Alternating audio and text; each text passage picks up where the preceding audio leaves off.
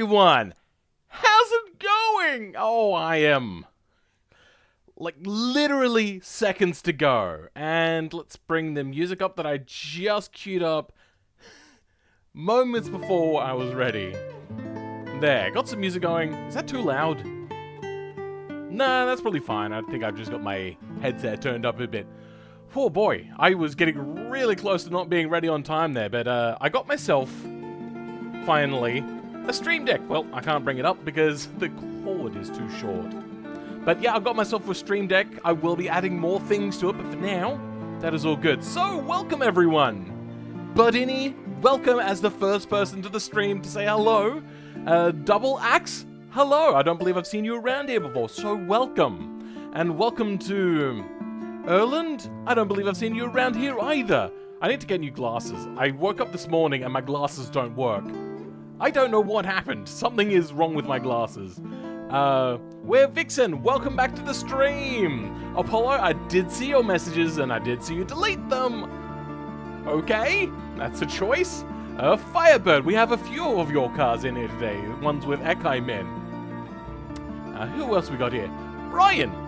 Yellow to you too, bro. Then we got Chen, TD Bankcup, E-Dragon, welcome Ed. Zillick, welcome. Chris Cross, welcome to the stream. And Jackson, how's it going? I really need to get a new prescription. I can't really read from far away. What is happening with my glasses? There is something wrong with my glasses today. Everything looks all skewed. Like, see, my eyesight is fairly fine. I can read it better without my glasses at the moment. I only really need like a minor adjustment on my glasses, but so little that most prescription places don't even do that minor of an adjustment. What I really have is an astigmatism, and that gives me headaches. And I'm still getting headaches today, so yeah, today's stream is going to be a little bit headachy. Oh god, especially reading all these things. Welcome! Vacan... Oh god, I can barely read. I have to like really lean in. Welcome, Ubano Goestia. Welcome to the stream. Jesus.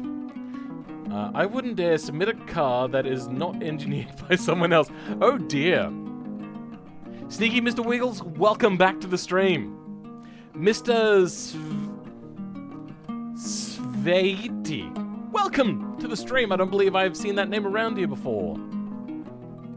Yeah, I've been pretty absent from streams, especially lately. Mostly been busy and time zones putting your streams at night.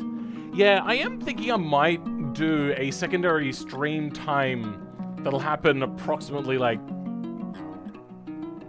12 hours-ish from now, sort of time period, but that probably won't come for another month or so when I get my sleeping pattern fixed up again. Phil, I can't see far. Me, welcome to my life.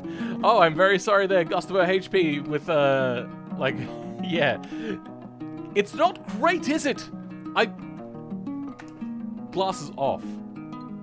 Yeah, I could see a little bit better. I think I saw my cars this time. I do add door handle and some other thing. What's your name on Reddit? Because that's generally the name I go by. If you have a headache, by God, do not take an ibuprofen. So if anybody doesn't partake in my Discord, Ed took some ibuprofen today. They may be bad, I don't know, it was a little bit unclear as to what he was saying, but apparently went into a little bit of anaphylactic shock over it. That is a very unfortunate thing to be allergic to, considering it's so easy to use and good. The struggle, Phil? Yeah. Do I look weird without glasses? Do I have like the red patches on my nose from where my glasses have been sitting for nearly... No, hold on. When have I got my glasses? I would have probably got them 2016? Or 2015. I'm actually, you know what? Probably 2015 is when I got them. And I was like, you know what? Some doctors have told me I have an astigmatism. I may as well actually just go and try, see if glasses will actually help with that situation. And they gave me the glasses and I was like, all right, cool, we'll try them out. And I started to notice very quickly in the first day that I was having less headaches. And then, very quickly, I just wore them permanently. And now, generally, I don't ever take them off because my headaches get reduced a lot. Everybody's body is different. Yeah. Oh, you're talking about ibuprofen, yeah. Paracetamol would work better. Yeah. So, that was the other confusing thing about E-Dragon's thing. Ibuprofen is not for headaches. It's for inflammation and injuries. Taking two at the same time can sometimes net better results, but generally not. Phil, put your glasses on, you egg. No, I can see better, and I'm getting a little less headachy, I think. So tomorrow I might go in and try to have an eye test done. Hopefully I'll take them off at night. Yeah, obviously I take them off at night, and I am a very forgetful, kind of absent-minded kind of person. But yet, I have only ever taken them into the shower once. And I didn't even get them wet. I went into the shower and went, hold on, I've still got my glasses on. So, that is a very weird thing for me, because I'm absent-minded about everything else. Maybe not driving, but still, pretty bad. Welcome, Infinite TV and Tom Keck. How's it going? Anyway, let's go and have a look at the cars we've got today. So we're going to start off with the Firebird. Now, this one was meant to be in last week's thing, but Reddit was being shit. So what happened was, for some reason, when I filtered out by, like, not just recently doing well posts, I filtered by just, like, the last, basically, lifetime, and it left this one off the list, which is quite weird. So, we went in and we, grabbed this one out, and it's at the top of the list today. Oh, so your eyesight is getting better then? No, like, I could still feel a little bit of headachiness, but considerably less than when I was wearing the glasses. Like, I don't know what it is about the glasses, but today they are not working very well. I do have another pair around here somewhere which have... Oh, hold on. They're right here. Oh. I don't know if you can see this very well. Hold on. Where's webcam? Here we go. Can you see how dirty they are right now? Let me just bring up my glasses side by side. Do you see the difference in the dirtiness of these ones? Let's try it out, though. We'll just keep talking a little bit here. Welcome, Omei, and TD Bank Cup Series. It's quite the name you've got there. That would be bad if you were absent-minded about driving. Yes, it would be. And I know a lot of people that are. And I wish they didn't have driver's licenses. If that's how you would say that sentence properly. Phil, see? Phil, I see what? In school right now? Oh, okay. Yo, dirty glasses gang. This was dusty glasses. They'd been sitting there probably for about a year. So, no glasses case for them, just out in the open. I deliberately chose not to share my car this week because I didn't think it'd be good enough compared to the rest of the lineup. Okay, Magpie. That's your choice. But also to let you know, probably don't upload in the day before a stream starts, because today I collected all of the cars, and then somebody after that uploaded a car to the Reddit. Now, if I was to delay my collecting of cars a couple of hours later, say, the coming week, then I would miss that car. So generally probably don't do that. Oh, these glasses are very dirty. Oh my lord, those glasses are dirtier than my bed sheet. Gross. I like NASCAR, so don't mind my name. Ah, okay. I don't know much about NASCAR. I know about the cars themselves, but not so much the series. NASCAR's not popular here in Australia. In fact, that, what was it? That racetrack that I made and put on the BeamNG repository. Thunderdome. That goes to show our, disinterest in NASCAR. Like, it did okay, but then, like, very quickly was never used again for NASCAR. I still haven't been able to fix the stall on my car, and at this point I'm retroactively thinking maybe I shouldn't have submitted it. That's up to you, but if it's got a bit of a stall issue, I can work around it as long as it's a manual. Or maybe I can just dump, clutch dump, if, drive dump I should say actually, if it's automatic. Do you have a stream schedule? Generally this time every week is when I do a stream. Sometimes I'll stream at other times if there's a particular reason, or I am not able to do an upload at that time, and I have the energy because the upload wasn't because I was sick or anything, then I may do a stream at those times. And sometimes, rarely, I'll go onto Twitch and do an unrelated to car video stream. So if you like other games other than just car games like BeamNG and Automation and sometimes a few of the other ones, I'll occasionally do it on my Twitch channel, but not very often. Alright, let's try them out! Hold on, there's a scratch on them. Oh, that's why I put these glasses away. So not only are these ones meant more for reading for me, but I used them with an old VR headset, and the VR headset scratched up against them. How's that feel? You know what? Something might have happened just to the glasses, because these don't feel so bad. I just realized I had it on the big webcam this entire time. You guys have just been getting a good look at this.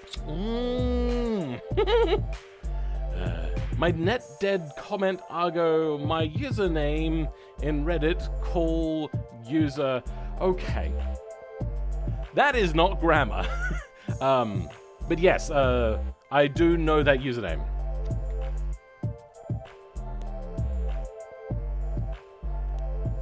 NASCAR, more like, no car?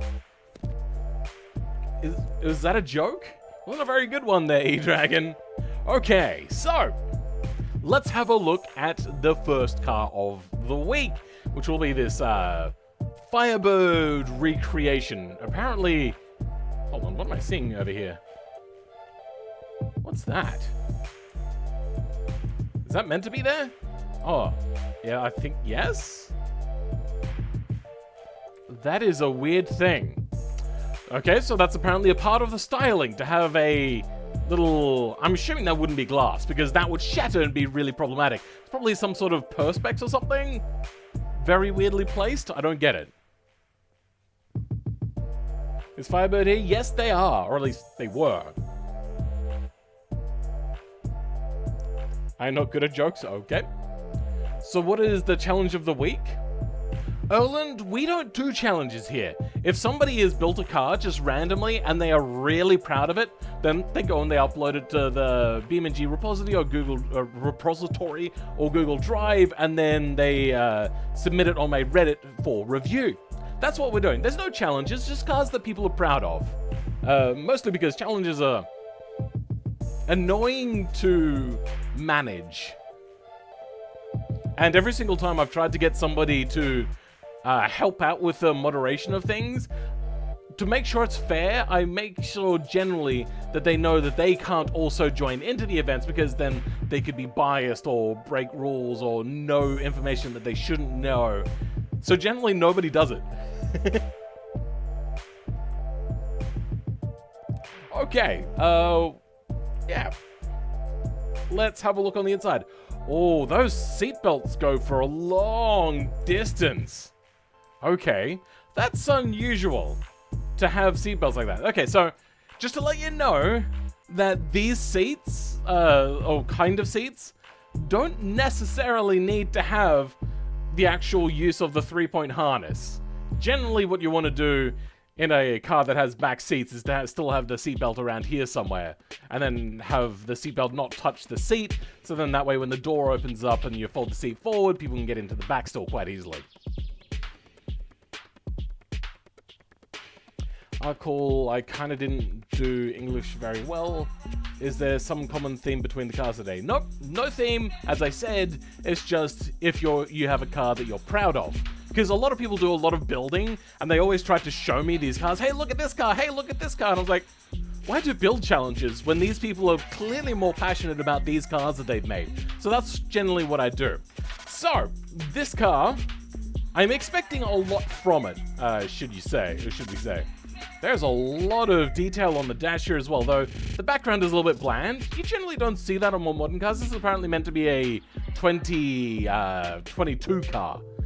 And it's a little bit bland. Also, the gauges are analog. Generally, they'd probably be more likely to be digital gauges, like a whole, heads-up display type thing. Doesn't really fit 2022. As a race car, sure. And also, don't have them all the same size. Like, have them different sizes. Probably a rev gauge if this is going to be a, this is not a muscle car per se. They said it was a hyper muscle car. And as for the price, you would want it to be. So maybe have like the rev gauge, like big in center, the speed somewhere else, and then like the fuel and the other ones just a little bit smaller. Also, what is... Oh, okay, it's just out of draw distance. Apparently the draw distance for this gauge is very shallow. Very weird as well. Like, it's blocking out the numbers between 3 and 7. What is happening there? People in the rear seat, no space at all. Yeah, it's not the greatest. The real big problem is the seatbelt straps going where you would like to sit. That seems like a safety issue. Also, what is this? I noticed this before. I was going to say something about it, but then I kind of forgot. I don't know what that is. But yeah, so also probably automatic. Do we have flappy paddles? We do have flappy paddles, so maybe a DCT? Who knows? That is not the most current version. Also, the dash is an inspiration of the original. I'm sorry, this is what you uploaded, so this is what I'm reviewing. Now I hate my American brands, but Pontiac was an exception to that. I wish they were still around today. I don't know much about American brands. Like, we get Ford here in Australia, but we used to get a very different kind of Ford to America, and we still actually get a very different Ford to America. The only thing we get from America is the Mustang, and the rest are all European cars. Those pedals? Oh, they have racing stripes on them, and golden stripes. Nice. I don't know whether you can actually do that simply, or they've actually put in a lot of effort to get that done, but well done. Good job. Okay, God MP4, what? Oh, you guys are asking about the dual clutch transmission. And then literally everyone is starting to reply there. Good job. Now I understand that comment a little bit more. All right, let's go have a look at our driveline and our running gear. Okay, we have an overhead cam, but one overhead cam. That is unusual. Generally, if you're going to have a more modern car, so this is a single overhead cam running 4 valves, or is that 3 valves? Hold on, that's 4 valves. That is unusual. Generally, you would have a quad cam.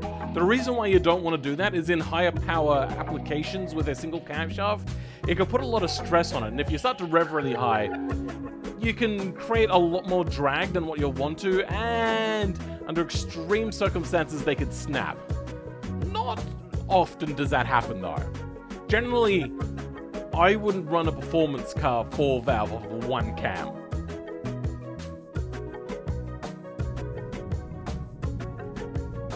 I have done a learn, okay? Man, if the exporter was better, those cars would be vanilla quality cars. Yeah, I kind of get that. Or better. Yeah, I don't know. The problem is you're using a rudimentary design and building game, whereas BeamNG is a lot more in depth. So I don't think automation will ever be as good as BeamNG made car, like properly made cars by devs or really good modders. You can do a lot, but the more you do to improve an automation car in post, makes it less of an automation car. And I don't think automation will ever be phenomenal on exports. I think they'll just always be quite good to get a general idea of how the car is. If you want to see how good the car looks, leave it in automation and just do the photo mode. But if you want to have fun with the car, well, that's why you bring it to BeamNG. Interesting choice of engine, but looks cool. Also, a racing intake. you generally won't see an open header, open thing like this for an intake. You'll generally have some sort of plenums that are going to run through a filter for two reasons. One is noise. Two is it makes exhaust recycling and oil venting into the intake a little bit trickier and less efficient, so it probably won't pass emissions like this. And three, yeah, there's no filters for things to get through. If you put like a foam stuffer in there to filter out that way, those aren't great filters, to be honest. So that's not really a road car sort of thing. That's a show car sort of thing. And apparently this is meant to be like if Pontiac didn't go under and they made the Firebird again, so I don't know, something like that.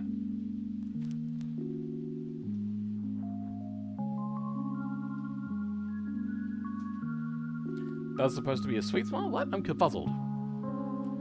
I want to get a bigger engine in there. A single over allowed a 6-liter engine. Oh, was there not much of an engine? Oh, okay, so there was an engine size limitation. That's got to suck. Welcome, Nissan R33. What you could have done, potentially, is gone very 60-degree then, if width was an issue. Or just gone pushrod. I don't know what Pontiac had, but I'm assuming still pushrod. Overhauled it this week. Material fixing and Also, I wanted to have max power out of what? I don't know what you're trying to say there. And also, I wrote in the description that this is my personal conversion. Still don't know what you mean. You're trying to say that this is what you would do, which I understand, but still some questionable choices have been made. I would be concerned about the longevity of this engine for a few different reasons. Also, the race-tuned exhaust, that's fine. If you're going to have like a very expensive car like this one is, that would make sense. Let's go quickly have a look. Where is the Firebird? Here we go. Oh, that's right. No. You're giving this car away for free. So that's quite unrealistic. Unless this is like a kit car made by you. With Pontiac branding. The intake's engine and harness give it more of a concept feel than a personal. I agree. You mean than production. Personally. Oh, sorry. My bad. Understood, we'll learn more about engines. No, that's fine. Just generally, you don't run more than 2 valves off of the camshaft, which is why dual overhead cams only run generally 2 valves. You can run 3, like Honda does and Ferrari does, but they're more upmarket. They're not selling that for cheaper cars. That's only for the more expensive cars, because it is going to be needing to be a higher quality of material. Anyway, let's have a look at the brakes. Good. We got 1 piston brakes on double wishbones. That is actually quite reasonable. I like that. Also, the badge coming through like that, that's weird. Your choice? So, okay. Let's go down. Do we have front drive? No, we don't. Good. So it is still a rear-wheel drive. That makes me happy. Let's go down to the back here. We have independent rears. We have pushrod. What?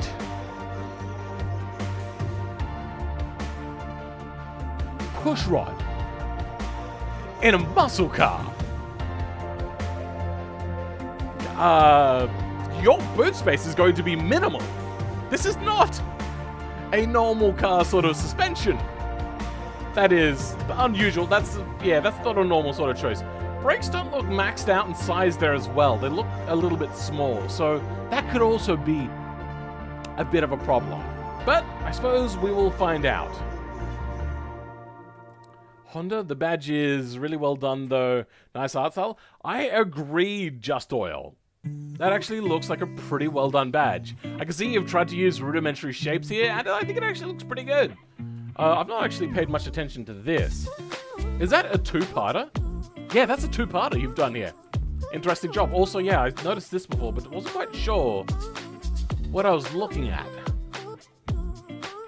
Still don't entirely know what I'm looking at, but I do get the general idea. It's meant to be a closing sort of ventilation thing here. maybe also aerodynamics? Is this running on hydraulics or electrics or something? I am not a normal car. Yes, you are not a normal car. In fact, you're not an odd car. You're not even a car. Practicality just went to -1,000. Oh, you're talking about the suspension? No. It didn't go to -1,000 on the practicality with the rear suspension, if that's what you're referring to. It's just not as practical. Like your boot space on a hatchback closing sort of muscle car, it's going to be hurt. So if you have a look down here, this is like the boot tray area. You've got a fair chunk of this taken up by this. And that is going to affect your boot capacity. And pushrod, honestly, not that spectacular. It's good, but it's not spectacular. So I probably wouldn't have bothered. Super body, it's kind of the super body, yes. Dino Zario. Welcome to the stream, Dino Zario. Unless I've said that before. I don't think I have. Where would you use the pushrod suspension? In a supercar. But this has, like, back seats and a rear hatch. So I probably wouldn't put pushrod here. So, really, the only thing that pushrod does that has an advantage over other ones, apart from like a very complicated Mercedes one, which is actually quite cool, is generally just to reduce the unsprung weight, which will help a little bit, but only a little bit, and only really at the limit. So for a normal sort of road car, like this one looks like it'd be used as a road car with 5 seats, not really going to accomplish much. It doesn't make the car more fun, it just helps a little bit with like a maximum cornering all the time. I desire sleep, but I'm still running on that adrenaline shot. Oh dear, you had an adrenaline shot? Yikes. Suddenly just crash out in an hour or so? Yikes. F1 concept cars, honestly, not a lot of cars use push rods at all. Most of the time, it's a 4-link or double wishbone. Generally, a double wishbone. Ford went through a phase there of about 15 years where they used, they called it switchblade suspension, but it's semi-trailing arm suspension, which BMW used previously to Ford and made some of the most dangerous cars ever. Also, it depends. If you're going with a front-wheel drive car, torsion beam suspension on the rear, very common. So the advantage of torsion beam suspension with non-driven wheels in the rear is it gives a very low boot line. So if you want to have like a big boot area, torsion beam rear suspension is going to be your friend, because yeah, you can fit a whole lot more in the boot space with that. Devil's advocate for DevMeth, you can use it to emulate diesel. Sure, okay. They could just put diesel in. It wouldn't be in that choice of area. It would be in a previous choice area, which would change a few other things down the line.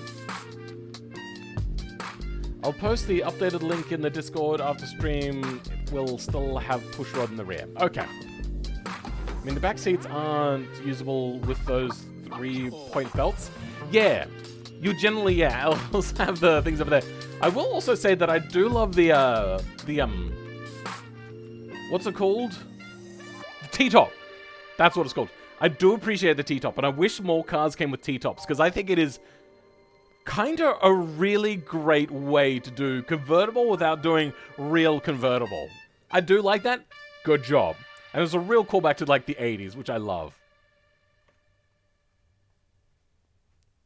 They weren't supposed to be usable. I wrote in my personal conversion of the factory car. Oh! I didn't realize that that's what you said. Okay.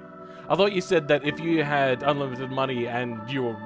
I thought you meant that if you were running Pontiac. Okay, that was my bad. Welcome one of the other Thomases to the stream. Thomas Piscelli.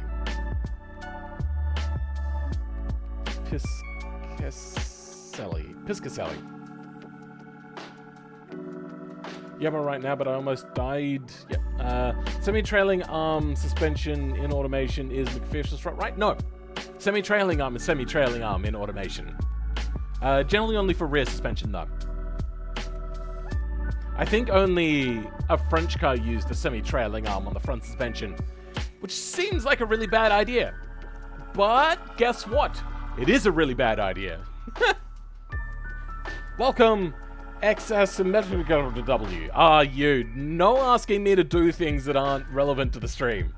Alright, let's move along. T-tops is a good compromise, though. Personally, I prefer no glass on the roof at all. Sure. It's kind of like a less convenient sunroof, if we're being honest, but also better than a sunroof for, like, opening up to the air. I've had cars with sunroofs, and I think sunroofs suck. Like, you open it up, you've got, like, a little bit of a portal. It doesn't really do much. All it really does is just, like, buffet a lot of air around. But I've been in a car with T-tops off, and it feels the world is open without having to have, like, poor security in the car if you have the roof on and park it in the middle of, like, a less savory sort of area. Those sort of places where you get robbed all the time, I hate that. So, I think T-tops are a good compromise still. 2CV and the Renault 4S, did they? Okay. Semi-trailing arm front seems like a very French thing to do. Yeah, pretty much. Gonna Mazda 32F crashes. Is that weird? What? Are you on about that still? God damn it. Anyway, moving on to the next car. This is one that has been submitted to me a load of times in the past. I think this might be the third or fourth time I'm reviewing a revision of this car. I believe. Target tops are your favorite? Ah, I'm glad you agree there, sneaky Mr. Wiggles. This is one of my... Oh, one of the best streams? Really? What am I doing different? Sure, let's go on and, like, I spent the first, what was it, probably 10 minutes of the stream going on about how my glasses weren't working and then polishing these glasses and putting them on because I found them randomly nearby. Very sexy yellow? I agree, that is a cool looking yellow. And what do we got behind here? Okay. No wonder this looks weird, but if I just ignore the whole gamey aspect of how things export and import, all that sort of stuff, this front end still looks pretty wicked. Looks like a Mitsubishi Mustang. It does a little bit. I see what you're saying there. Nicely done. Yeah, I see what you're doing there.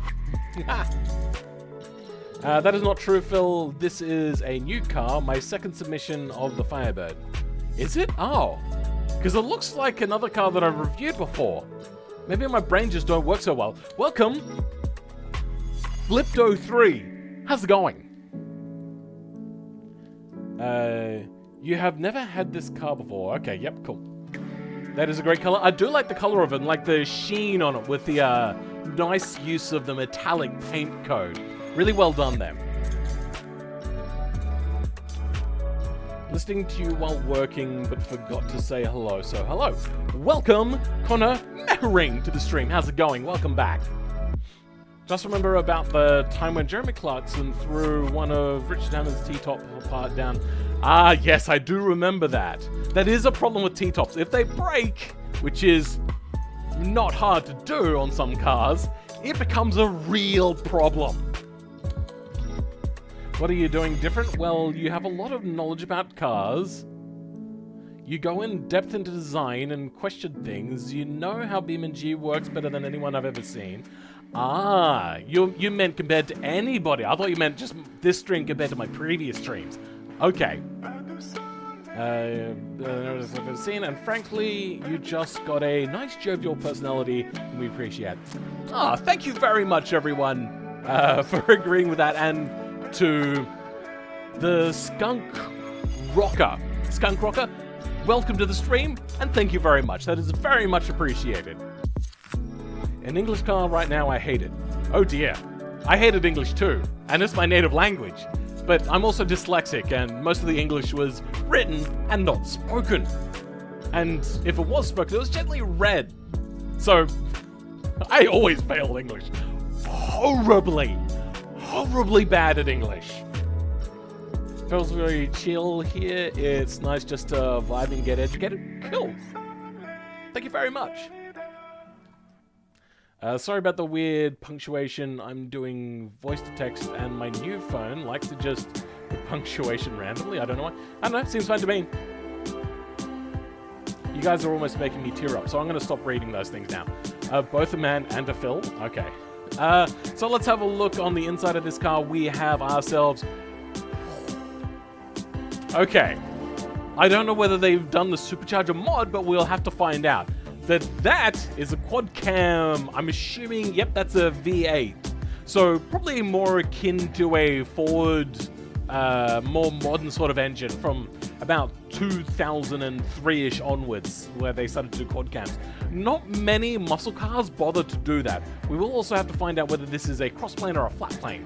Crossplane being like the very normal sort of one. More Americans use that than the flat planes, but flat planes are more upper end Ferrari sort of thing. The problem with flat planes is they have an unusual vibration to them that requires a stronger built crankshaft, and to go to a forged crankshaft over a crossplane cast iron crankshaft is a lot of money, but not really a lot of benefit if we're being honest. Also, the ability to mass produce it becomes tricky. So you're going to have a huge factory to make a lot...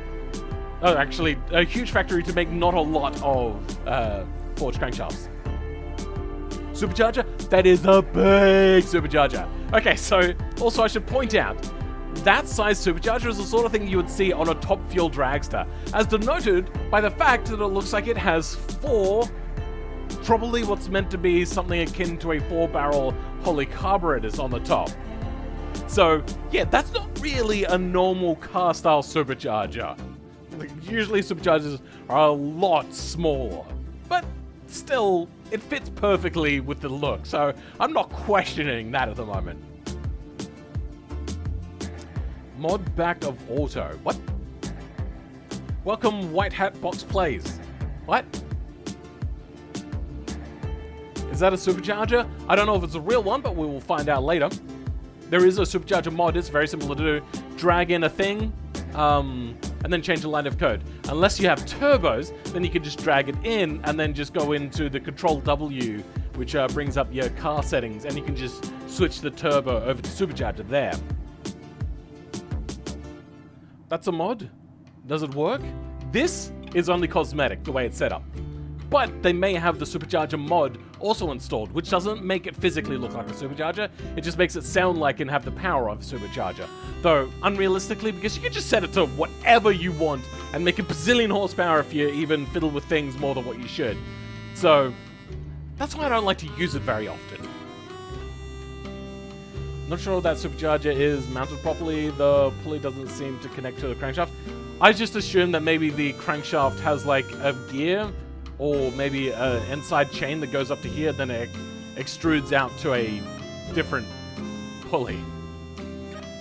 That's my thought process in the whole idea. That's a root style supercharger? Yes, I believe it is. I don't think that's twin screw, and it's not any of the other types. So yeah, it's most likely roots. Between the small block and this... Sorry. In between the small block and the convertible had a Lotus engineered quad cam ATB V8. I think what you're trying to say is that there was a quad cam V8 in the 80s made by Lotus for a Corvette. That was a cool engine, and I would love to try one of those out one day, but Corvettes just don't really exist here in Australia. I don't believe the mod is the physical cosmetic supercharger you see right here. I don't believe that is available in automation mods yet. Timing chain or timing belt or timing gears, yeah, could connect to the supercharger. I agree. What you could also do is try making your own custom belt, possibly. I don't know.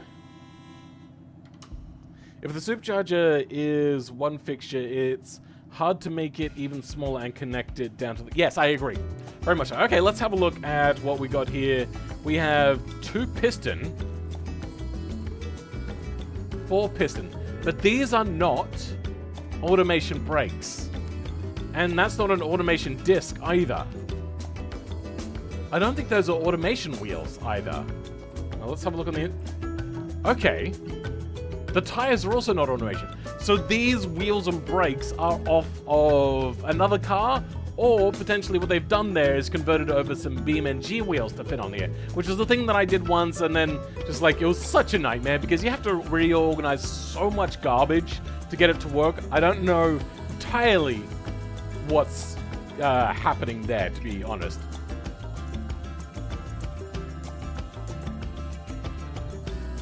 Oh, LS. Okay, yeah, right up. The wheels are an automation mod. The rims, that is. Oh, okay. The reason why I didn't think it was an automation rim is it's got a backside to it, which a lot of automation wheels and mod wheels just don't bother having a backside on the wheel, which makes sense. Really, you don't need it. That's just extra polygons that kind of just slow your computer down more. The thing I... Hold on. The thing I point is just a minor detail, okay?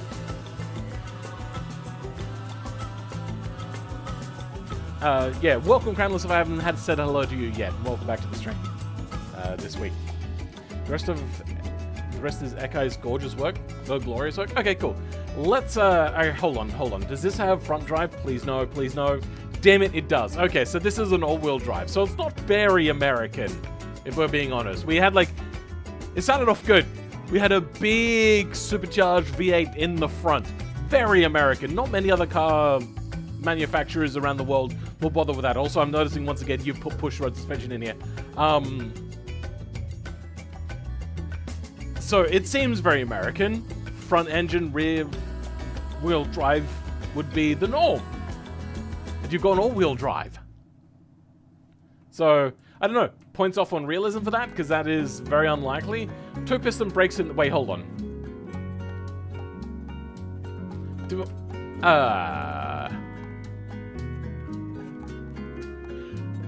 Brakes are here and here. And hold on.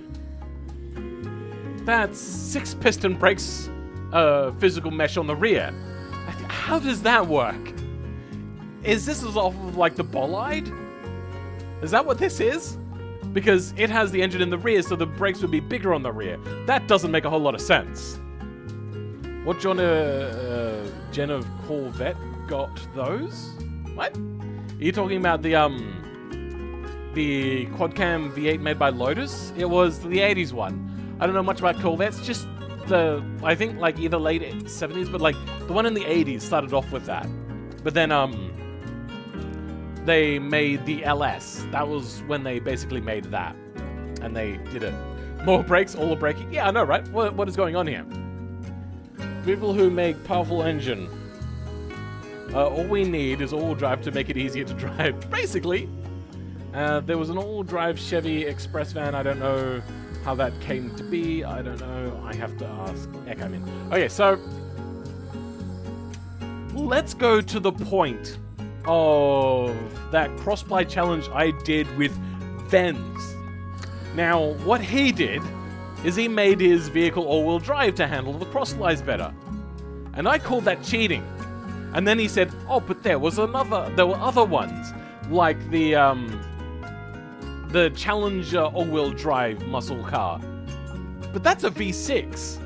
So, if it doesn't have rear-wheel drive and doesn't have a V8, then it's no longer a muscle car in my opinion. It's like close, but more of a sports car than a muscle car. I think he failed. Because he's not copying kind of the formula for muscle cars.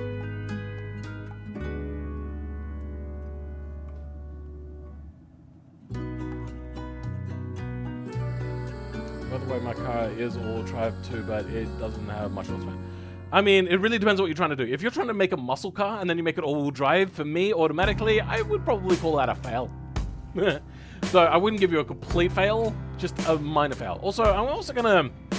I have a problem seeing people talk about Wildcat a lot. Yep, cool. Let's go here. Let's have a look at Wild... Oh, that's not how you do that. Yeah, here we go. Wildcat. Every time I hear Wildcat, I think of this. But then that converts my brain to thinking about Polecat, who's another YouTuber, but this guy does a lot of car stuff. So whenever I hear Wildcat talked about in my Discord, which would be normally that car, my brain goes, wait, that guy that's on YouTube that does roleplay videos on Grand Theft Auto 5? That's what my brain goes to. Hypermuscle, you say fiber, what? Oh.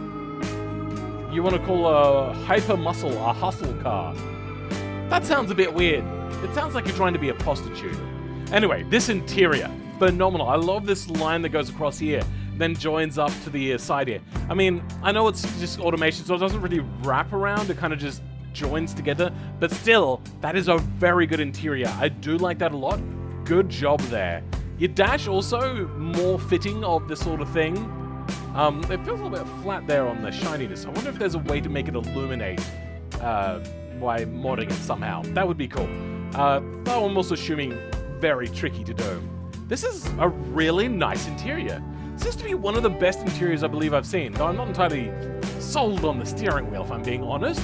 But yeah, I like this little weird shifter. It's got the pleated sort of, not pleated, sorry, quilted sort of leather sort of thing on there. I'm assuming this is probably a DCT, so you got like the drive select and then a shifter there, and then we got also paddle shifters, which is just a shape. I like it, cool. And then in the back, no back seats. It looks like there was back seats, but they were taken out. That's pretty cool. We've also, once again, got seatbelt straps, so that's pretty cool. Do like the speaker in there, that's quite nice. Oh. They've got stuff from the bird. Well done. I do check this sometimes, so I spotted your handiwork. For no good reason, these people have stuck stuff in the boot. So, extra points there to help offset the fact that they they stuffed up and put push rod suspension all-wheel drive in what looks like it's meant to be a muscle car. Dash kind of looks like a Vivis dash. It does a little bit. I hate yoke steering wheels, but other than that, it's extremely nice. But the one of the coolest interiors. Cool. Yeah. So this cool little detail I like. Is there anything inside the bag? Nope. Points off. I'm joking. I wouldn't do that to you. Okay. So yoke steering. I'm gonna come out and say I don't mind yoke steering. Yoke steering is fine. What I'm not sold on is this like extra division here. That seems annoying and irritating. Like if you're flailing your arms around, one of those is probably going to hit your hand at some point, and it's going to hurt a little bit. And that's going to be annoying. Because hands are easy to bruise. Kind of. Sort of. But yeah. I also love the little details here of like window winders, mirrors, all that sort of stuff. They've found a unique place to put it. Kind of cool. A little bit like the new Corvette, the Z06, or like the mid-engine one, where it's got the wraparound dash, very reminiscent of the 90s Toyota Supra. This I like. Quite cool. Just wait until you see a Dart-tuned one. Huh? What? What? Misa no understander. Welcome, Dermot Seltzer. How's it going? Is this shaking? Oh. Let's get out of here. Let's have a look at the next car. Important question, is there a windshield wiper there?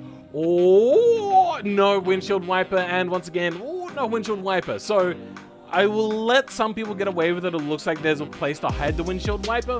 There's no real place to hide a windshield wiper in there. I know that automation windshield wipers look like crap, so I get it. But still, you should probably have one. Let's see if there's a fuel cap. I don't see one on this side. Ah, good. Okay, they have a fuel cap. Yep, they have a fuel cap on that one as well. Okay, so I can't poo-poo them on that. This one looks like it's built in the new version. What?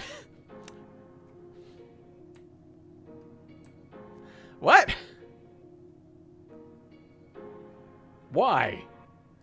I know what they're trying to do there. They've tried to make this a suicide door.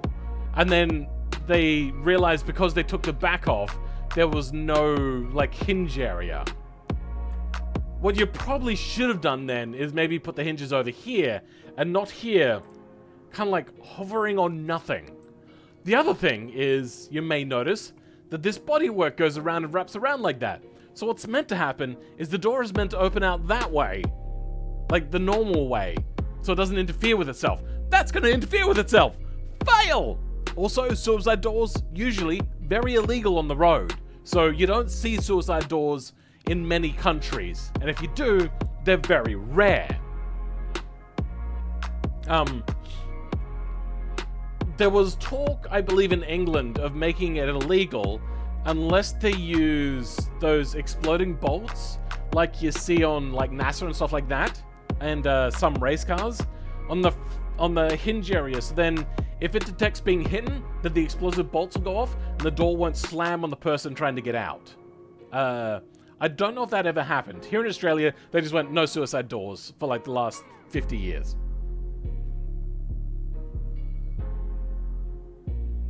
Noticing these types of steering wheels, it reminds me of kipped steering wheel. Yeah, I know what you're talking about. Anyway, let's have a look at the interior here. We got a one-seater. So this is meant to be some sort of, what would you call it? Track day car. Which also makes me question once again the whole door setup. Why bother having doors at all? Honestly, why? I found no steering wheel I liked with a standard way. Then, out of a moment of insanity, I deleted the ring and kept it. Okay. I posted the darts version in automation chat if you want to see what I'm talking about. No, that's fine. A new gen race car? Just a race car in general. Track car. Sports car that you take to the track, sort of thing. I get the feeling there's also meant to be no windshield here, and this is just a reminiscent leftover that they didn't get rid of, because I see no glass reflection. So honestly, what you would normally have in this situation is just no doors, and you would just kind of hop out over the door. So no Rolls Royce in Australia, or do they have special versions without suicide doors? Generally, versions without suicide doors. No tubular chassis and window trims are visible. Lost points there. Yeah, no, I am marking them down in my head about that. Welcome, Simon Paulson. How's it going? Is this your car, Simon Paulson? I made the... I don't know what that is. Is that the name of this car? Looking forward to more mods being added in 4.2. And by the way, my first submission ever really needed the mods. Okay. Anyway, let's have a look at the suspension we have. I see push-rod suspension, which is fine. Oh, 6-piston brakes. That's a big oof. That is a big, big no-no. Also, the brake discs aren't maximized in size. So we'll see how they work. I don't like the chances, though. Let's have a look in the rear. Okay, yep.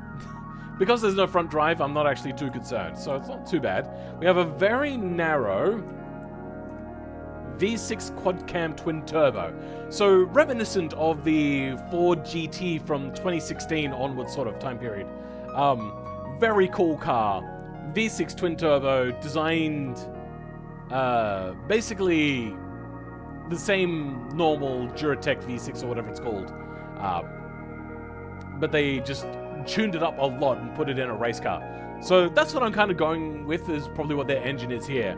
Probably because it is a small, company that's making, probably a small company that's making this. They've probably gone ahead and taken an engine from elsewhere. So they probably would have gone for something like the Ford GT's engine. But yeah, we got individual throttle bodies, quite high-tech sort of stuff there. Then double wishbone with 4-piston brakes on the rear. Okay, so in case anybody doesn't know this, what you do... Oh, got a bit of pain then. On a front-engine car, you'll have more weight on the front, so you need bigger brakes on the front. On a rear-engine or mid-engine car, generally more weight is on the rear, so you'll have more pistons on the rear for the brakes. What you've done here is unbalanced your brakes. Not the greatest. Could you use patchwork to remove the windshield? Sometimes they don't remove. But yeah, I get that. There is also paint options. You probably could have painted it away. Could use patchwork. Could not get it to look like it should when I tried. Okay, cool. Give me a second. I got a thing on my forehead.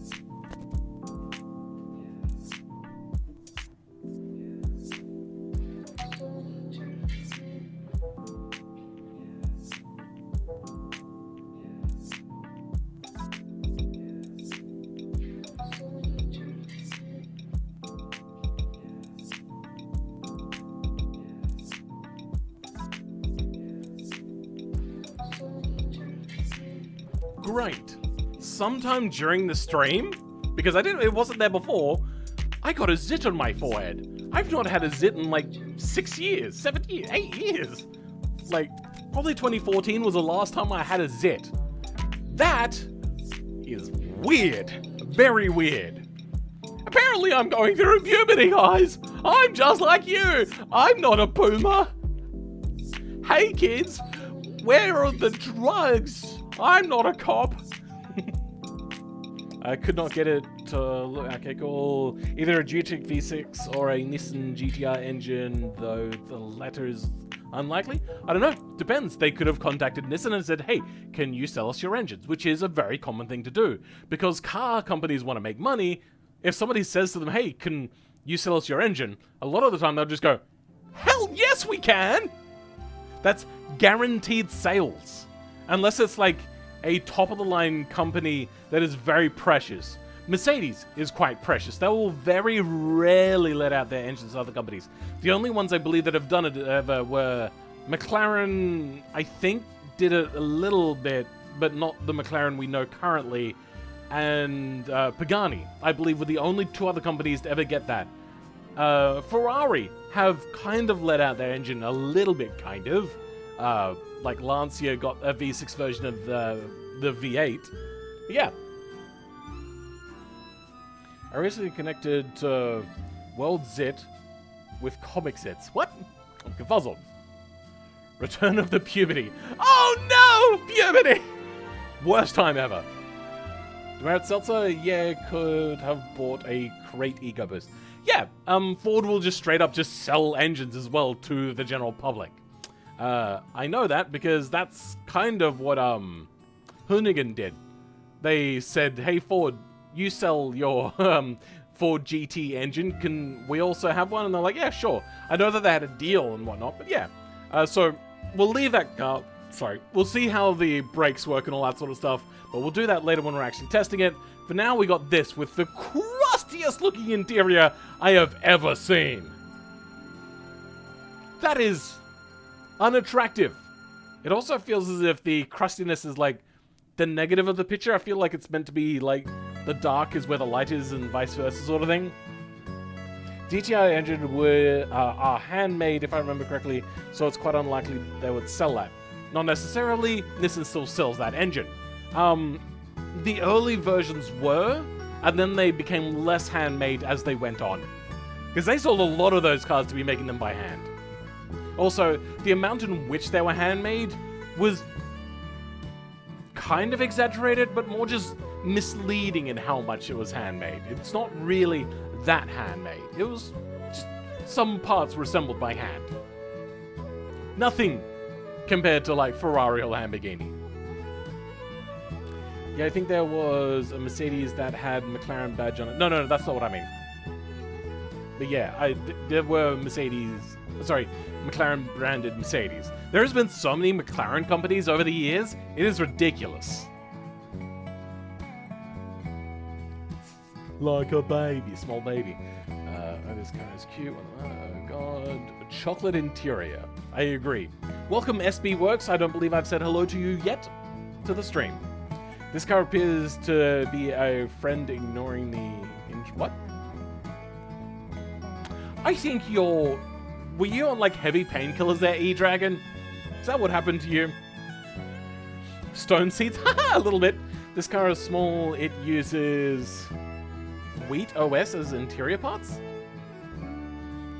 Huh? Mr. No Understander. Anyway, let's move along and have a look at what we got here. That is the cutest little dash thing. Weird. Is that custom made? Because that doesn't look like a regular gauge needle. Usually you want to have less weight on a needle so it can be very responsive. I suppose it's speed, so it doesn't have to be that responsive, but you don't want it to be heavy like that, which is usually why as it goes towards the tip, it gets narrower and narrower because it needs to support less weight the further it goes out. That's why speed needles and whatnot do actually get narrower towards the tip, so then they can be as light as possible. So yeah, I should also point out that in their blurb of this car, this is based on a 1940s car, but then they remade it as like a retro recreation for their company in like modern day. So that's kind of what this car is. So everything should be up to modern build standards. Now, the car is quite small, but it is also quite low. I don't know, judging by the looks of those cars, maybe the lights aren't too low. I'm a little concerned about that though. Let's have a look on the inside. What do we have in here? Oh, a 4-cylinder 16-valve engine. Okay, so this is not a cheap car because it's got a full tubular exhaust. And then the intake, carbureted? What? Okay. Maybe in the country in which they said that it came from, which was, I can't remember which country they said it was from, but this would most likely not have carburetors on it. I know you're trying to recreate it, but there's many reasons as to why carburetors generally don't get made anymore, and that's usually EU restrictions on cars. One, you have to be able to run 10% ethanol without having any sort of damage done to the car, so you have to be able to run a regular fuel and that generally requires a fuel injection system. Now, it doesn't need a flex fuel system to do 10%. Generally, how they tune that is to have the O2 sensor tell the engine, hey, something's happening, change up the fuel mixture. That's the first thing. Second thing is carburetors aren't as accurate as fuel injection. So clean burning is almost impossible with carburetors. So generally, it just wouldn't exist. But we'll say that this is a concept, which is fine. Baguette seats? Ha! This interior, it wouldn't be surprised if the car is French. The Renault is not a surprise as Nissan and Renault are connected, but the SCG is quite a surprise? What? I'm so confused. Single barrel ecos? Something like that. I believe they're... I don't actually know much about carburetors, so I just know that that's single barrel. But yeah, let's have a look at the brakes. We have no front drive. We have double wishbone, which is weird. I thought being a small car, they would go with the cheapest suspension. Unless we have... Is that a... Yeah, I believe that's a ladder chassis. So, okay, yeah, maybe double wishbone was required in this car. Alright. Yeah, I could see that happening. Let's go down to the rear, and we have independent rear suspension. This is not what I was expecting. For a cheap car, they would probably still have a solid axle. Because if you're going old school cheap, then... carburetors would go with a solid axle rear suspension on a car that's not meant to be particularly sporty. And even if it is meant to be sporty, it's still meant to be incredibly cheap. So cheap, in fact, they skimped on the size of the vehicle to make it cheaper. Not just the materials and the design and everything, but the size of it got smaller just for that. Philman, look higher. We're talking about the car with VR38 GTR performance. What?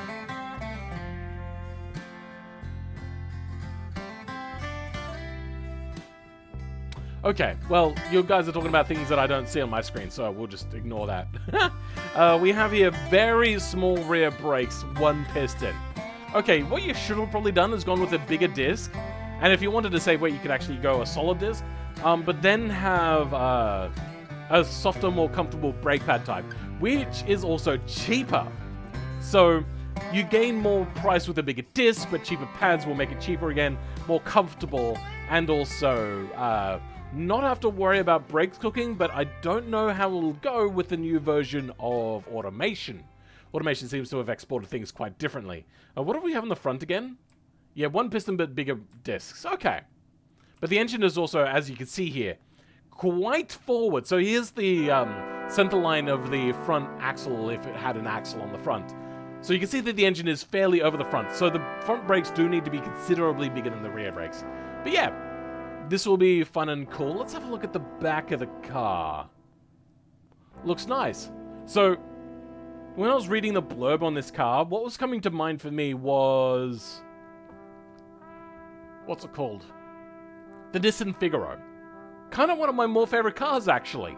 Like, I know it's a shitbox and the thing is really slow, but still, I think the Nissan Figaro is a cool-looking car. And that's what came to mind here.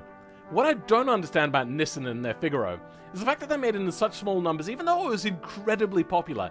And to this day, Nissan Figaros are still incredibly popular. They are like, what, $35,000 used for a 23, 24-year-old car? Oh my god, Nissan. You've been... well, actually, no, it would be about 30. One-year-old car, because I believe it was a 1991 car, the Nissan Figaro. They've been caught with their dick in their hands. Their company is constantly struggling with going under. And they've got the Nissan Figaro and don't put it back into production. Why? What is wrong with Nissan? It is such a cool car. But let's move on from that and we'll just have a look at the next car we got now. That's my little bit of a rant going on there. Should have drums in the rear? Probably should for a car this cheap, but a modern car probably wouldn't have... no, a modern car would have drum brakes. Yep, no, it probably should. Isn't the Figaro just a chopped up Micra? I don't know exactly. Other than the Figaro, the Escargot is really cute.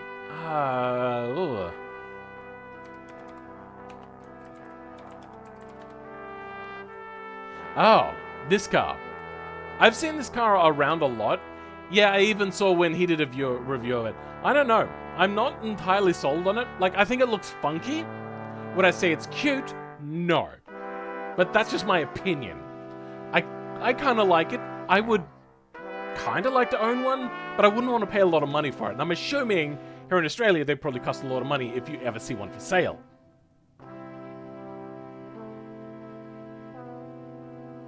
Daihatsu Trevis is similar thing like that, which I like. It's basically, I don't know what that is, styled on an old Mini. Okay, let's have a look. You know, I'm just going to copy your thing. Daihatsu is a hard name to spell.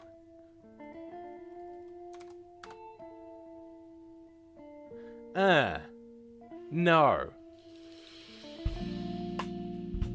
Ew. Honestly? That is gross. It looks really bad. Well, after me, cause my car won't ever be tested, okay. I've seen them around in Oz. Yeah, I believe I've seen the Escargot around. It's just you don't generally see them for sale anymore because they were like independently imported. And who's going to import a small van into Australia? It seems like a bit of a waste of time and effort and money. So, very few were brought in, I believe. I've seen them around in Oz. There's a third in the series from this one. Yeah, it's pretty ugly there, Vacano. And welcome to the stream. So, now we have a hot rod car. And I see here that they've put in a bit of a custom chassis rail, I think? No? Weird. They've just colored it differently. Okay, sure, whatever. Then we have a slant engine. This is the first time I've seen somebody use a slant engine. And I completely forgot that you could do that now. I'm going to be using that more. Yeah, slant engines. Love them. I grew up with them in Volvo, so... yeah, I completely forgot about that. I was actually doing a build yesterday. And I was looking at the engine that I was copying. Because I was trying to do kind of a replica sort of thing. It's going to be a stream that I'm probably going to do either later this week or mid next week.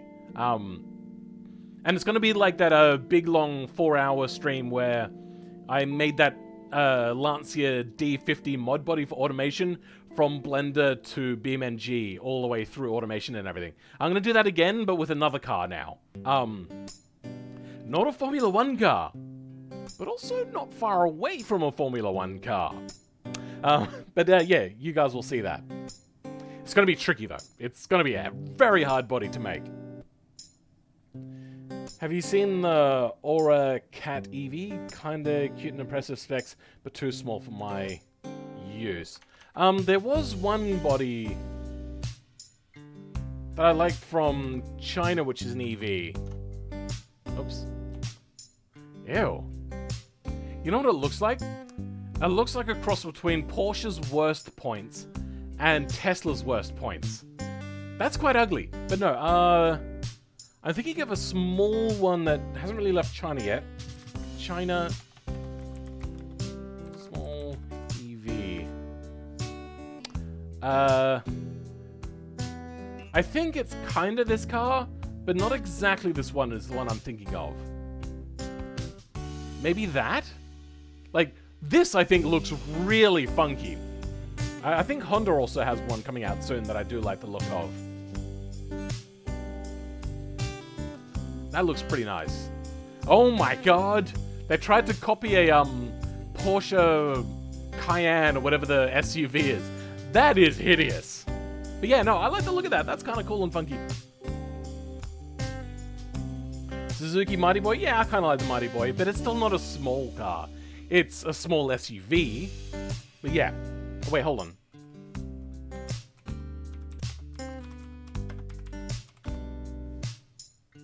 Whatever. Ah, that's right, the Ute. Not modern. I was kind of going for more modern. Because there's a lot of old cars which are cool and small and cute. Like Ginetta and stuff. How easy is it to make a mod body if you got the model? If you got the model done, then it's... Like, for me, I could probably have it done in a half hour to an hour, depending. It's going to be a lot harder now with the new way in which the mod pipeline works. It's exactly the same, except... Well, almost exactly the same. Except the new version of the SDK, which you have to put the mod body through, is a lot slower and a lot shittier. So keep that in mind. Honda E, I believe that might be it. It looks like a Daihatsu TAF and the smart car. I do like the smart car. I like most of the smart cars, especially the Roadster convertible one. I love that vehicle. Even like the wagon sort of hatchback one, I really love that. But they are so incredibly rare and expensive here in Australia that I just will never be able to get one with the price. Then there's the MG5 EV I really want, but they won't sell it where I live. I do like MG, so let's have a look. MG5 EV. Ew, gross. One, that's not a small car, so you've just wasted my time. And two, that car is fugly. That is an incredibly hideous vehicle. Like, the only other one is, like, that's worse than that, I would say, that's sold in Western markets, is that, weird fish-type car that they tried to sell in America that was meant to be a hybrid competitor against, whatever it was. Yeah, hate that. That is ugly as hell. I'm assuming I need to download UE4 for it. Yes, you do. But yeah, let's have a look here. So we got a cool-tuned exhaust. We have quad cam, 6 2-barrel DCOE carbs. Sorry. 3 2-barrel DCOE carbs. Anyway, into the interior, fairly basic. What they've done is they've just put some interior in. Also, I think they've put... Nope. Okay. Cool. So, yeah, pretty cool. They've removed the front there to make it look like a sort of thing. Apparently, this is meant to be a father-son job to kind of melt together a, like, old school and new school sort of tuning thing. So, I kind of like it. Cross between American and Japanese. Very sacrilege, but sure, okay. Let's have a look. Is it a solid rear axle? Yes, it is. Leaf spring as well on what I believe is meant to be a drum. So, I mean, it looks like a solid disc without the caliper. But I see no caliper, so maybe it is meant to be a thing. Anyway, that's pretty cool. I am happy with that. Very well done. Then on the front, what do we got? Double wishbone, I think, was it? Oh, no, it's a solid axle on the front with a disc brake. Is it solid at least? No, it's a vented disc. Maybe they were worried about brakes overheating. Unfortunate, but yeah, solid axle leaf spring on the front. Not what I would have expected, honestly. Fisker Karma, that's the one. I think that is also one of the ugliest cars recently sold in the Western market. If only it wasn't plagued by issues. I think most of the issues there were with the management side and like marketing, selling, buying the company all over the place, and just became a big problem. The car itself didn't seem that flawed, honestly. Except for the fact that it was ugly as sin. Would personally scale up the engine a bit? Yeah, you could, or you could move the radiator and everything a little bit back. I think that would work. And then maybe put an actual radiator in there, because all we've got kind of is a grill, not actually a radiator, and then also radiator pipes. If you're doing an open front like this, what you're doing is showing off a lot of stuff. And radiator pipes is going to be one of those sorts of things. So, I am marking them down in my head. That is a thing that I don't entirely agree with. I'd just like to see the little extra mile that you go. Like, what you've done here is cool. You've put in a lot of effort. You put in a little bit of a fuel tank on it. Not a simple thing to do. I can see here that they got a muffler fixture, and then, was it a half sphere? No, that's a full sphere there. And then they put a little bit of a fuel filler cap there that they 3D placed. So, they put in the detail there. What I don't agree with is the fact that it's poking out so far. Like, the fuel tank is almost as wide as the rear tire. Anything that hits this is going to be a big problem. Like, for hitting pedestrians and stuff. That's not how I would have done that. I probably would have made a cutaway and fit it underneath a little bit, tucked it under there. But they've put in some effort here. Like, some real effort went into that. And then they just left the front.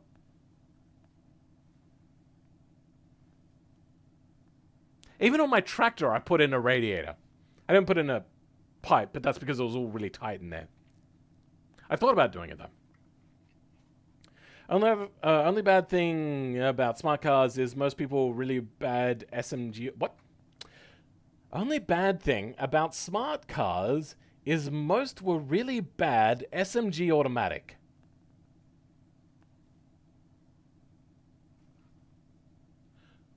Don't do drugs. Not do drugs, it's don't do drugs. Got it? Good. Okay, let's queue up the next lot of music, I believe. Yep. That ended. Play. There we go. Okay.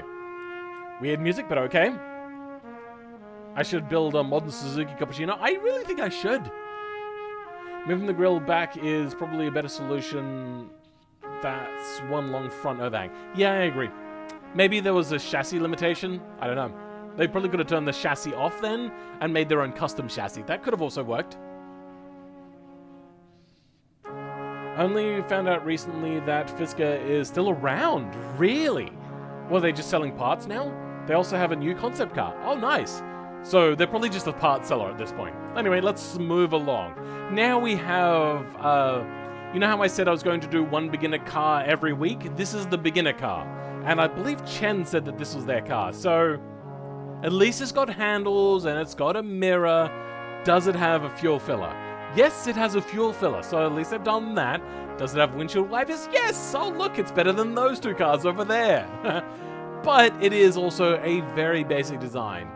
Now, they leave the bonnets very undetailed here, but I challenge you to find really any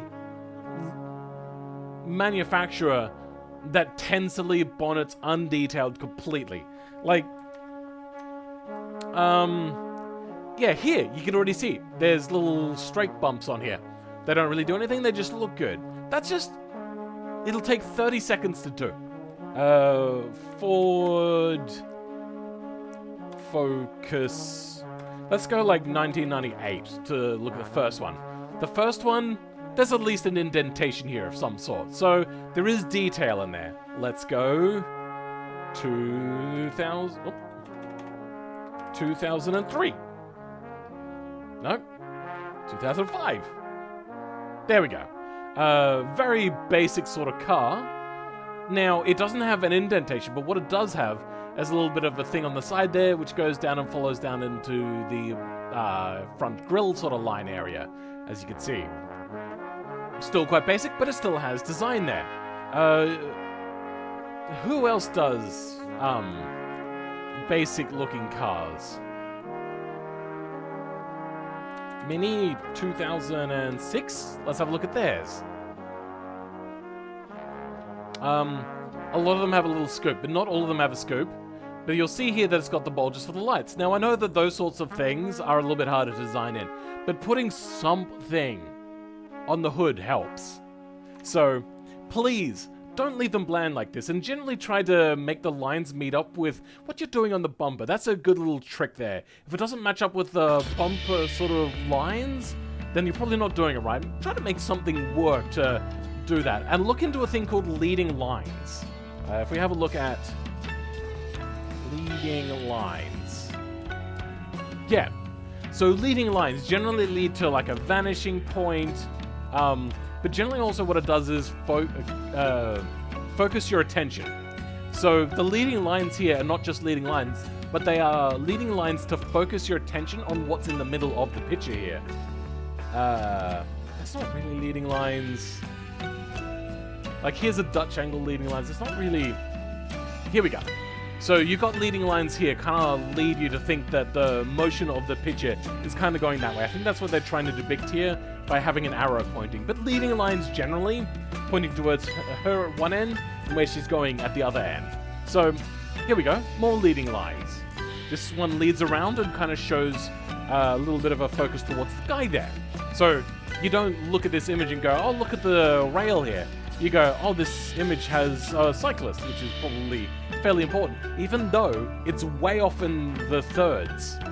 If you don't know about thirds for lines, you may also want to look into that. But yeah, that one's a little bit trickier. That one is a lot trickier, but still it's leading lines. Generally, you'll do the same thing. So you see here, you've got a line at a bit of an angle here, then you've got a line at a bit of an angle here. They're not really leading to the same point, because this leading line leads down here, but this line here then leads off to here. They kind of intersected about this point, which doesn't really work particularly great. Now, I know that the headlights, you don't want to stretch them out much further. What you could do is actually have a grille with a V shape on the sides. I don't know if that's really the right way you should say, but like a shape like what it is, but then drag it in. So then those lines of the grille will meet up with the leading lines here, if you kind of catch my drift of what I'm trying to go with there. But yeah, that's a little bit of a technical sort of thing that you might like to do for design. And then you can also put that on the hood, which gives you more leading lines, which looks fairly pleasing. So yeah, vanishing point always reminding me of the Dodge Challenger.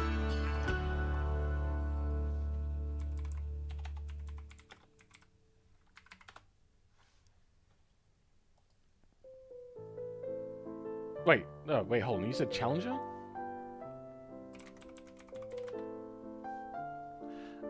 Leading lines. You know what? This one doesn't really have leading lines, honestly. There is a little bit of a leading line here, you could probably say, because depending which way you're looking at it, it points different directions. These sides here kind of are like leading lines, but you're right, this one doesn't really have many leading lines. It has a bit of leading line, you could say, for the hips kind of area. This adds in leading lines with a decal. So there are exceptions to the rule. Not every car can be the exception to the rule, otherwise not having leading lines becomes the rule. And then having leading lines again is the exception to the rule. So generally, you want leading lines. Let's have a look at like Volvo Polestar 1. So yeah, leading lines here kind of all focusing down around this sort of section here. And then this also kind of leading line into the middle here. The hood lines come down, they're also lining up to be around this sort of area down here. Not the perfect one, and generally, you don't have to be exact on all leading lines, but it is a general good rule. So, I know it sounds like I'm backing off. That's also because I realized I explained it poorly. The joke was that the Dodge Challenger is in the moving vanishing point. Oh, okay then. Well, I guess Philman had the joke go over his head. Yep, straight over, gone. Okay, let's have a look at what we have on the internals of said vehicle. We have, oh, a straight 6 twin turbo. Okay, going into what the hell is that?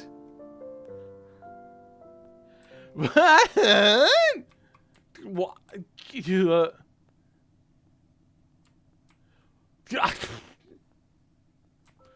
I'm very lost.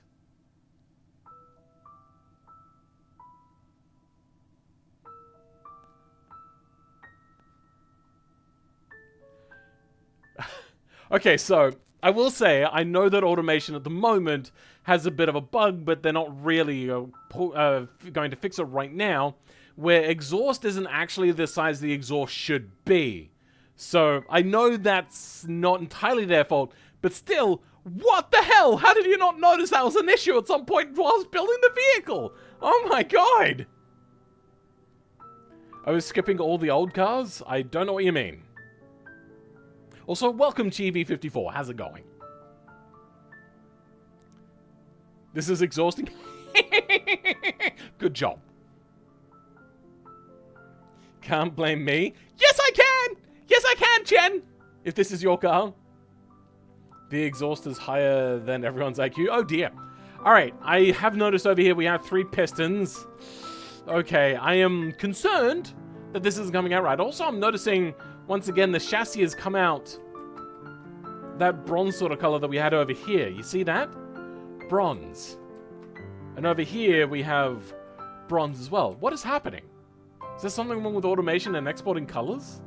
I know that a lot of the time it fails with exporting engine colors. So, I don't know. Anyway, it looks like we also have all-wheel drive. Chen, you've been here long enough. You've heard me rant about the pitfalls of, like, lazy design with all-wheel drive and putting big number pistons on the vehicle. Not great.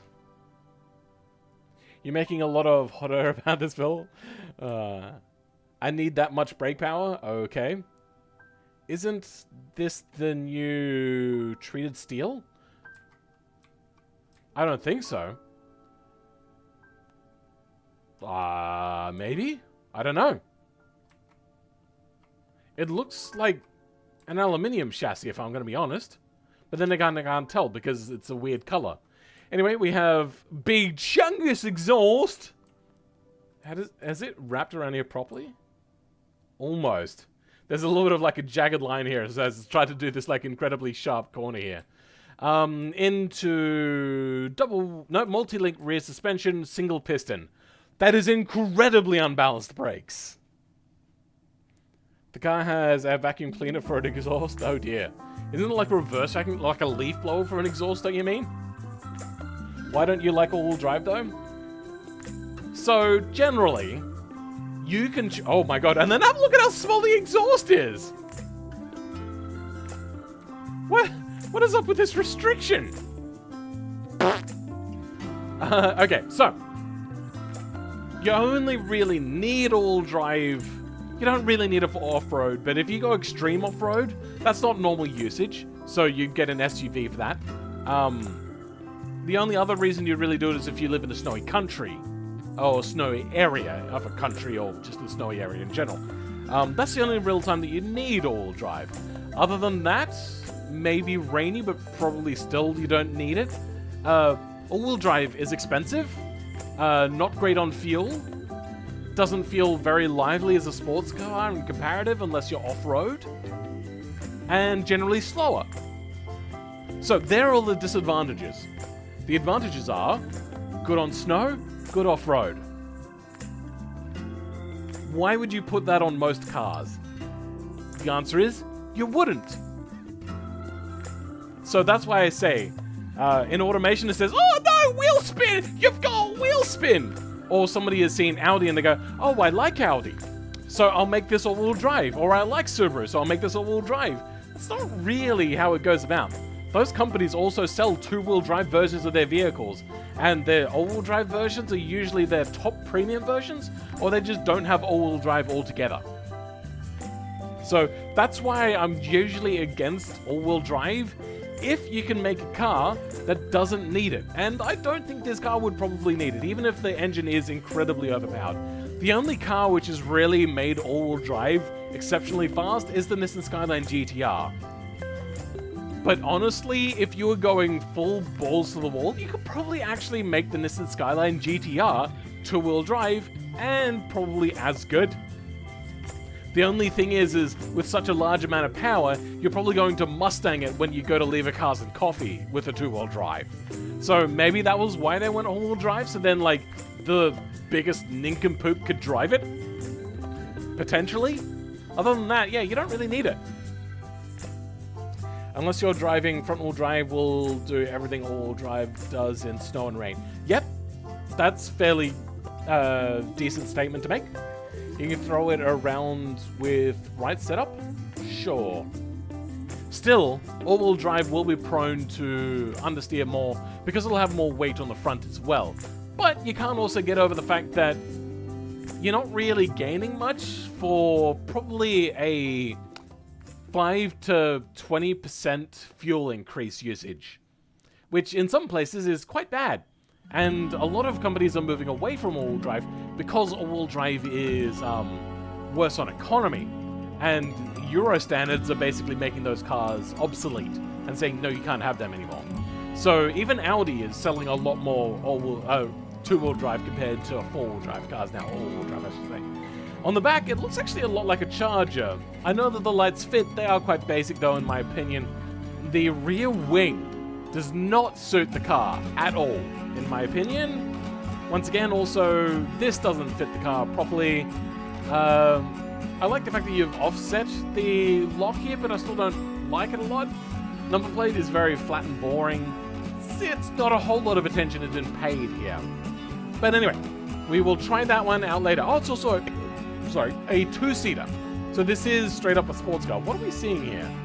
Oh, a little bit of indicator is shining through the window. Great BeamNG, love it. You said 1 or 2 streams ago that cars with certain amounts of power will profit from all-wheel drive. I will find the sequence if you deny it. In BeamNG, yes. But if we're talking realism-wise, you're generally going to try to avoid it. Like, even top-end supercars a lot of the time will still go two-wheel drive with like 600-700 horsepower. It's possible. If you're going for a hypercar, then you're probably going to want more like an all-wheel drive sort of system. But even then, a two-wheel drive system like the McLaren Senna is still quite good. And you're not going to have a front engine, you're probably going to have more like a mid-engine car for that. What if you wanted to replicate the hybrid feel? Sure, that's a possibility. An LMP all-wheel drive... Wait, and LMP all-wheel drive came from the electric motor, not straight off the engine. This Skyline is not a full-time all-wheel drive like automation all-wheel drive. Okay, I didn't actually know that about the all-wheel drive system. I just knew that it had torque vectoring. I didn't realize it would deactivate the front axles altogether. Okay. Still, that's a lot of extra weight for not always using it. Generally, most LMP ones, though, throughout the ages, were not allowed to be all-wheel drive. What it was is... I think they changed the wording to a motor could only drive 2 wheels at most, was what it was. And you could only have 1 transmission, which meant that you can't then have 2 petrol engines, but you can have a petrol engine, or diesel, or whatever, and an electric motor. Because very specifically, in the LMP books, it says you can only have 1 transmission, but 1 engine can only run 2 wheels. So that's how they got around saying that you can have 2 different motors, but one of them can't have a transmission, so it's probably going to be electric. Just a little bit of extra information if you're interested. Angnosium. I'm not sure. Do you see your car here? Anyway, next is we're going to have a look at this big one. I love the bucket over the rear end. I'm not entirely sure what that was for, but I do remember seeing it a lot. I wonder if it moves around. Nope, it's not independent. Damn, if they had done that, that would have been an extra point given to them for that. They love it. Even if it doesn't jiggle around. Oh, I see what they've done here. They've hidden the real axle inside of this incredibly complicated rear suspension setup. If this makes its way to the new automation setup, if the modder makes this available on the new automation, I am going to make a video on making this work in BeamNG as a real suspension setup. Just to let you know, that is a thing that I am considering. I was going to do it previously, but I never got around to it. Anyway, we have a solid disc here, but I don't see any pistons on it, so I don't know what we got. We got an independent rear suspension. It is... I can't tell what the real suspension is, because I believe they've removed a lot of it. So... Oh, it looks like it was originally a leaf spring suspension, but they removed the leaf spring from it. So that's kind of interesting. Big chonking drive shaft there. Okay.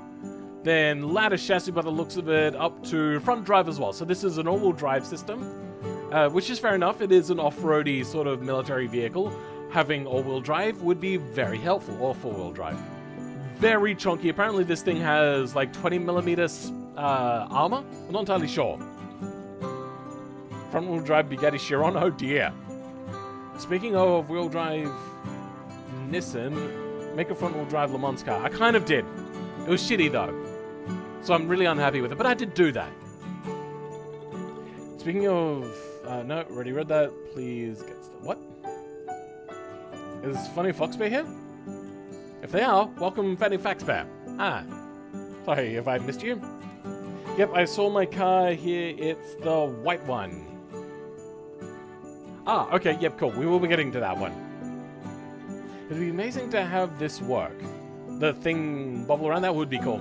Does LLP car electric motors also have deployment limits so they're not full-time all-wheel drive either? Yep. We need better discs for high-power front-wheel drive cars. You really need an electronic LSD to put lots of power through a front-wheel drive car. Even if you do that, it's still going to be incredibly hindered by the fact that when you go to accelerate, the weight is going to move to the rear. Your only real thing to do there is to move the engine forward to give more weight in front of the axle, but then that'll affect your handling in a corner. You can try to mess with it as much as you want, but for sportiness, you're limited on power with a front-wheel drive. In all honesty. I like front-wheel drive. One of my favorite cars of all time that I've ever driven is a front-wheel drive car, which is the Ford Fiesta ST150. Anyway, let's go inside the car. We have... Oh, they've decked it out with some stuff, though no soldiers are really going to be sitting around this, especially since I don't see any straps on this. So, it's loose. You don't want to have anything happen. Did they put anything in here? Oh, damn it. If they had to put gun models in here, I would have also given them another point for that. That would have been awesome. Then we have... Oh, okay. 80s and 90s sort of interior here. Interesting. Some switches and dials. I wonder if this is meant to be modern. I mean, it looks like it's an old vehicle, especially with the old fuel tanks on the outside. It's less common these days. Wait, why is there only one headlight here, not mirrored, and why is it yellow? Weird. Boxes are gonna crush the troops? Yeah, so I get the feeling this one is on not a troop mission, but a other mission. Anyway, let's have a look at the engine. Did we miss that or... Okay, here we go. Oh, okay. Interesting. They've gone with a pushrod inline 6 turbo engine. So I get the feeling this is meant to be very diesel-y. Carburetors as well. We got... Are those 2-barrel or 4-barrel? 4-barrel carburetors. Interesting. Okay. Also, I will point out one thing I hate about 4-barrel carburetors that come from automation. If you have a look here, it's actually really a 2-barrel carburetor with a choke on the other 2 barrels. I disagree with that, unless I'm mistaken. Is that actually... Hold on, let's have a look at 4-barrel carburetor.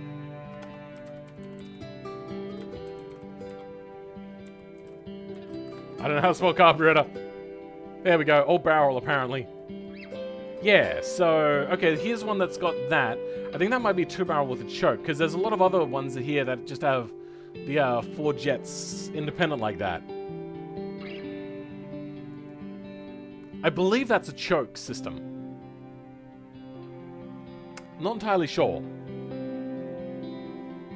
Maybe that's the way they wanted it to be. I don't know.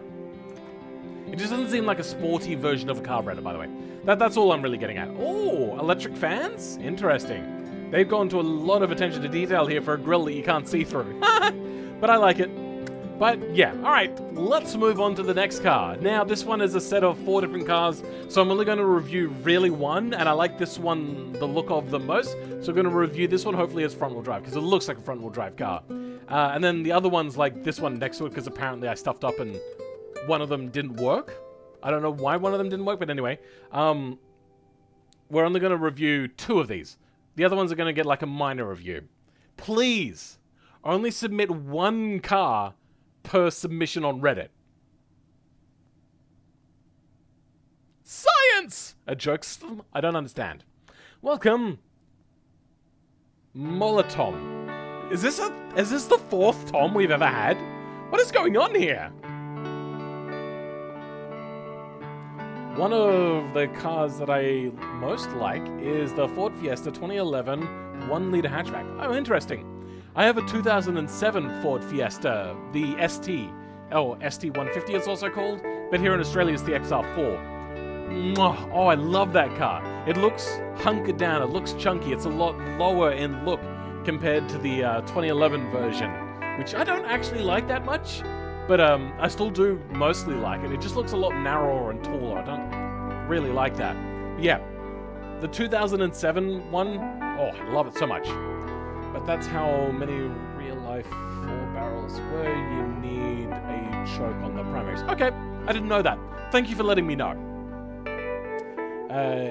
If I were to submit an IndyCar, would it be acceptable to have an oval version and a road version? I'm probably really only going to test one of them. So unless you want me to guess, only upload one. Otherwise, I'm going to choose which one we review. Also, I just realized I could see a little bit of exhaust smoke coming out of the back of this car. So, I forgot to turn that one off. Wait, Phil. I've been here since the beginning of the stream and you only notice me now? I am now the very sad. Oh dear. I'm sorry, Fanny. Whoops. Phil M.A., who submitted these 4 cars, said you can choose which one you would like to test. We leave descriptions for the reason. Yep. I know. I did read that. I'm just letting people know. Please don't do that, otherwise I will select. And then people go, oh, you didn't drive the one I wanted you to drive. And that has been said, like, I think 4 or 5 times now, because there's been 4 or 5 examples where I haven't completely ignored the person because of what they've done. But they've tried to do that, and I've been like, nope! So, if you want me to test one specific one, make sure that's the one you submit. Otherwise, I'm going to pick for you. But yeah. So I love the look of this car. I also do really like the look of this one, so I would have gone over that one more as well. This is a fantastically 80s looking car. Like maybe early 90s, but most likely 80s. It looks really cool. I love this sort of Porsche collapsible bumper sort of looking side thing they've got on here as well. I know what that is, but yeah, it looks really cool there. You normally see it on bumpers though, but I think that's just a cool little detail. I like that. I also like this. Kind of cool. Funky. Is it rear engine? No. Oh, and we have, the semi-trailing arm, is that what that is? Rear suspension. Independent, 1 piston, so it's not super cheap sort of car. It is a more upmarket sort of car. So,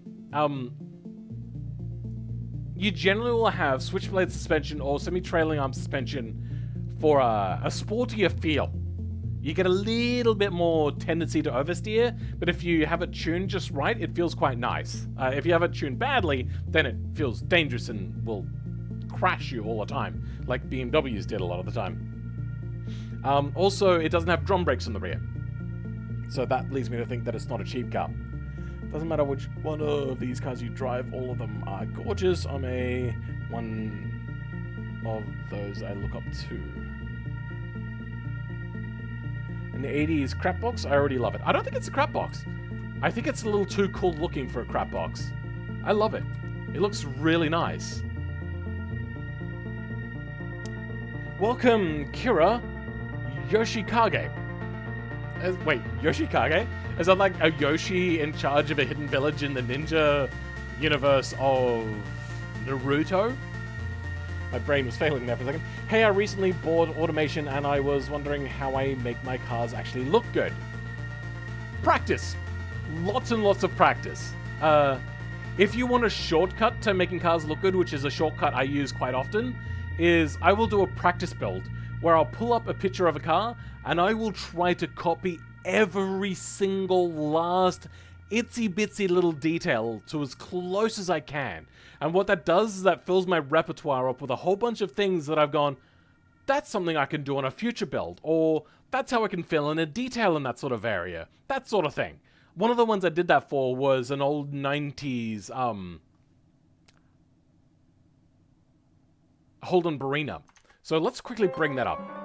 A little thing that I would like to point out in there. Holden Barina 1992? Maybe? No. 1996? Yes. Where's a good picture? You know what, maybe... No, that's too small. There was another one here. I've lost it now. Damn it. Yeah, let's go 1995. I don't want to paint it... Okay, here we go. You can see here that for not a whole lot of reason, there's just two little indentations here on the corner of the car. Normally you would miss that and not think about it, but that's just like the sort of thing you'll notice when you are copying a car, attention to detail. And then in the future when you're doing things, not necessarily that, because that is a bit of a weird thing if you pay too much attention to it, but yeah, that is the sort of thing you can pay attention to. And I believe I did that car, and then I ended up using it in a build, which I then took up Pikes Peak, which was quite fun. I like Phil's description a lot better than yours, you utter masochist. What? Yeah, my stream is buffering? What? Okay. What are we talking about? Pain, utter pain, and copying. And be and no life lol. Oh dear. I use a lot, and I mean a lot of reference. Yeah, it helps a lot. Gah, my stream. Cool. We are up to that one. Why, thank you. Opel Corsa B. Okay. So this is front engine and front wheel drive by the looks of it. A Dassault? I don't know what a Dassault is, but anyway. I do love the little badge off to the side here. That's quite cool. I wish that automation would give you the option to paint these things, so then you could have that be like a plastic black as opposed to chrome. I don't know why it's not available as an option. It really frustrates me a lot, but still, it looks good. I do like that a lot. Then we have in here, oh, quite a cheap little four-banger. It is overhead valve. Okay, so there was a time period from the, like, it was quite common in the early 80s to kind of mid to late 90s where overhead cams, just like a single one, was actually quite common. So I do like the fact that this is a very sort of expected engine of the period. Oh, I've also noticed something else. They've got here single point fuel injection. They have thought about this engine a lot. They haven't just gone, multi-point is just the common one that you see, so why not just make it multi-point? There was that time period where they were converting from carburetors to things. So they've got a slightly more modern engine, but they're still using the carburetor build with a the single point injection. I love that. Very well done. I love it. I think like the biggest offenders of doing this, because it wasn't a good system. It was just a okay stopgap. But the biggest offenders of doing that were Ford. Used to do that a lot. They did it in Mustangs. They did it in Ford Falcons here in Australia with the straight sixes. I don't know if they did it in V8s or not, but yeah. There is a lot of 80s here. and I very much appreciate it. I also love the fact that they didn't just go, let's just put a tubular exhaust on this thing. Everyone else is doing it, and it just gives me more power. I wanted more power out of my engine. Cars didn't just have more power. They struggled to reach the power numbers that they've reached. So if this thing has anything more than a shit amount of power, I will be really happy and pleased. As long as it doesn't, like, use a huge amount of fuel and just chug smoke out the rear. We'll be able to tell. You got to tell if you just cheated by putting in a lot of fuel. But yes, awesome. I love that you've gone with a realism and you haven't just gone, tubular exhaust gives more power, so I want tubular exhaust. Do you know how many car companies use tubular exhausts? Ferrari, Lamborghini. That's probably it for most builders. Like, there may be a few other, like, upmarket versions of cars that will have a full tubular exhaust, but generally, nobody else has tubular exhausts! Thank you. So good. Thanks for the advice, dude. It's cool, Kira. I hope you will enjoy that. Now, I often did something similar to that, but with IRL engine. Honda is still using a single cam to this. Really? Honda, the king of VTEC and 5 valves per cylinder, uses a 2-valve head cell. The cheapest Holden Spark, or Chevy Spark before it went EV, uses 16 valves.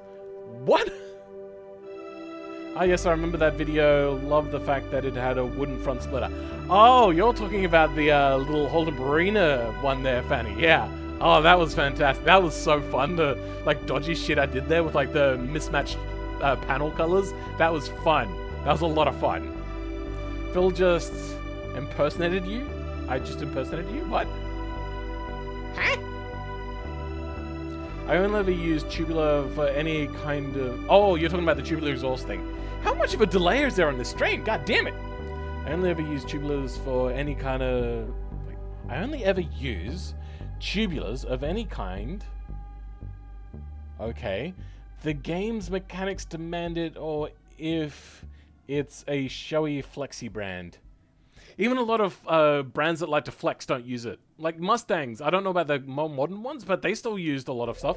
Let's have a look at 2021 Ford Mustang engine.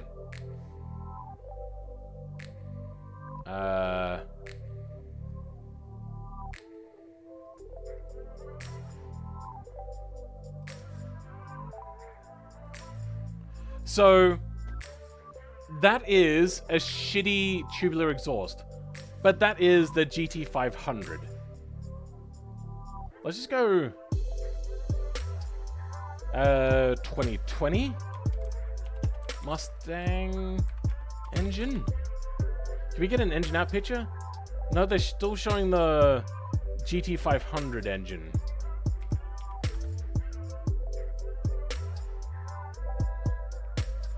Can you show the engine out, please?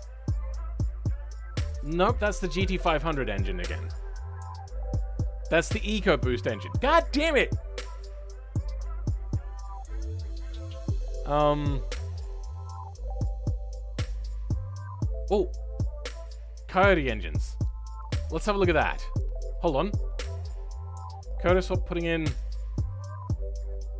Can't really see that too well on all of them. Show me a Coyote out so I can have a look at the exhaust manifold. God damn it!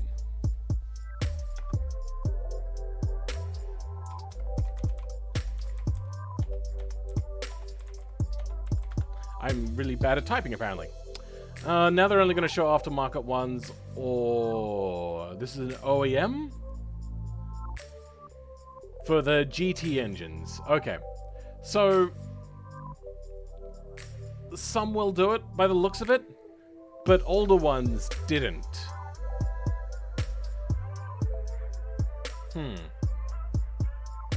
Okay. I was wondering whether the more modern ones... Let's go with like a... 2008 Mustang. They got aftermarket ones. I'm not seeing... Or is that... That doesn't say a year. Anyway, you get the idea. Generally, it's only left for like top-end cars of certain things, or race versions. Oh, sorry, supercars. Generally, you don't want to be hand-making things, because then your manufacturing speed goes way down, or you have to spend a lot more on manufacturing. Let's have a look in here. We got McPherson strut. Nice. I do like it. We have single piston on the front as well. So, hopefully, the brakes are tuned on this thing. This one, engines weren't buried under 20 pounds of plastic. I agree with Vixen. I hate plastic shrouds and everything on engines. It doesn't really serve much of a purpose. It infuriates me why they're doing that. An engine, even cluttered, looks really good.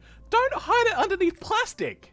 I love that sort of stuff. If anybody's lifting up an engine hood, it's to look at the engine. And if you have to hide it under plastic, then you're lame. Donkey Killer 69. Okay. Yes, because their head can support the power and more. It's a flow thing, not a valve number. What? Oh, okay, I get you. Okay. With less powerful engines, I suppose they could get away with that. Well, Ford still used solid axle rear suspension for Mustang until recently. Yes, that is also true.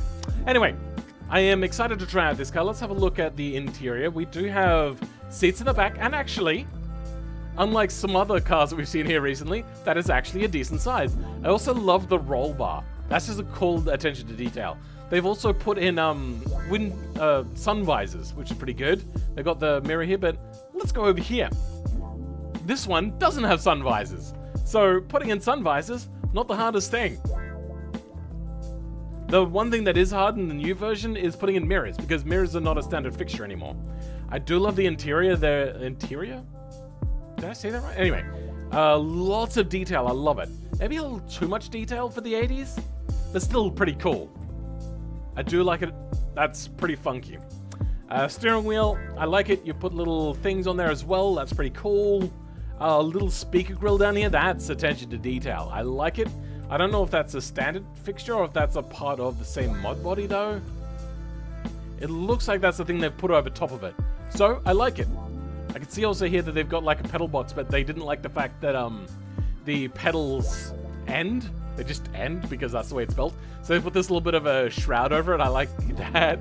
I can see here that they've thought about it at least. It's not the greatest fix, but they've thought about it. I like it. And yeah, the back end, like, let's move on to this one that I forgot to turn off apparently. Let's tab around to this one, turn it off. There we go. Good. Okay. I like the look of this. It's reminding me of something, but is it the Alpine? I think it's the Alpine this is reminding me of. If you want a good four-cylinder, in my opinion, you should look at a Nissan MR18DE. Okay. Welcome, Molatom. How's it going? The king of four-cylinder engines, though, even though it doesn't generate a huge amount of power because it's naturally aspirated, still would go to the Honda S2000's engine. I don't remember what it's called. That engine is phenomenal. The power to capacity, the literage, or whatever you want to call it, capacity, is really quite high. It's actually very high for a naturally aspirated engine. I don't believe there are many engines that really reach that power to capacity limitation. Let's do a bit of math here. A Coyote engine is 500 horsepower. So let's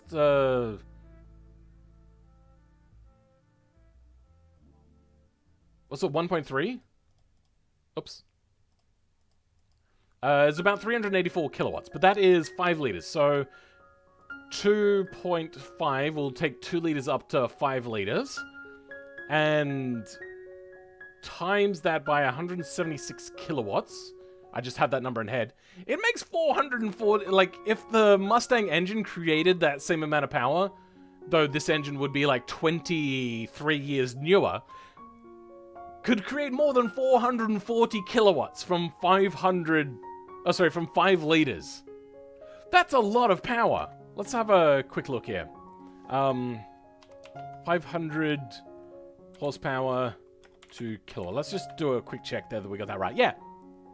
That's how powerful that engine is. Now, I know it has a piddly amount of torque, But still, that is a lot of power from a small displacement engine. My god. And I think people still forget, like, just how powerful that engine really is. Naturally aspirated. Off to bed for you, Dragon. Alright, catch you later, Ed Dragon. It was nice having you here. I hope you feel better in the morning after your whole fiasco with ibuprofen. That is 2000 engine can rev up to 9,000 RPM, which is also a good thing. Like, maybe not for, like, reliability and stuff like that. Maybe there's a bit of a problem with that. It's also not great for fuel economy. But being able to rev to 9,000 RPM would be so much fun. I've never had an engine that does that. I would love to have that engine. I would love to have an S2000, but the prices of them are ridiculous right now. Let's go to Gumtree. Let's have a quick look. Honda S2000. In cars, vans, and utes. Let's get rid of region altogether. And go... cheapest. Oh, this is very windy outside, apparently. And let's go offering type to offering. And let's have a look what the cheapest one is for sale. $35,000! Oh my god! That's... Before COVID, you probably would have been able to pick this car up for $12,000. It's now $35,000 for the cheapest. The next one up is $42,000, like $43,000 basically. Oh my god! You could buy a new car for that! Hold on. Let's do a quick check here. Subaru BRZ. I know it doesn't have as much power, but still, it's apparently a really fun car. RRP. 38. You can buy a brand new car for cheaper than most Honda S2000s. And that's like the base price. It's from basically $39,000. If you chuck on top of that, $4,000 of extras, it's still cheaper than the second cheapest Honda S2000 on sale in Australia. Oh my god! Oh, hey, somebody found the donations, and my voice won't go lower anymore for some reason. Thank you, Connor Hall. Very much appreciated. No plastic on engine for the win. I agree. Don't put plastic on your engines. I think the S14 from the M3 is the best engine in my opinion, but it's not the most powerful. Sure, okay. The Honda S800 is really impressive. Honda S800. Oh, that's the original car, right? Yeah, that was the one that has the motorbike engine in it. Now, this is actually a true classic, so it makes sense that it's $45,000.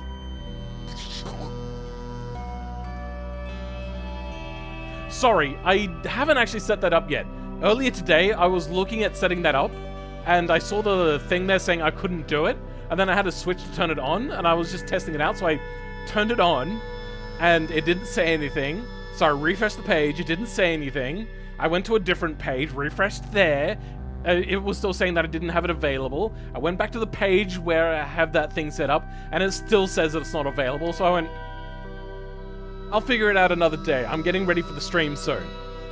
So I didn't actually get it all set up. But yes, thank you, Connor Hall, for being the first person apparently, to do a super chat. Very appreciated. Mazda MX-30 will have a rotary? What's a Mazda? Isn't that an old car?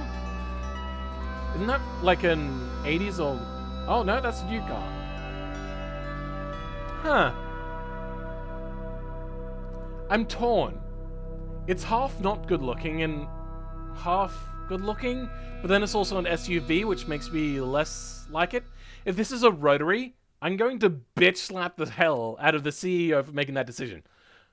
What is the two big downsides of rotary? Let's do a little bit of school here. Everyone should know this because everyone here is a fan of cars and stuff. So you would have heard of at least of rotaries and their two big downsides. The wear is not really an issue anymore, so we're not counting that one. Fuel usage, which makes it really hard to get into the EU market. What's the other one? It doesn't have a lot of torque in a big vehicle. That is stupid. What do we got here? We got a ping from somebody. Why am I getting pinged here? Is Ruben in the chat, is he? Wait. Ruben, are you Connor Hall? I'm confuzzled. Anyway. What suspension would be recommended for a wagon?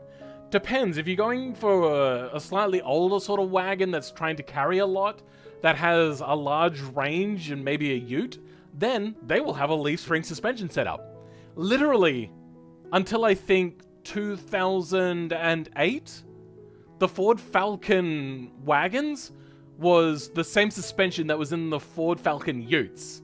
So they would have leaf spring suspension in them, which is bonkers, because let me tell you, leaf spring suspension is not comfortable. So unless you need it, you probably shouldn't have it. The Mazda MX-30 would have a hybrid rotary, but now it's just all electric. Oh, okay then. That makes sense. No torque at all. I don't know about no torque at all, but low torque. Apparently Ruben has doxed himself. So was that you, Ruben? Using the wrong name.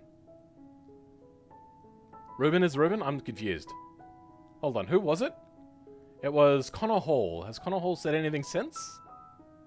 No. Okay. Do you think the rotary has a place in automation? Yes. Should it be at the top of their priority list? No. Now, I know that this is not popular with everyone, but the very first thing that the BeamNGs need to implement, because it is the year 2022, electric motors. Now, I know that there's a little bit of technicalities with how you would make it work, but it can't be that hard. When you're in there, like, select an old engine, make a new engine, or make a variant or whatever, in around that sort of time area, that sort of area, you could also have an alternate selection there for make electric. So then everything after that would be a different selection. They have menus change. If you select a variable valve lift sort of thing, there would be the extra menu in there for variable valve lift. So even under like engine configuration of like V's, inlines, flats, in there you could have electric motor, and then have the rest of it pop in saying like what sort of electric motor you want to have. Then on top of that, the next thing after that should be diesel, because diesels have been a big part of automotive history. A very big part of automotive history. Now, I get that they want to stick with their thing, and now they're not actually... Like, I get the feeling that automation is really at full release version ready, basically. And now they're just feature adding. They're allowing feature creep to get in, and that's fine. What they should have done is just focusing on finishing the game, because I think it's actually finished where it is. Maybe a little bit of tweaking to the campaign, but then finish it and start releasing DLC that we could use, because I don't mind paying more for this game. Because I love this game and I want to support them. Is have this 2012 game have DLC not just for the V16, but also for electric engines, which are now becoming the big thing, and were a thing in the 70s and were a thing even before then. But before the 1940s when you selected it. But also, what do you call it? Diesels. Diesels should also be another thing. I don't mind if that is DLC and I have to pay more for it. That is a thing that I would be willing to pay for. It would just be a lot of fun. Please, devs. Finish the game. Release things that people are asking for. Then yes, rotaries are also another thing that has a long storied history. It's actually a very interesting history. Like, rotaries have been more common, probably, than single point fuel injection. But I know single point fuel injection is a lot easier to program for, so I get why that was in there. I could use it because normal account is locked from making a lot of donations to Shiny Odd. Oh, okay then. So yes, that was you. Okay, Reuben. I spent too much money. I know that for poorer people it is going to be a problem. I myself am not rich, but I would be willing to support the thing. And honestly, if you're poor, I know that devs don't want to hear you say this, or any of that sort of stuff might get me in the shitbox with those sorts of people, is I am okay with piracy as long as if you ever come into money, then you would spend the money on that first, which you have illegally obtained. Because my thought pattern is, if you can't afford it, you're not going to get it. But if all your friends are playing it, it's really feeling quite unfair that you can't, I'm kind of okay with piracy. I myself don't do piracy. I save my money up. I don't spend my money on a lot of frivolous things. So I can do things like buy games that I want. That's where I spend my frivolous money on. I don't really drink, ever. Like, I've probably had the equivalent of 2 standard drinks of alcohol over the last year, partly because I also hate the taste of alcohol, and I don't smoke, don't do drugs. It's mostly just fast food for me, and games and computers and all that sort of stuff. And then cars as well. So yeah, I get it. For me, it's your choice. I don't like piracy, but I see its point. Yeah, I'd honestly like diesel before electric. I know, but we're moving into the future. In Europe, nearly half all consumer vehicles are diesels. But diesels are also dying. Volkswagen are also not really doing diesels because they're finding it too hard to keep up with emission regulations. So I think you'll find that the new cars sold aren't really diesels anymore. But I suppose there could be an argument that diesels are more important. Here in Australia, diesels are almost non-existent though, except for trucks. So there's probably an argument. The future is electric, so we should have electric, but there's more history with diesel, so maybe diesels probably should come first. So, okay, I can kind of see your point of view there. That's what I originally did with the automation before I got my job, but I never reached out to Discord servers or anything like that. Fair enough. Until I got a new PC and then bought the game. Yeah, cool. So Ruben's done what I used to do a long time ago. If I couldn't afford something because my parents didn't want to pay for it or they didn't have the money for it at the time, I would buy it. But then when I had money, I would buy it. And I really got guilty when I was pirating movies because my moral compass went out of the window there for a couple of years. And I went and I bought all of the movies that I'd pirated and all the anime that I'd pirated.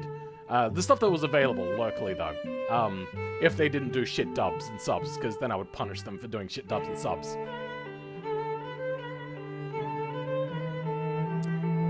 Just think of it as debt that you must pay later. Yeah, that's kind of the way I think of it, Crownless.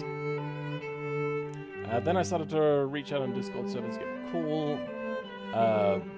Well, manuals are basically dead in new cars. That is also kind of true. They're having to be hampered now because of the way in which the EU is making car manufacturers test their cars. For some reason, third gear is a selected tuning gear.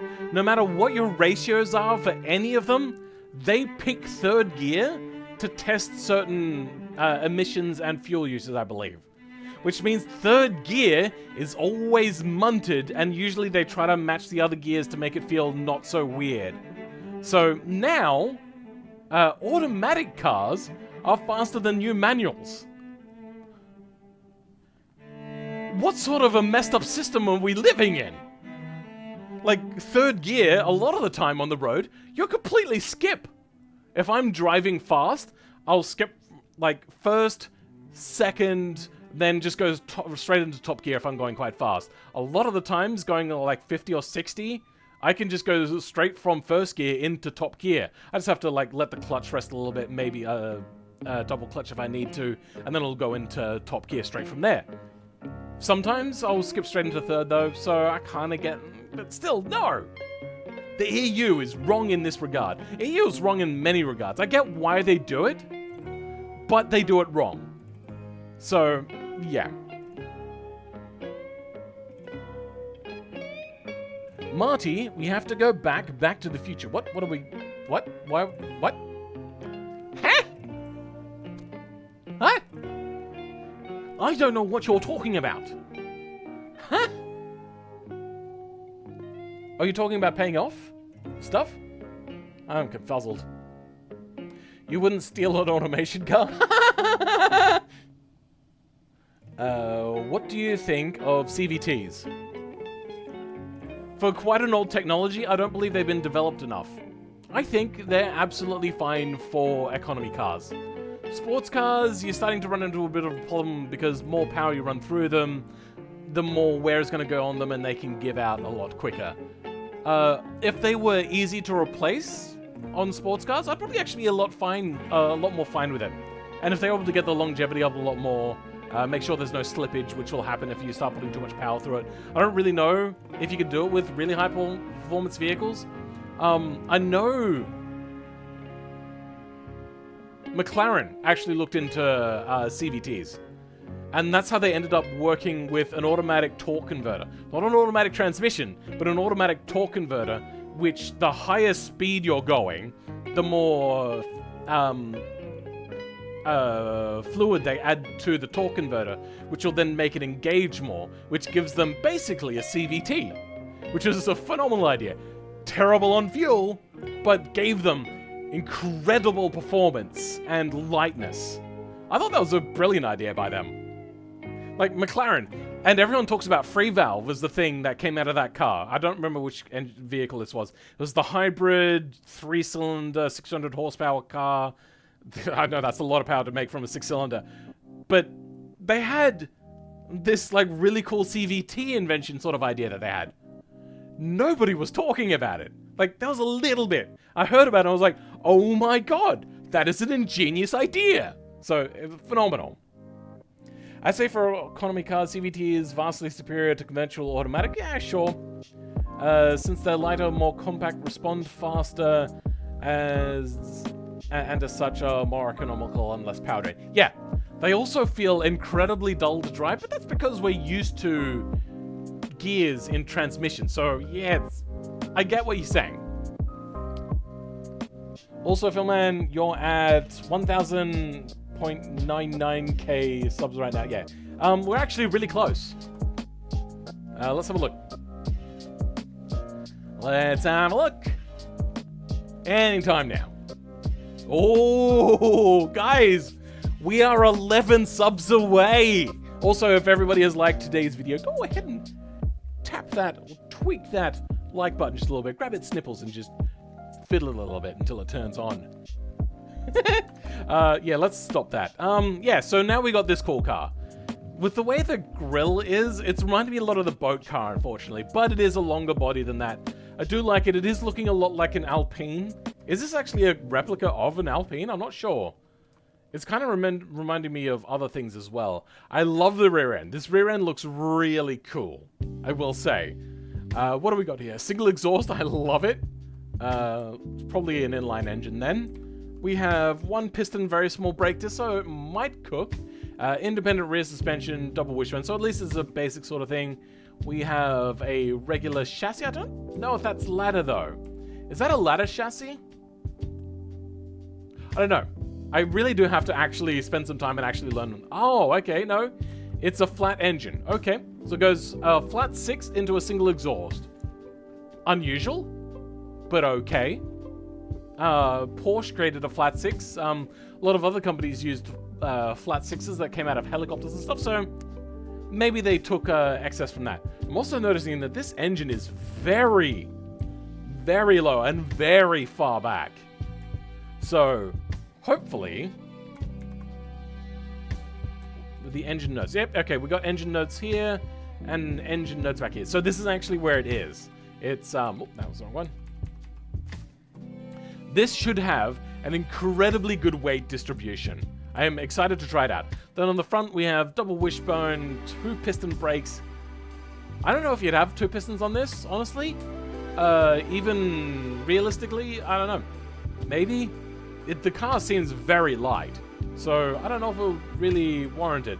Then we have brake pedals that go into the firewall. Okay, that's how they've tried to deal with it on this car. Now, I will say that these two cars were made by the same person or people. So they've dealt with the gear pedals differently. Alpine A110? Okay, then. Reminds me of the BMW 507? I don't think it does. My mom has a Nissan Livina 2012 X-Gear CVD, incredibly agile for a minivan. Okay, yeah, cool. Still, I'm not a big fan of it. Like, I think they're a great idea. Would I own one? It would probably kill my soul.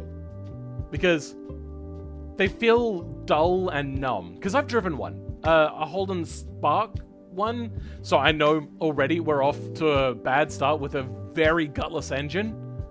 But still, you'd think it would feel more lively than the one that I owned that was a manual. Because I had a manual version, a friend of mine had a CVT version. And they wanted to do a bit of a comparison between the two. Mine felt gutless, but at least it felt fun to drive, kind of, because of the manual. Still really gutless. I can't get over how gutless that car was. But then the CVT version, it might have been faster. We didn't actually do a drag race, unfortunately. Because I don't think mine was registered at the time. But this was so... it felt so numb. Oh, dear. It says there's an Alfina Stan, I guess? Okay, then, apparently. Turbo Cash, welcome to the stream. Hi, how can I have all this mods? After the update, nearly nothing is working for me. A lot of mods aren't available, yes, but also a lot of mods have actually become standard fixtures. A lot of these fixtures here, you'll just find in the standard automation thing. In the last big update for automation, when they started doing 3D fixtures, they put an interior thing in there. But unfortunately, we couldn't mod into the interior fixtures section. But now, not only can you mod, apparently, I've not tried it yet, into the interior fixtures setting, but there's a lot of mods that used to be mods, in there. So a lot of stuff is there. The rest of the stuff you can actually just make by hand. Like this dash here, the under part you can make from just normal fixtures. Same with the top part. You know what, I'll almost say that this is all... Yeah, these are all just 3D fixtures. Wait, no, maybe not. Is this 3D fixtures? Yeah, this part here. These are just 3D fixtures that they put in here. So, it's only as much as your imagination can go is your limitation. Remember that. Because there is so much you can do with just standardized fixtures. Some people have made entire seats and interiors and all that just from 3D fixtures. Like, entirely. So, yeah. Don't give me any of that garbage. No, I'm kidding. It just takes a lot of time to do it that way.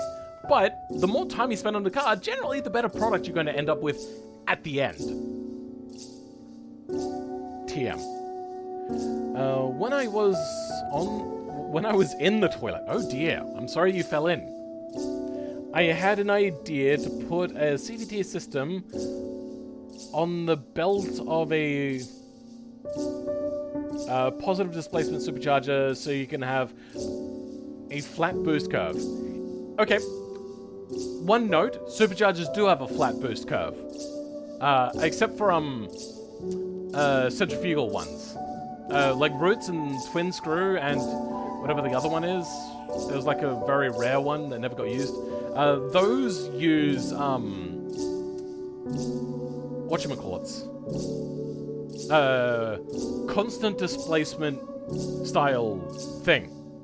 I think what you mean is so then you can create a constant power band, which would be weird because at low RPM, you probably don't want to be packing in a lot of boost. My god, a lot has been written here. How do you make 3D interiors? I need this knowledge. You make the car and you put the interior in and when it's set to 3D.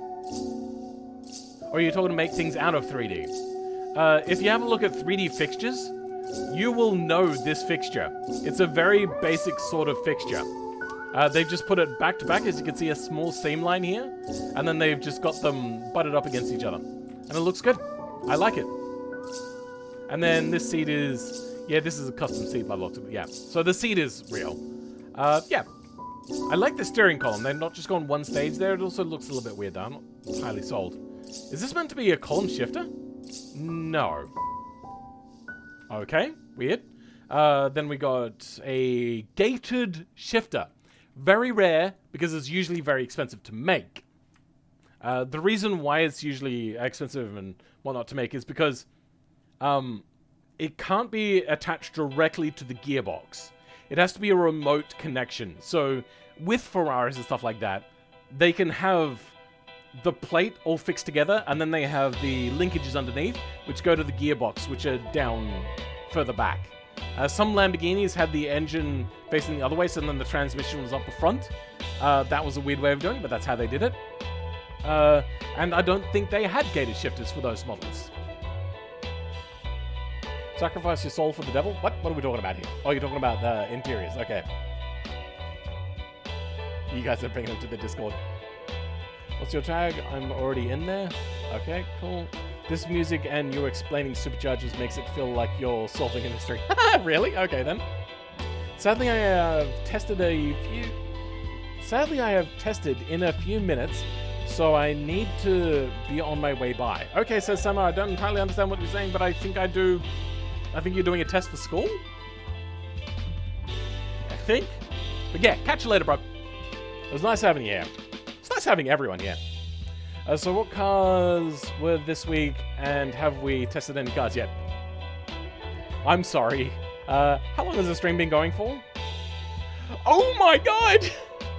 The stream has been going for 2.5 hours and I haven't even tested the first car yet! Okay, let's speed this up a little bit. We got a cool vehicle here. The badge hasn't come out quite right. That's unfortunate. That's an automation export issue.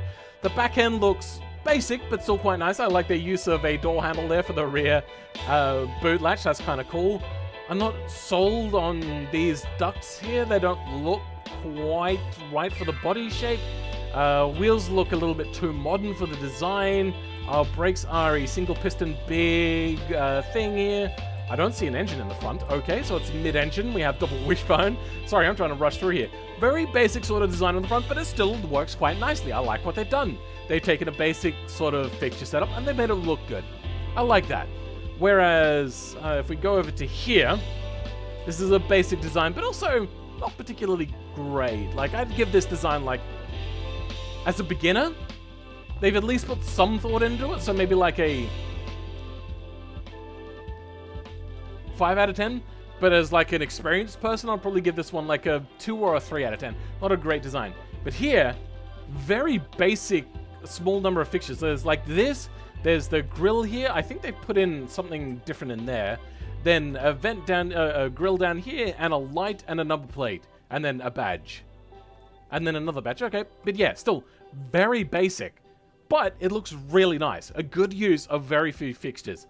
I'm not sure about the NACA ducts here. Once again, in that area, I probably would have put some hood indentations down along here to go in line with the headlights, because everything looks squared off and geometrical. So that's probably what I would have done, instead of putting in not only NACA ducts, which I don't think fits, maybe, but also not at an angle like that.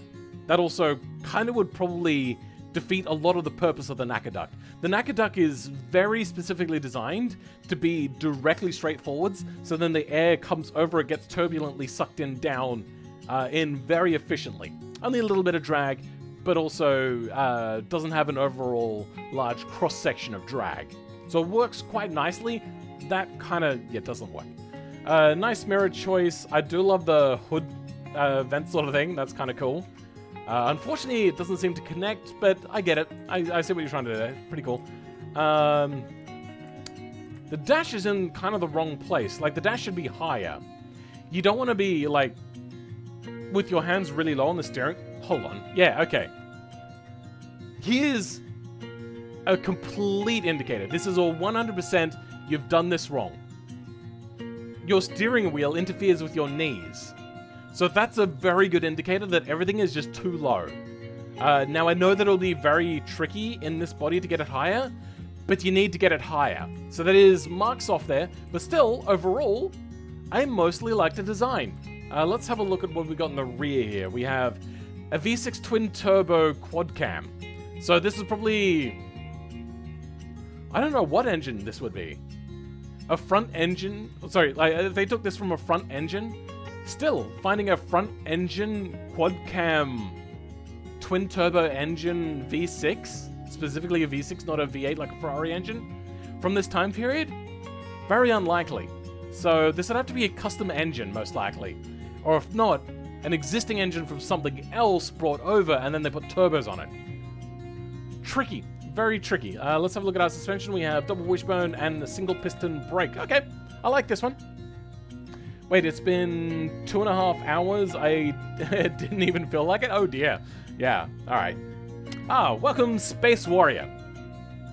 What is this music? Kinda nice. This is kind of my more favorite one, though it's a little bit weird and creepy if I'm being honest. I go into the YouTube audio library. I've just got it open on another tab there. I don't want to fiddle with it. I just go in here and I select a thing. Kind of the thing that I do though is no attribution, so then I don't have to like go in and fill out every song that went on. But then I go mood, and I go romantic, and that creates one of my favorite playlists because it's just nice, fun, chill music. It's not really romantic. It's just nice and fun. I could see it being used in a romantic way. Oh, we got 4 more subs since the last time I looked at it a minute ago. So we're 7 subs away now from 2K. Interesting. Nice. Alfa Romeo.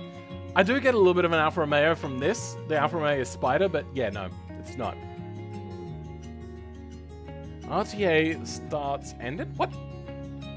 I didn't notice the running time. I am sitting on needles because the 2 first cars are mine and it's dinner time soon. I could totally start reviewing in reverse order now. But I won't. Okay, let's go ahead. Let's test these cars. We're going to start off with the Firebird and the other one next to it. They both look mostly like muscle cars. So, let's take it to a muscly car sort of area. I kind of want to take it to Ohio, but there's no real like handling area there, so maybe we'll take it to... East Coast is a really shitty place to drive, honestly, but we'll take it there. The roads are a little too narrow to like get a car to feel nice and lively, but I suppose we'll give it a try.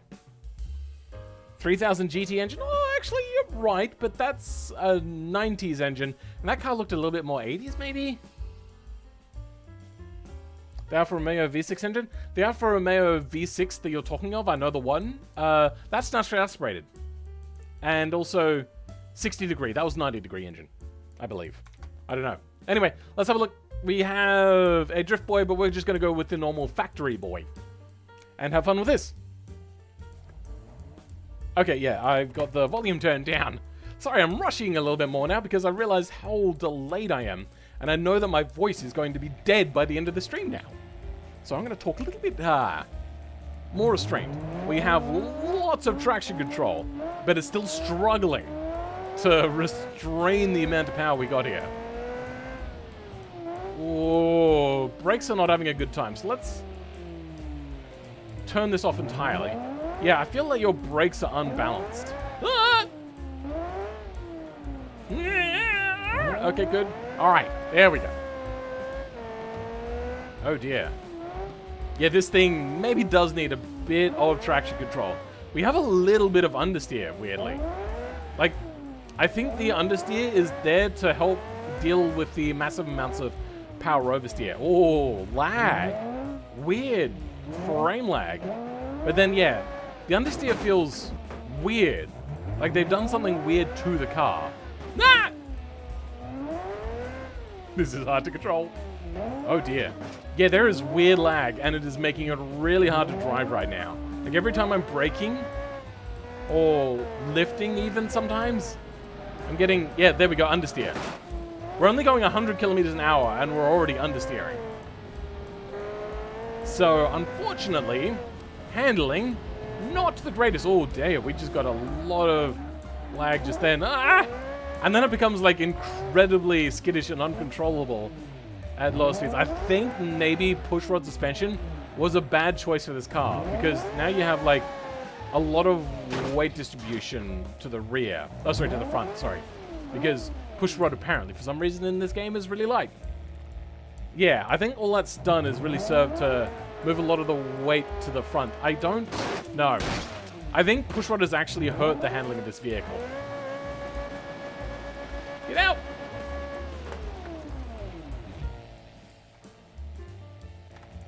Let's try Sports ESC and see if that helps any better. Alright, bring it down here. Oh, yeah, no. There's a lot of lag because automation to BeamNG's exporter, not the greatest. I might relaunch the game quickly. This is very laggy. Let's try braking. Brakes are unbalanced. Okay, yeah. So ABS is having to work overtime because your brakes are unbalanced. The handling, not the greatest. The design, though, I like a lot. I do like a lot of it. There is so much detail in here.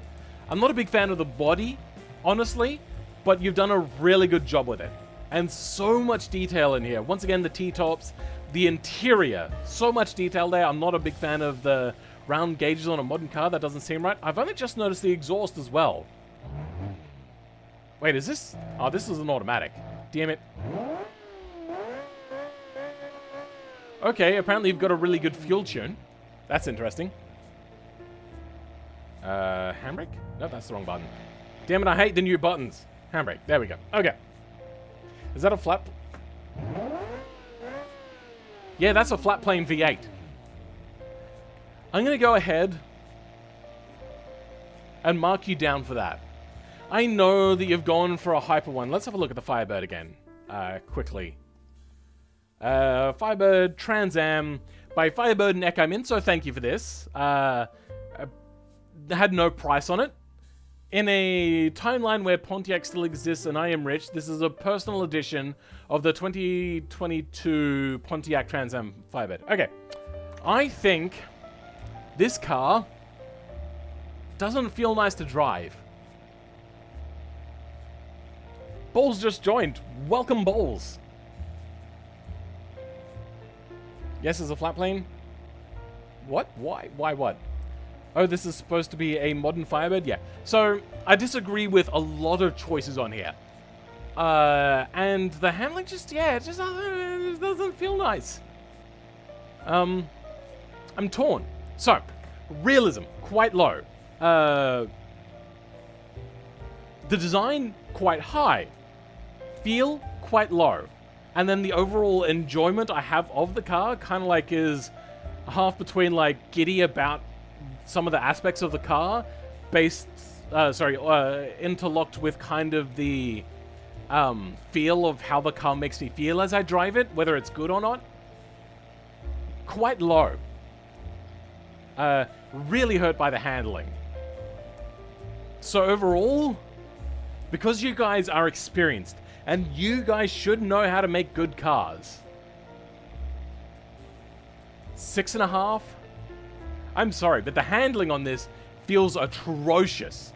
You know what? Actually, let's take it to a racetrack. You know what? We're probably actually... I pressed the wrong button.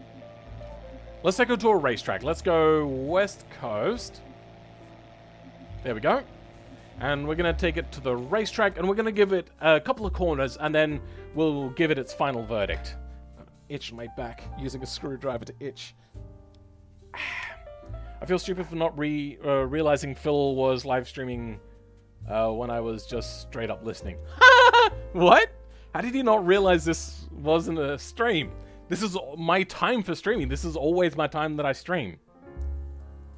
You guys should be able to make good cars. You should be able to make better cars than that. It's the version before he tuned it. Oh, okay then. So don't bother. Okay, well, fine. Let's move on to the next car, the Egorugger Wildcat. I believe you can edit your post, so you could have actually just changed which car you wanted me to review. That was a you problem, not a me problem. All I'm doing is just making sure that I'm not missing anything, making sure I'm getting down the details I need, and then going to the next one. Here we go. So, this car was also quite cool, got a lot of details. A very sort of like a harkening back sort of front design, where it's like very front on. There's no like wrapping onto the hood sort of design, which you see a lot more these days. And very squared off. So I do like the sort of harkening back design. Yeah, remove East Coast? What? I don't know about remove East Coast. This is Ekaimin's work? Okay then, yeah. I like the design, it's fairly good. Is it a phenomenal look? I don't know. But it is a very nice look. It is on kind of like the 8 out of 10. Because I also do like this. There's a lot of multiple things working here to make this what this is. Just right there. They really wanted it to look good. So much detail here on the inside. Once again, it's really hard to get this strap around, so I understand. I'm not sold on the steering wheel still, but I do like it a lot. I also do love the dual armrest you got here. That's quite nice. What have we got in here? Was it push rod? Yeah. And then we got those weird brake thingies going on. So let's have a quick look.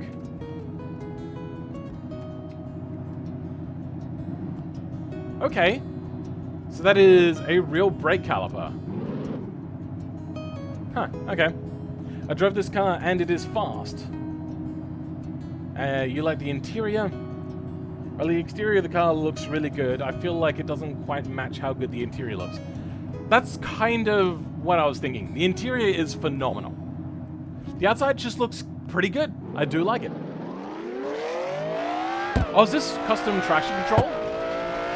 Nice. That is quite fast. I overestimated the brakes.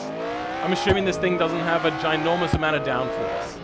So it's just dealing with lots of mechanical grip. Oh, got a little bit squirrely there. And also I do hear a supercharger. That is not a turbocharger. That is a supercharger. So you remember how this thing has the supercharger inside underneath the hood?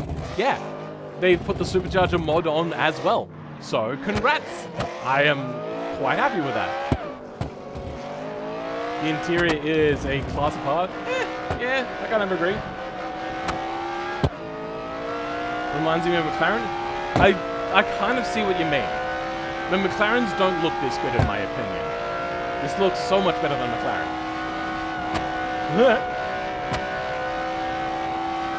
Top speed is a little bit limited. Okay. Yeah, no. Brakes are not 100%. I know we were going quite fast. What speed were we doing? Like 350 or something? I did still brake from a reasonable area, did I not? Hold on, let's take this around one more time and get around to that. It's a hyper muscle car. That makes sense. Unfortunately, it's a DCT, so I can't clutch dump if I want to. Has the shape of a McLaren? I don't know about that. McLaren's a mid-engine, so I don't think it's the shape that's doing it. This actually feels quite fun to drive. It feels a little bit dull at like braking, and then like mid-corner sometimes you get a little bit of an understeery sort of nature. This thing could probably do with a mid-engine setup, honestly. But then again, it would be just not muscle at all at that point. Yeah, I'm having to brake from really far back. I feel like this thing maybe could do with a lot more aerodynamics or downforce. Like an air brake. I know it was really hard to do, but that would be really good. And then coming up down here. Okay. Yeah, you know what? It is actually really fast. Maybe this thing does have downforce, and I just can't tell because there's something weird about the car. I feel like the tire traction has been turned up. Maybe there's no downforce, and what they've actually done, god damn it. Maybe what they've actually done is J-Beam edited in more tire traction. Like there's something weird here, and I can't really put my finger on it. My god, we went around there at 170 kilometers an hour. That is very fast. This thing knocks the socks off the ball line. I think also the music has run out, so maybe I should fix that up. Yeah, so about 320. Maybe there is downforce because it is getting limited. And there's a braking point that I should expect. And it almost pulls up in time. How heavy is this vehicle? Let's bring it to a stop. Those brakes suck. This thing weighs only 1,300 to 1,400 kilos, which is actually 1,378, which comes out to approximately 2,600. somewhere around just over 3,000 pounds, I think, is what that math comes out to. Yeah, just over 3,000 pounds. So, it should actually be a lot more nimble than this. I feel like they turned the traction up. Maybe the brakes are unbalanced. Maybe that's what it is. Maybe the brakes are unbalanced and that's causing it to do what it's doing. But yeah, let's turn off traction control. That's that's comfort. That's sport. Weird. Oh, it's got two-step. Oh, interesting. I've never used two-step before. But let's try it without any sort of traction. God damn it. Okay, let's try it without any sort of traction control. Understeer. Understeer. Let's try that again. I love the sound. I believe that is a custom sound as well. That does not sound like a standard sound. I know it has a supercharger sound on it on top, but even still, I don't think the bass engine sound is normal. Oh, okay, I just looked over. It's the sort of Corsa Camaro sound. Fair enough. Oh, we were actually going faster that time. We reached 350. You know what? It still actually handles quite nicely without the traction control. Because it is all-wheel drive, so it's going to take away a lot of the complexities of the driving. Yeah, I fear that there's, like, weird aerodynamic properties going on. Whoops.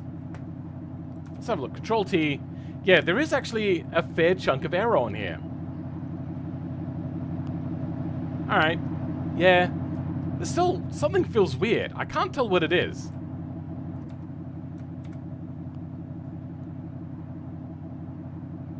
It has good downforce, but not too much. Okay. Sure. It's all-wheel drive, so maybe that's why it's not so nimble. Yeah, there's a bit of a dullness feeling to it. Also, the brakes don't help in the dullness feeling department. Let's do a quick lap. I know this thing is probably going to knock out of the park anything I've taken around so far, but I still want to give it a try. Let's turn on that traction control, because that traction control does help. Where the frick is my mouse? There it is. Okay. Sounds like a V8 supercar on an IMSA prototype? Or an IMSA. Most V8 supercars are... What the hell? Where's the thing to do a race? Oh, wait, hold on. I think I removed it. Hold on. Options. User interface? In-game missions. There we go. Okay. Found it. Q? No, that's not the one. How do I do this? Ah, there we go. Okay. Just had to go through it again. One lap. Reverse, no. Roll start, no. Good. Okay. That's what Echo said for the longest time. Something's weird. I can't tell what it is. I think... I don't know. You probably could have done this two-wheel drive.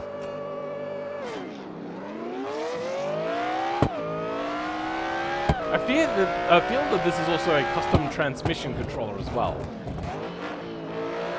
Now I know we're only going to give this like one proper attempt, so I'm not going to be able to get like a really good time. But I'm going to try anyway, just doing the one attempt, just to kind of gauge an idea of just how fast this car is.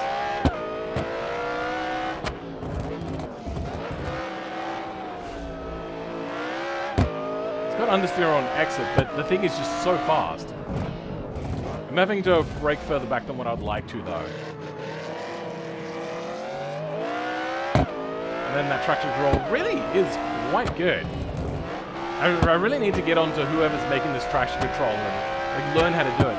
Because Automation's traction control sucks so bad. But this traction control is quite nice. Welcome, Chris Games. Hold on, I'm in the middle of a lap right now. Whoops. Jumped around a little bit there. Brake from a little bit further back. Oh, and then that time I braked too much. Okay, still doing pretty well. Damn it. Damn it. Damn it! We were on time for a really fast time there. Frick. Alright. This time, I'm not going to look over and read chat at all, because that really put me off my game altogether. You know what, I'm going to go full sweat mode and not even talk. I only really talk on straights, because otherwise, yeah, it becomes very distracting to talk and be entertaining.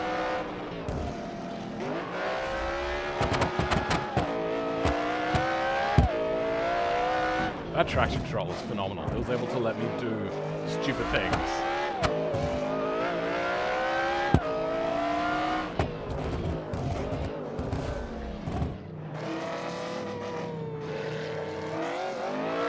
There we go, nicely out of there. See if we can get this one right again. It drifts a little sideways into it. No! Come on. Oh, you know what? I'm giving up. Okay, so it's somewhere around like a 2-minute, How do we exit out of this? Abandoned. Good. Okay. Probably somewhere around a 2-minute 30. It's fine. The F is that noise. Is that noise custom or new? That is a custom sound, as Firebird said. This seems really, really fast. Yep, I just stuffed up. I'm not sure, but I think Ekai edited the ESC. Yes, he did. He knows stuff? Yeah. I need to really learn how to do proper ESC. I see some new people here. Welcome, Otaku YouTube. How's it going? And welcome to somebody I've not seen before, Zaza Elasheville. How's it going? And welcome to the stream. Fires and Ekai's car, Lamau. It has good interior, if I remember correctly. Yes, it does. Okay, so overall, let's give this thing a score. There is some really good engineering in here. There are some pitfalls. And the driving feel is just, like, good. But something just feels a little bit numb, and I don't know how to put my finger on it. Overall, I'm probably going to give this... I don't know, what do you guys think? The interior is phenomenal. The exterior is basic, but pretty well done. There's a lot of nice details here. Not very realistic. As for realism, it's also probably not very realistic. I doubt... Oh, look, they put a complete flat undertray on it. Nice. That's something I do occasionally as well. It's just attention to detail that nobody will ever really notice. Hold on. Yes, this is the one with the stuff in the actual boot, even though the boot is, like, really shallow for some reason. Oh, wait, I know where the boot is really shallow, because you've got this here. The pushrod suspension. It's reducing your boot volume. So, realism low, but attention to detail high. 8 out of 10? I would like to give it more, but something just doesn't feel right. And I think that's what's tripping me up and making me have accidents where I normally wouldn't have accidents when I'm going full sweat mode. 8.5? I don't know. I do like it. Something's just off. I don't really know how to explain it properly. 2 minutes and 30 seconds is my 1 minute 30 seconds. What?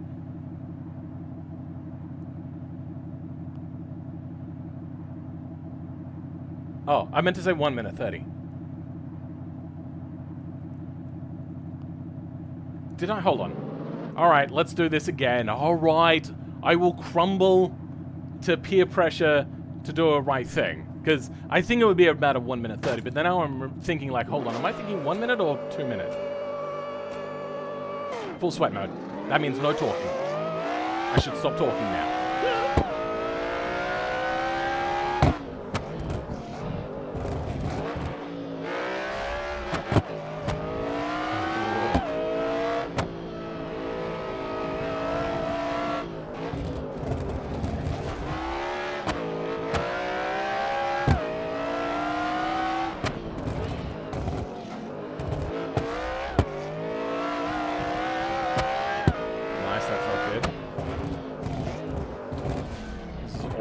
Tricky corner, even at the best of times. Because it catches out every car that understeers.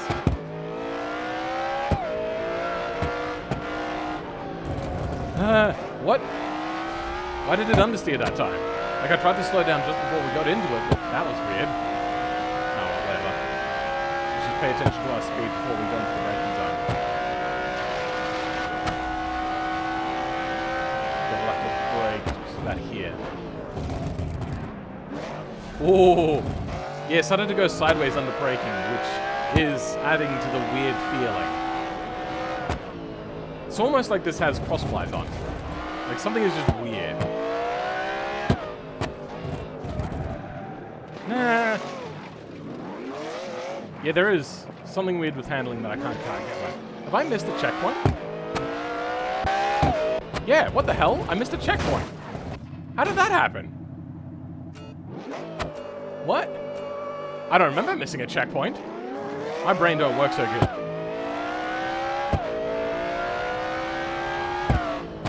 Full sweat mode again. I'm sorry, guys. Ah!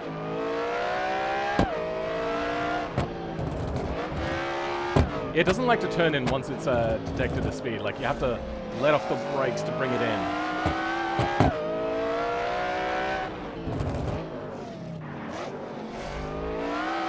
I will also admit that automation is doing weird things with tires when they export now. Like, they feel a lot different from what they have previously. Especially crossflies. Crossflies are a lot less oversteering.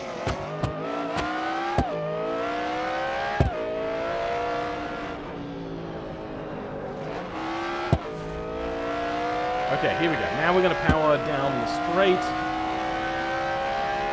Oh. Going much faster this time. Yeah, much, much faster. We're going to have to brake before the normal braking point. Almost wasn't enough then. But we did it just the right amount. And then trail braked! God damn it. Alright, that's fine. We're going to keep pushing. Damn it. Yeah, something is just weird about the handling of this car. And it catches me out, because I'm just not used to whatever this weird handling is.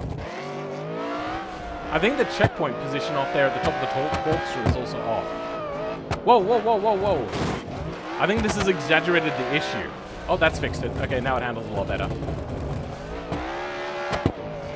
Okay, maybe a 130, like even without crashing, is maybe not possible.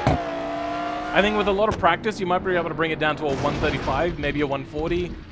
I don't know. But yeah, there's something not right. So, yeah, I'm going to leave it in an 8, because there is something wrong. And I don't know what it is. I can't put my finger on it. Maybe it needs bigger wheels and tires? I don't know. So what is happening with the Discord submission cars? Now I think about it, there really reminds me of the Zenvo. A little bit of a Zenvo, I do get that. He received all of them and moved submissions to Reddit. Yep, thank you for letting him know, Zara. Read the description, it explains it down there. Has links as well. Oh yeah. If you didn't know, I did a big stream where I tested 85 cars. That was 3 weeks ago now. 2 weeks ago now. This is the third stream since then, including that one? I don't know, whatever. My brain thought of it in a weird way. Let's go ahead and try the next car. This is the Algard Relay 10K. So, that is... Here we go. The Algard Relay 10K. This is by One Beast. Thank you for the car. This is a 2015 car. It is $228,000. My God.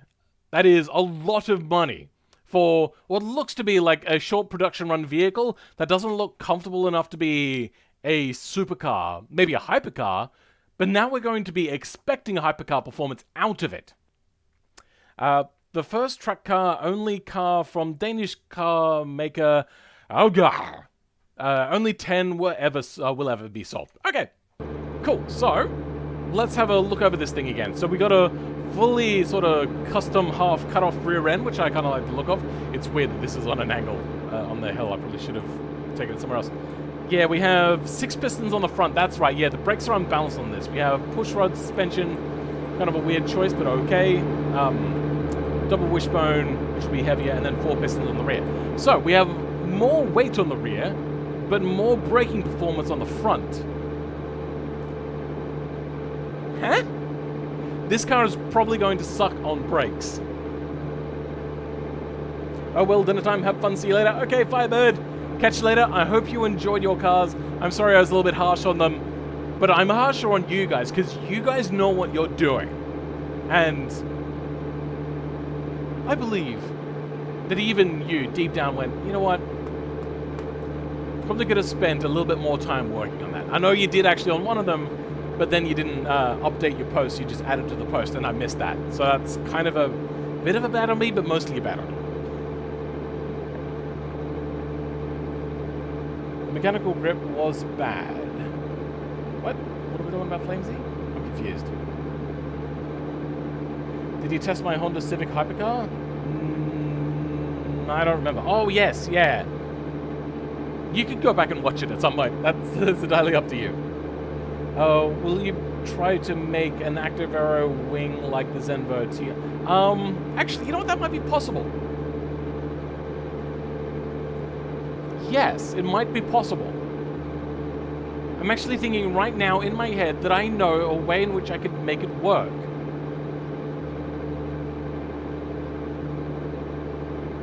Huh.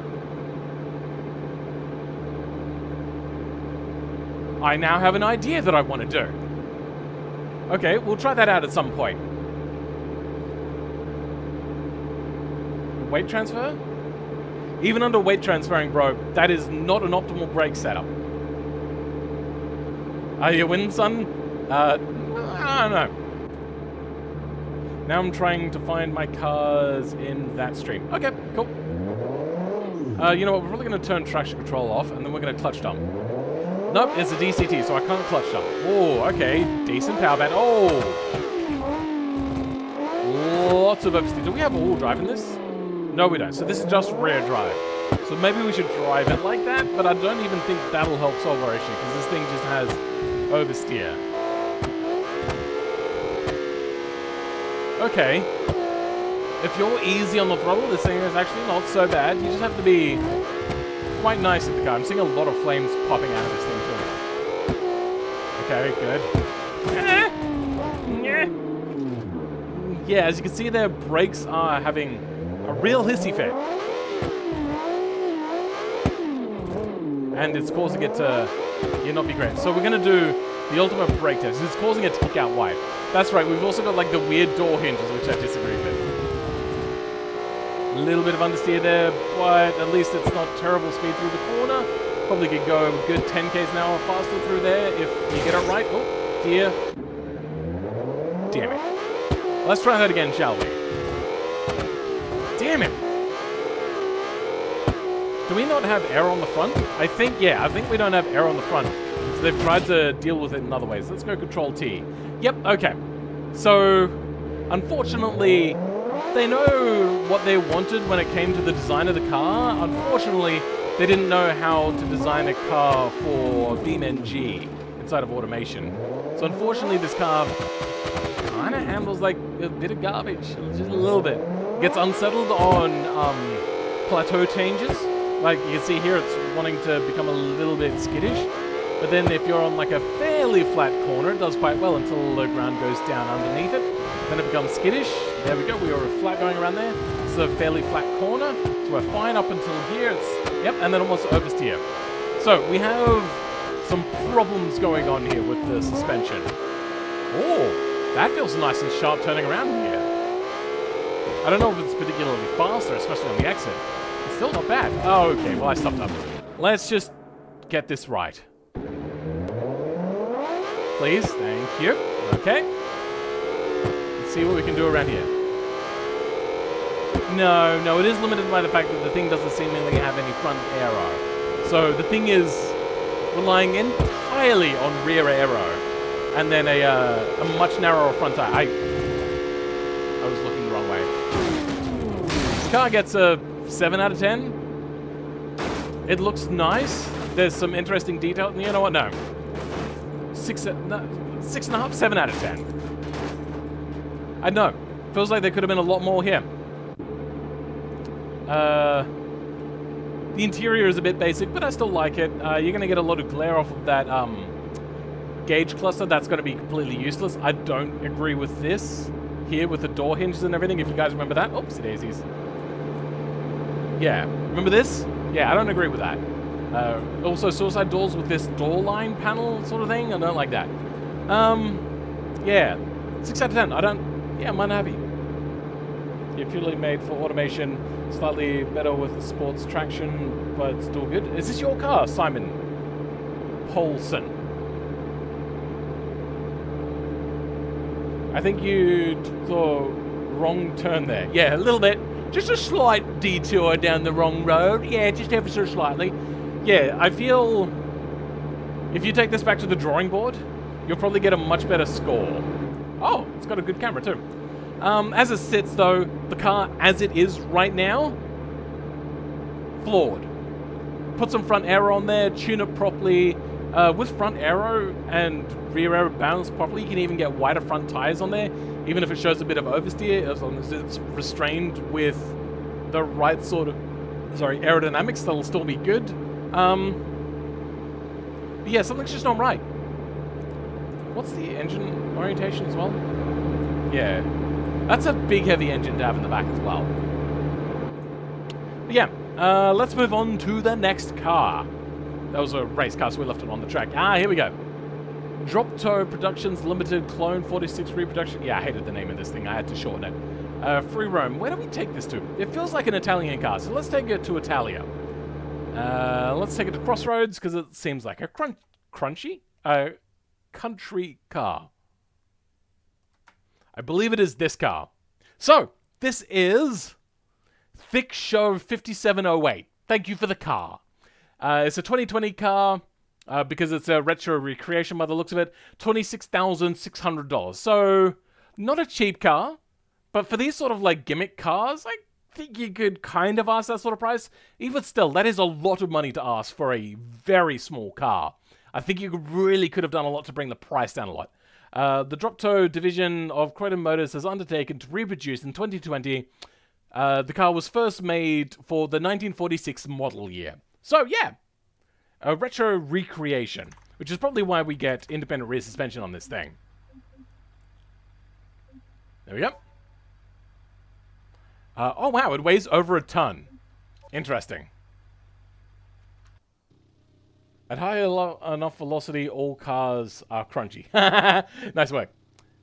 Yeah, the file name of this got out of hand. Just call it the V1. Okay, we'll call it the V1, even though it's probably the V2 because it was created as a recreation of what would have been the V1 back in the 1946 time. Bow brakes. Took out calculator with 50-50 weight distribution. Formula student cars race. Put 65 weight on the front wheels during 1.2 G deceleration. Sure. Doesn't quite work like that though, because mid-cornering brake, you're going to end up with a lock-up on the front, and it's going to wash out wide. I couldn't find any of the untested cars in that 6-hour stream. Couldn't find any of my untested cars. Shivi, are you saying that you had cars in there that should have been tested that weren't tested? If so, that means you either gave me a dodgy link, or you gave me a Google Drive link, like a dodgy link that downloaded a downloader that I decided not to use on a shifty website that I don't trust because I don't know it. Or you gave me a Google Drive link that didn't have sharing as an option. Because some people, like a few of them, had given the download link, but it wasn't shared to like publicly view. So yeah, that might have been what happened there. Welcome, Skibby-Doo. Sorry that took me a while to read your name. I just had to make sure that I had it right because... Huh? Okay, cool. Let's try out this car. Oh, it's gutless. Hold on, let's bring it to a stop. Hold on. This thing has a nearly 50-50 weight distribution. That is surprising, considering I believe, what was the engine, like, really far forward on this? Yeah. The engine is really far forward. On flat ground now. Oh, no, on flat ground it is actually a little bit more even. It's 230 on the rear to 290 to 300 on the front. Okay, so, yeah, alright. It's not the lightest. Sorry, the most balanced, but yeah. Not bad. So far, quite gutless. Oh, we got ABS. I suppose that is a safety requirement. turn-in is quite nice. It feels really lively. I doubt that that's how the car would be in real life, but as a concept car, this feels quite lively. Oh, okay. Actually, it brought itself back into alignment there. Nice. Are we... No, those are not cross-fly tires. Also, those tires are very thick for a very small amount of power. I loaded them as .car files. Okay. No, I did actually do the .car file conversions. Now I don't accept .car files anymore. That might have been previously tested. Oh, wait, no, hold on. I think I actually... Did I say that I skipped all .car files for that stream? I think I might have. I can't remember. But I think I said that. I said when the update comes, I'm going to skip all .car ones. I think that's what I said. Not the gutsiest car today? I don't know. Oh, sorry. Yeah, I agree. Sorry, I meant to say. But I don't know if that's going to hurt its score because it still feels fun to drive. Realistic? You probably wouldn't see a mass-manufactured car coming out like this, but otherwise, as a concept car, it feels quite nice. In which stream did he test the Civic Hypercar? The Civic Hypercar was tested in the 85 cars video. Love the tractor video? Ah, thank you, Max Churchwell. I'm glad you enjoyed it. I want to make a tractor now. Yeah, it's really fun and addictive to drive. Ah! Wow. Surprisingly, this car comes back into alignment. What suspension do we have in the rear again? Just double wishbone, okay. This car, I would love to own. It feels lively. I wish there was a small roundabout here that I could just chuck it around. Because in my area, where you get a lot of your cornering fun times from, sure, you can go into the hills if you want, but the hills are quite dangerous because... they're just not particularly great roads around here. But, a lot of... What the hell just fell off? What was that? Nothing fell off? Weird. Why is the underpan... the oil pan glowing? Weird. Oh, because it's reflecting? What, the ground? That's weird. Anyway.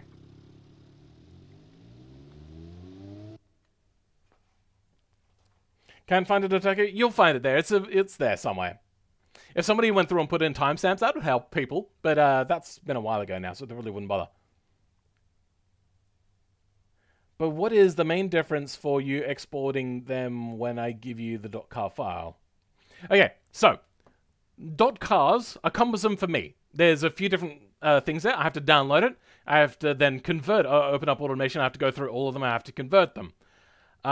There's also usually errors when exporting a .car file and importing a .car file. Unlike when exporting a .zip, you know whether it's got the fault immediately because you can test it in BeamNG.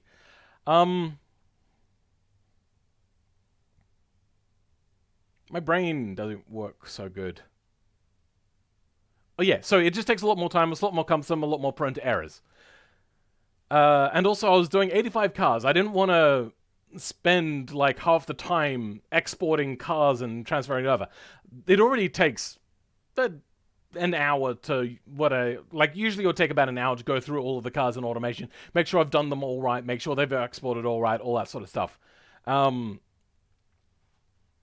document everything, whatnot. So I just said no to that. And I said that previously to the streams as well. You can now resubmit them if your car didn't get tested. The Honda Civic Type R race car, I believe I did test. And there was something wrong with it, so I didn't really drive it very much.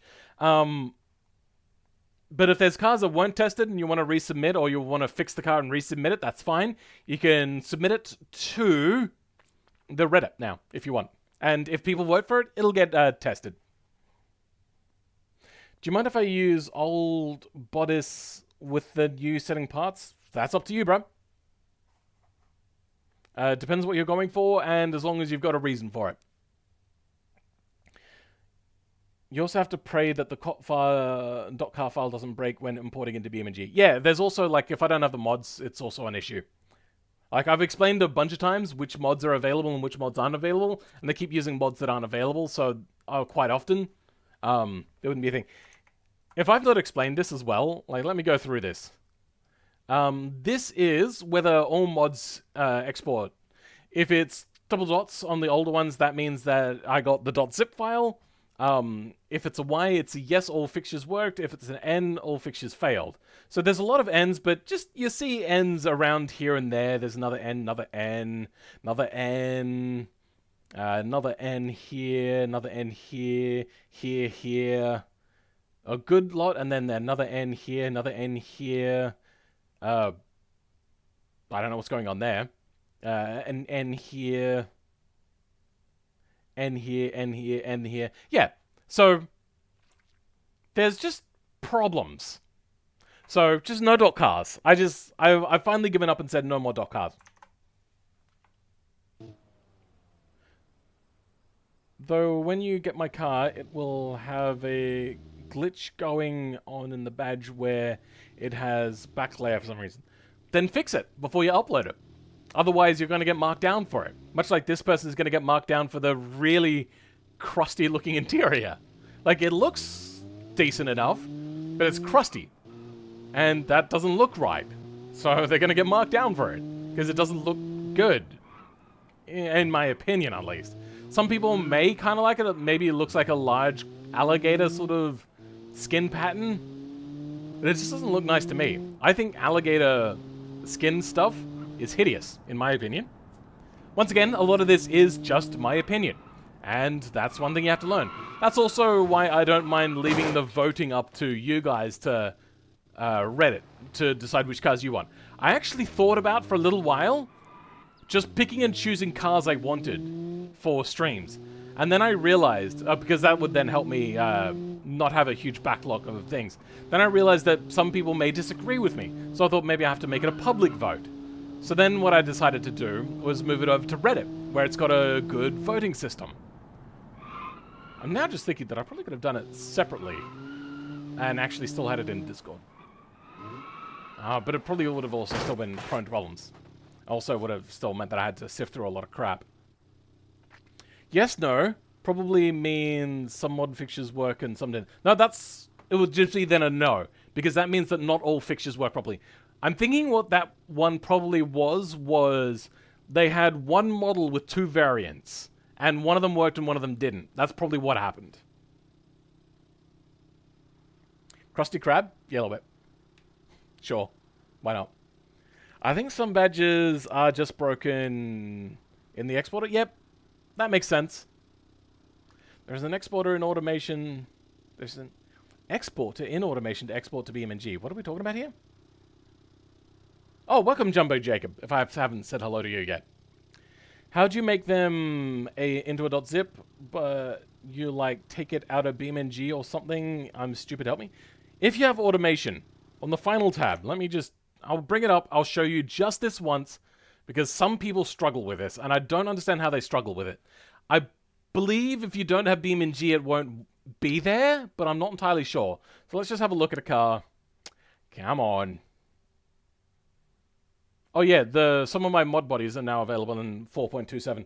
Not all of them, but that's because I haven't gone through them yet. Let's just go through. This is a bollard test that I did. Yep, right here. The final tab. So you got all of these tabs down here. You go to the final tab, then you got the export car. You've got export.car file, but here's just export car. You click on that, then it comes up with export to BeamNG. Okay, well there, it has an issue. I think that what happened there is I changed the ID number for the car body and when I updated it. So, sorry some people about that, but I had to do that to make the mod work properly. Anyway, that's how you do that. I've got apparently another ping. Why is somebody pinging me?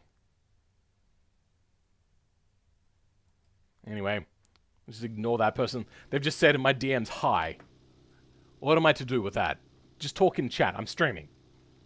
If you don't have BeamNG, you can still export the car, but it'll just end up as a .zip in your documents downloads. Okay, cool. Yeah, then do that. It'll probably be in documents. You can also click on a thing that says open up the folder that it's in, so you can actually just find your way there really easily without having to actually look for it. Anyway, that's how you guys do it. So yeah, I like this car. Kind of fun. What is its cruise speed? Because that is going to be a problem with a car like this. You're going to want good fuel economy. So, Oh, we have a 5-speed in this. Seems like a bit of overkill. 100 kilometers an hour in top gear is nearly 3,000 RPM. Okay, that is actually quite realistic. A lot of really small, low-powered cars will have their 100 kilometer an hour be nearly 3,000 RPM. So that's actually a good gearbox. Oh, how fast do we go in first gear?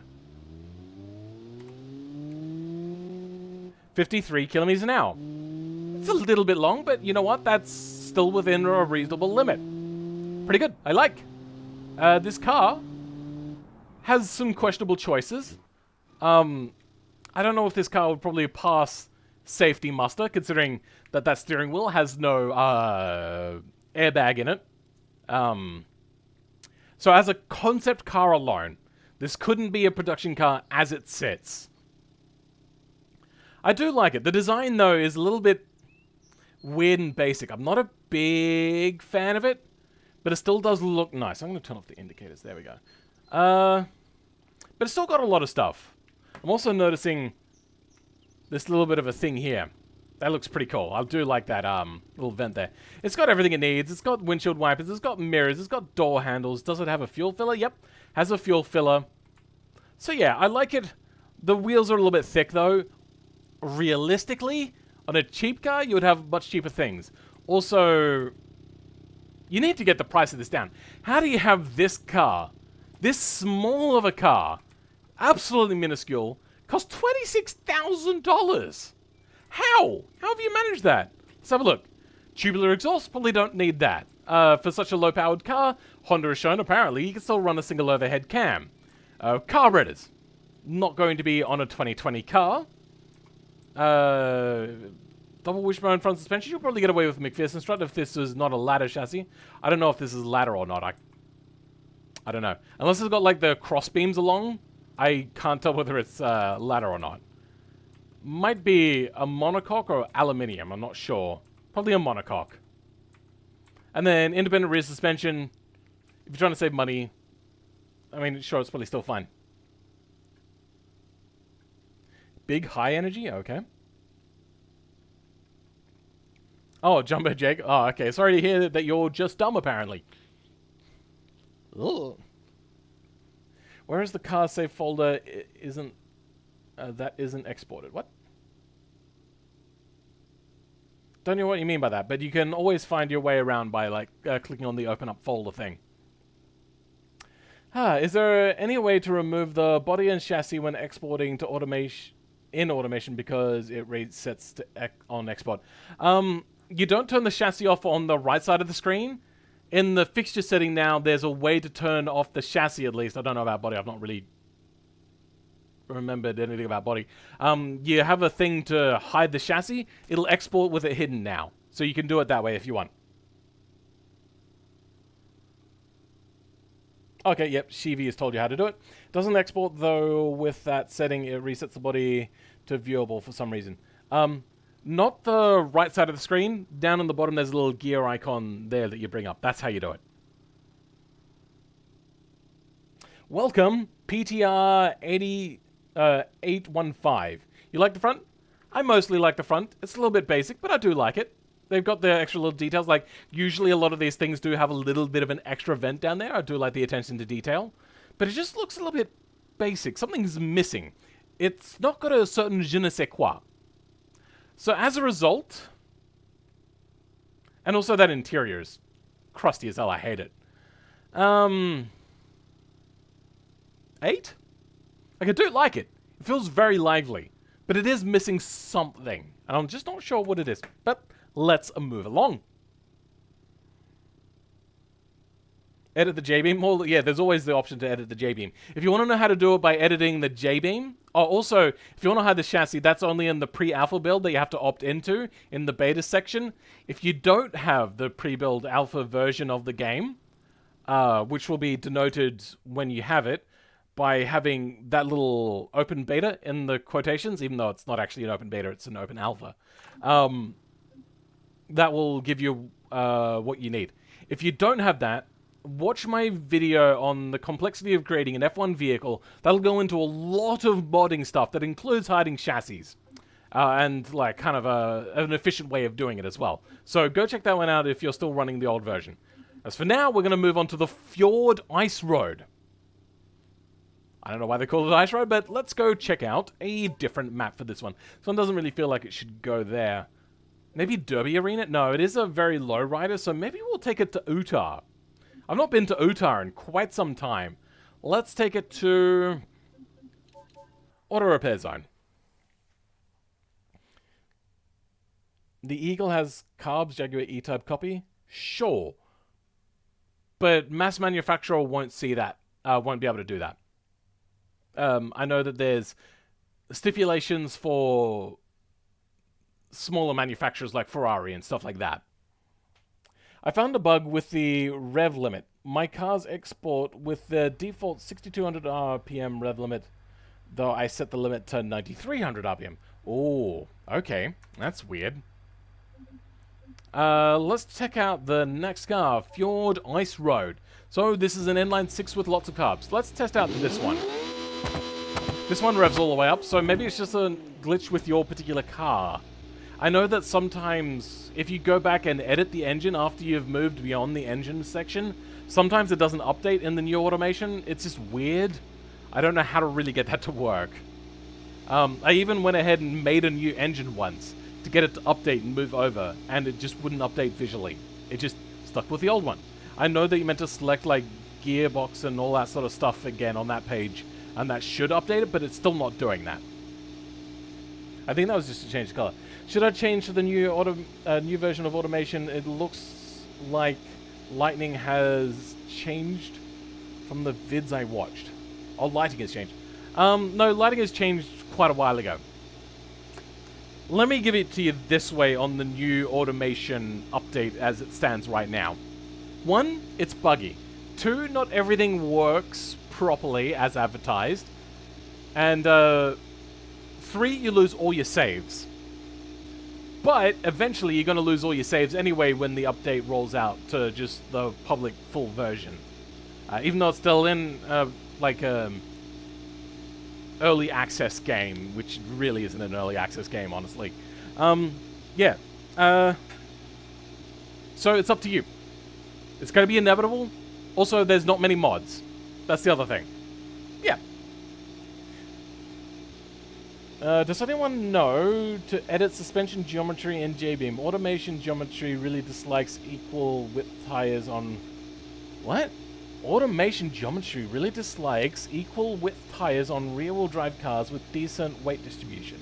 I do not know what you mean by that, but yes, you can edit things. I've done it a few times. If I've got it shown in the video, you might see a little bit of me talking about it in the Chunky Off-Road Tires video, and there might be a little bit of something in one of the F1 videos, probably the one about the complexity of creating an F1 vehicle in automation. 8, woohoo, thanks, I agree with the interior looking crap, but in my defense, I think this is the 3rd one I've made. Oh, so that was your car, Rob. Okay. Then as that being the 3rd car that you've ever made, that is phenomenal. Really well done. Everyone, round of applause for Rob Beamer for doing such a good job on their 3rd car. That is actually a really good 3rd car. Had a bug once my old cars where it would rev past 11,000k when the limit was 12k, so auto wouldn't work. Weird. Is there a reason I lost my saves? Because I don't remember that happening from 4.21 to 4.24. Okay, the new update has different ways of things working. Fundamentally, there's just some really big differences. So it's like trying to fit a square peg into a round hole. It just won't work. So they just went ahead and they've told everybody,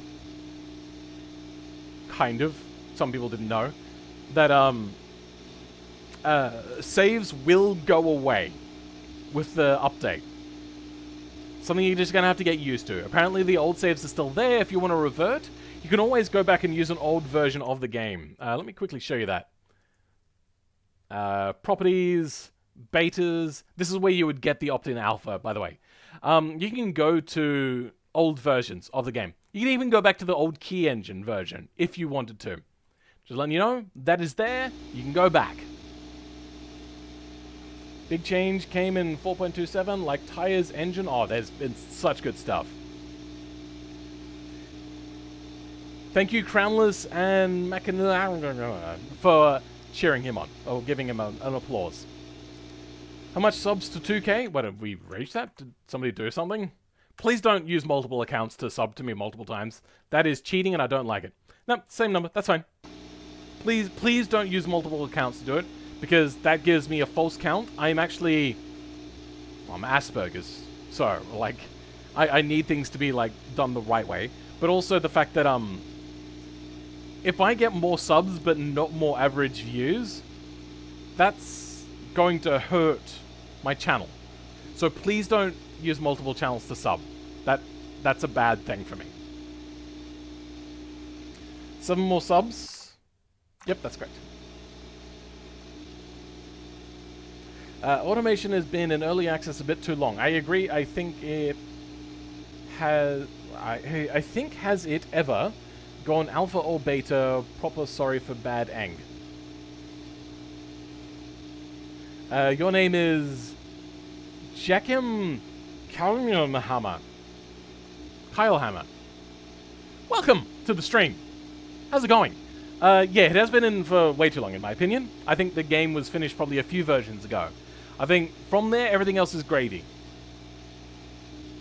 Looking forward to the modern F1 cars creation video. Yep, it'll get there eventually. In a couple of weeks, I will be doing the next version car, which will be the same body, but just downforce, and I'm going to attach the downforce to the suspension, not to the body of the car, so it can be like the original ones. At least it's not been as long as Project Zomboid, Kenshi, or 7 Days... Wait, Kenshi is still in open access?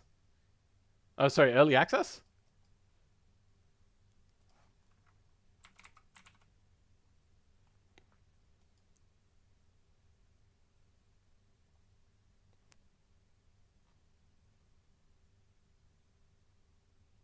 Is this full release date? Is that what that is? 2018? I don't know. I like Kenshi, but it's such a cumbersome game that I have not played it since I played it on stream, like, probably a year or two ago. It's been in early access for too long, but there is only 10 or so people on the team, and they've got a second game to work on. Yeah, no, they probably shouldn't have started the second game. No, but it was like, me, 12, 13 years? Okay, cool. Let's go ahead and try out this car. We have a locker, apparently, as an option.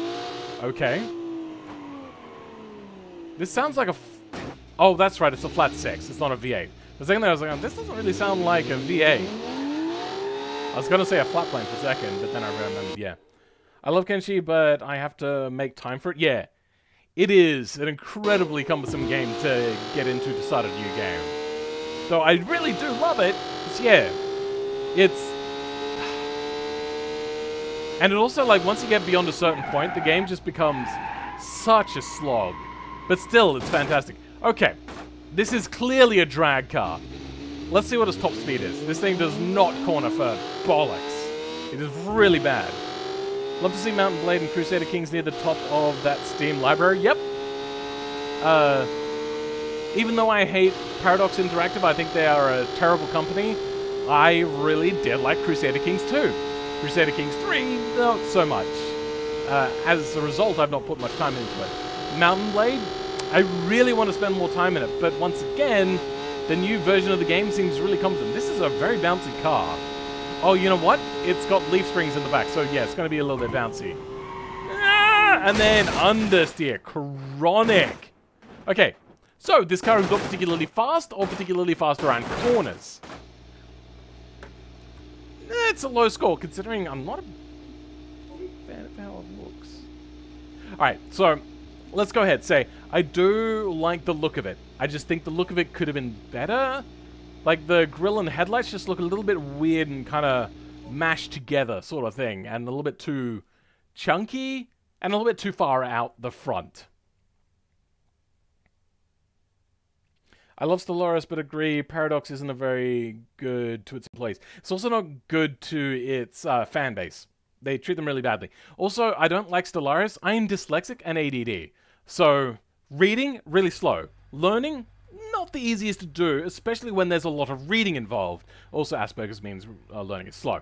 So, its wall of text style tutorial is completely bullshit and I hate it and I've never put much time into it. I think it is a terribly designed game. They should have, like, there is plenty of examples of how to, like, make a complicated game not have walls of text. And they still just made a wall of text type game. What the hell? Anyway, let's go ahead, bring out the Fjord Ice Road. I see that they've taken my nomenclature sort of choice. Isn't Paradox the publisher of City Skylines?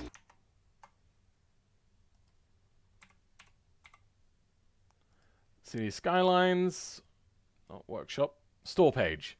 I can't believe I've only spent 48 hours in this game. It really feels like I spent a lot more on it. Oh, Paradox Interactive. That's the publisher though, not the developer.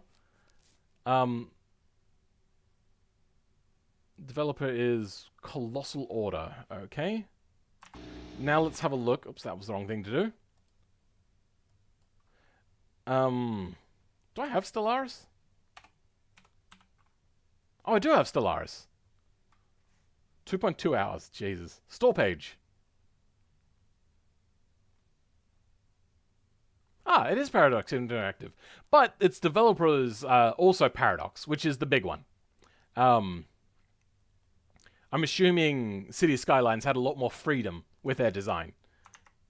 Whereas Paradox is made the way Paradox makes it. They quickly pump out a game as quickly as possible, all its flaws and everything that makes the game really trashy and shitty and Crusader Kings, and then they go, well, I mean, let's at least release a whole bunch of DLC so they have more to play. Without fixing the fundamental flaws. That's just what they do. And they also don't care about learning curves. Because they know that the fans are screwed. They're shit out of luck. If you want a game like this, they're the only ones that offer it. Let's go ahead. Cinematic camera, no. Cool, that all looks fine to me. It has that F1 car front track width. If you didn't know, the front track width on an F1 car is wider than the rear track width. I didn't know that. You agree the tutorials and learning curve for all Paradox Grand strategy games are rough. They are very bad. I have short-term memory loss and it's very weird. Yeah, I know, I have very bad short-term memory as well. You forgot what you did 1 minute ago, but remember with great detail what happened 5 years ago. I'm not great with 5 years ago either. Okay. Wait, what? Why are we looking at this? Let's just go ahead and start. Okay. Let's do a drag race. I'm guessing this car is probably going to be somewhere around a, 15 second, maybe? Maybe less? I don't know.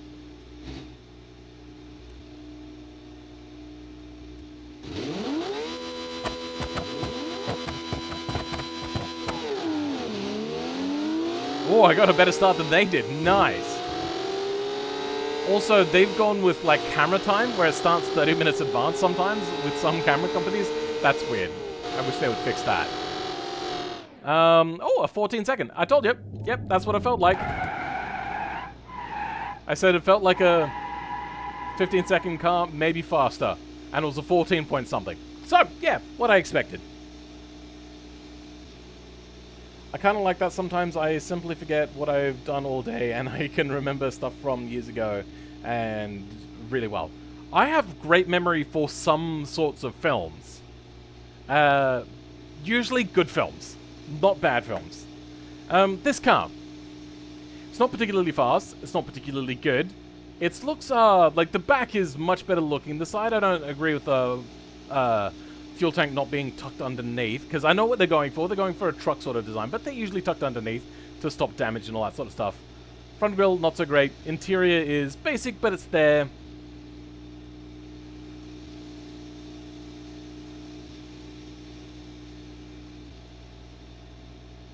I don't know, the realism feels quite nice. I feel, though, that the engine is not particularly realistic. Whoopsie daisies. Don't do that. I feel if I was doing this, they said it was JDM, so maybe it's a JDM engine? Like a 2J or maybe a RB sort of engine, like a naturally aspirated one? Otherwise, it probably would use the original engine, which could have had an inline 6, but it probably would be a single overhead cam or pushrod. Probably pushrod, actually. So yeah, I don't entirely agree with this. I'm not a huge fan. 6.5? 6. 6, yeah, 6. I like it, but there's lots of flaws that aren't made up for by pure speed. Let's move on. Oops, that's the wrong button again. Okay, there we go. Got the right one. Whoops. No, I've lost chat! Oh, good. Okay, the chat came back. Thank good. Welcome, Onion Man. How's it going? It's going pretty well. Okay, well, I'm going to pause that. Okay, let's check out the next car. The next one is... Okay, the Helsky T28. I believe it was Chen that said that this was their car.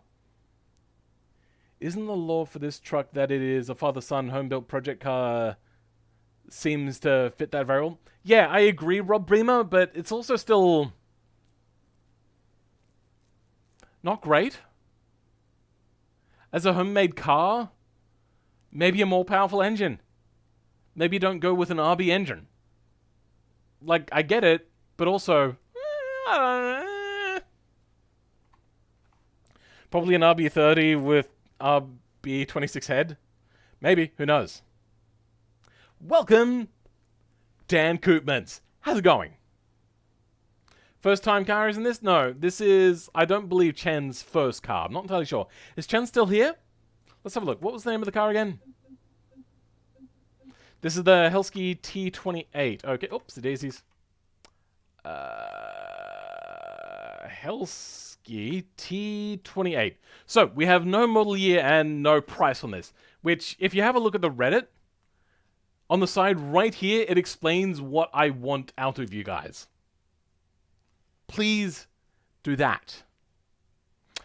So we have no like real gauge of year and all that sort of stuff. So we'll just assume it's a 2022 car and it costs $1 bazillion because they didn't put a price tag. So maybe it's just an unfathomable amount of price. So realism is going to be hurt because we don't know the realism. 2.8 liter inline 6 twin turbo all drive car. That was the only blurb they gave for this car. No passion whatsoever in this car, but we're going to go over this car. We've already gone over it a lot. That exhaust is weird. All-wheel drive, bad brake setup, no leading lines, as we said. But let's see how it drives. So the driving is where this car is going to... Okay, it's very slow off the line. Manual transmission. Yep, good. It's not a sequential or anything, so at least they... went with a more realistic sort of gearbox. Though it is a muscle car, and muscle cars generally don't have manuals. Even modern ones still don't see manuals very often. Old ones, very, very old ones, yeah. But still automatics were coming along. That also possible? What we're talking about? I don't know, but I do know that there is a lot of interchangeability between the RB engines. That much I do know. I know here in Australia, the Holden Commodore had an RB30 DET engine. An engine which even Nissan themselves didn't use. But Nissan was made here in Australia for a short time, and they made the Skyline here in Australia, the R30 and R31 models. And they had the RB30, and then they made the Turbo Godzilla version engines and all that sort of stuff. And they made the turbo version and put it on the RB30 engine just for Australian markets to go in the Holden Commodore.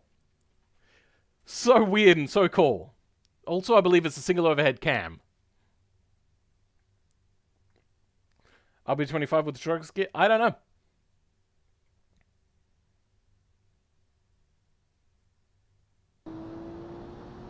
Ah, Firebird is back. Okay, let's see what its brakes are like. Should brake at about here. Oh, Even though the brakes are bad, they're actually doing pretty well, and they didn't get very hot either. Okay. Though it is very slow. This thing really did not need to be all-wheel drive at all. Like, I know if they were going for like a, understeer like crazy. That's unfortunate. Let's try taking it through the corkscrew. You know what? It feels like a late 80s, early 90s sort of sports car where the handling is bouncy but fun. Is it good? I mean, not particularly. And then if you try to go too fast and overcook it, you get understeer. So, it's an okay car. It actually feels decent to drive. But, you probably could have done away with a rear wing, or maybe try to balance it out with having a front wing. Because currently, I feel that this thing doesn't have front aero. Oh, it does! Just not the right amount. They've made 2 wings at least. Okay. So they know some technicalities. They've learned a little bit. Interesting. It just then... Why is there so much understeer then? Is that an all-wheel drive setup problem? Did you not give enough rear drive bias with it? It doesn't like to go into corners. It feels like this thing has lots of weight over the front axle. Let's bring it to a stop. See what its weight distribution is, and then have a look at its overall weight. So its weight distribution, not that bad. About 420 to 500 on the front per wheel. Let's have a look. It weighs 1,800 kilos. So yeah, I think if you went just rear-wheel drive and just balanced the car out a little bit more, this car would be phenomenal. As a low-speed sports car, this thing actually feels quite nice. Except for the fact that the thing sucks at low speed. Like, very low speed, it sucks. I like it, but I know you can do better. But I'm gonna give you, so if I was rating you as, like, an experienced builder, I would probably give you, like, a 2 out of 10. But I know you're a beginner, so, everyone, calm down. As a beginner, I rate this car because you have actually put in at least every base required fixture. They haven't missed anything, like even fuel filler caps and all that sort of stuff, and windshield wipers. So I can't mark you down on that. You've got decent enough looking wheels. Your brakes are not great, but they're actually working quite nicely with the ABS. Done a pretty good job there. It, as a beginner build, you've also chosen a decent body. You haven't gone with a Ferrari LaFerrari type body that is one of the hardest to work with. Like, even I struggle to work with that body. I've made like 1 or 2 good looking cars with it, and even still, it's very hard to work with. So you've at least been smart with the body choice. A 7 out of 10 as a beginner? Maybe 7.5. Because it handles quite nicely most of the time. Feels realistic for an older car, but not really for a modern car. So, yeah. I would like to see you go back to the drawing board and try a few different things out. Otherwise, decent enough job as a beginner. Time to do as you and the others in ACC asked. Time to make a Malaise 70 car. Oh, okay. A Malaise 70 car? What? I don't know what that one is. Oh, you guys were talking about that, and I just kind of skimmed over it, because it interests me. They probably try to make a Skyline GTR competitor, but even most of the Skyline GTR competitors are rear-wheel drive. Yeah. The Skyline is a very kind of unique car with its all-wheel drive system. It's also a very complicated all-wheel drive system. Personally, 1,500 kilograms is max weight for me. Crownless. Yeah, no. That's just not... Oh, hold on. Let's see what the modern Mustang 2022 weight. God damn it. Stop showing me these funny numbers. So, the Mustang, a sports muscle car, is over 1,500 kilos. let's have a look at a competitor to what this car will probably be, which will probably be some sort of Audi. Let's go like Audi R4? Is that what it is? Am I getting confused? Yeah. Audi R4. Do we have weighty? Yeah. The Audi... That's towing capacity.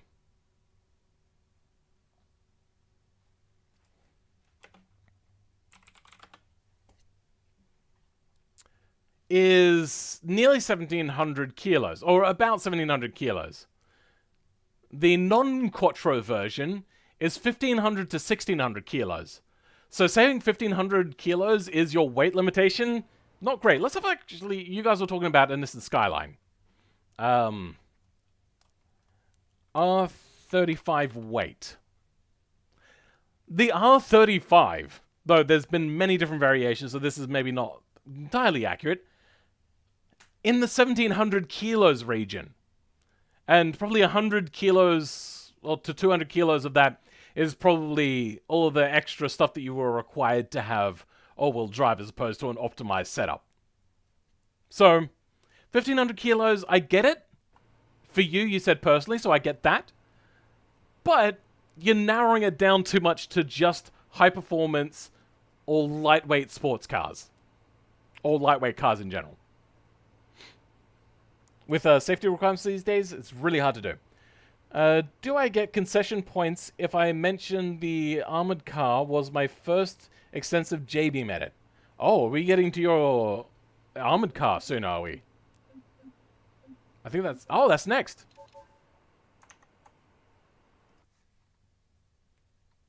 Here we go. Armored car. So, this is by... Where Vixen? Is this your car? Because your other name there is Ichtacha Sebonhara. I think I mentioned somewhere.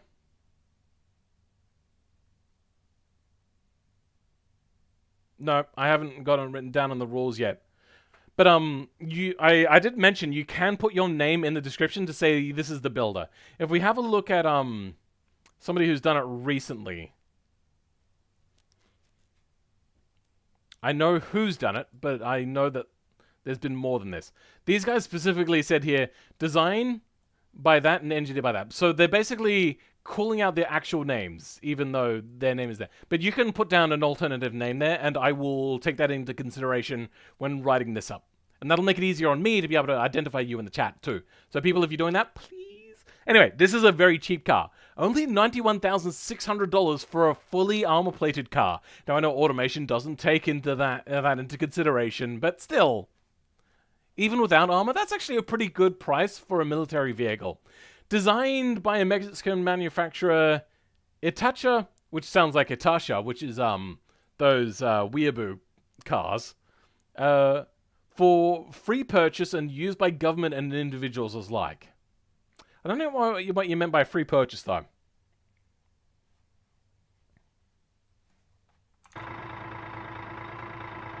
Oh, that's right. It's a diesel-like engine. Oh, I like it already.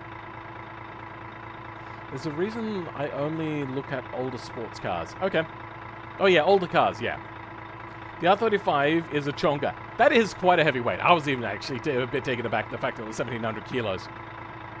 I was expecting it to be somewhere around, like, 15, honestly. Yeah, I hate the R35 personally. Oh, Crowless hates the R35. I personally would like to have one. That's just me personally.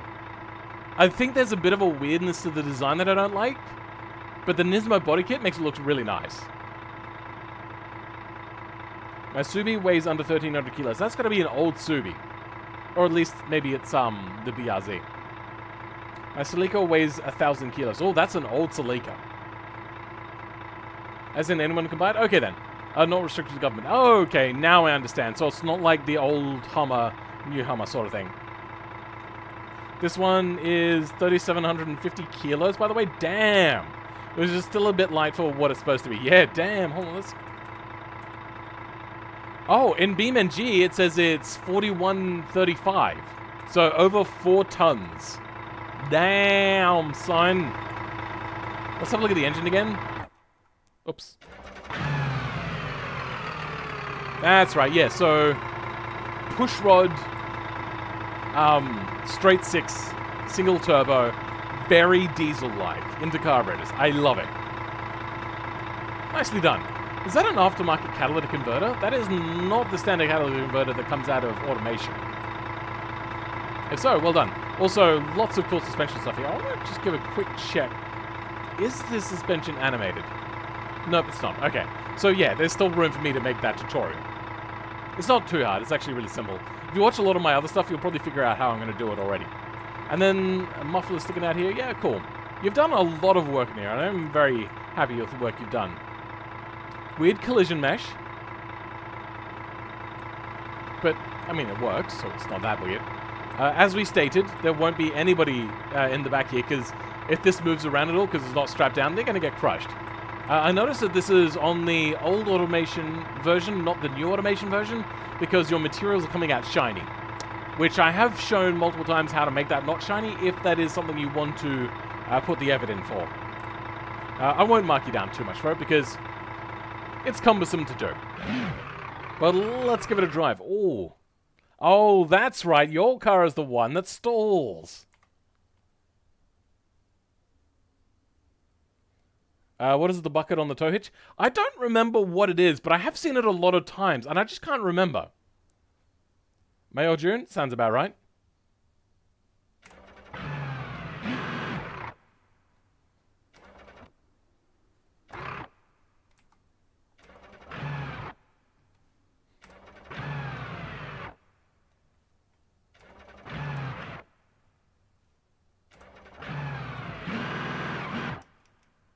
What is happening?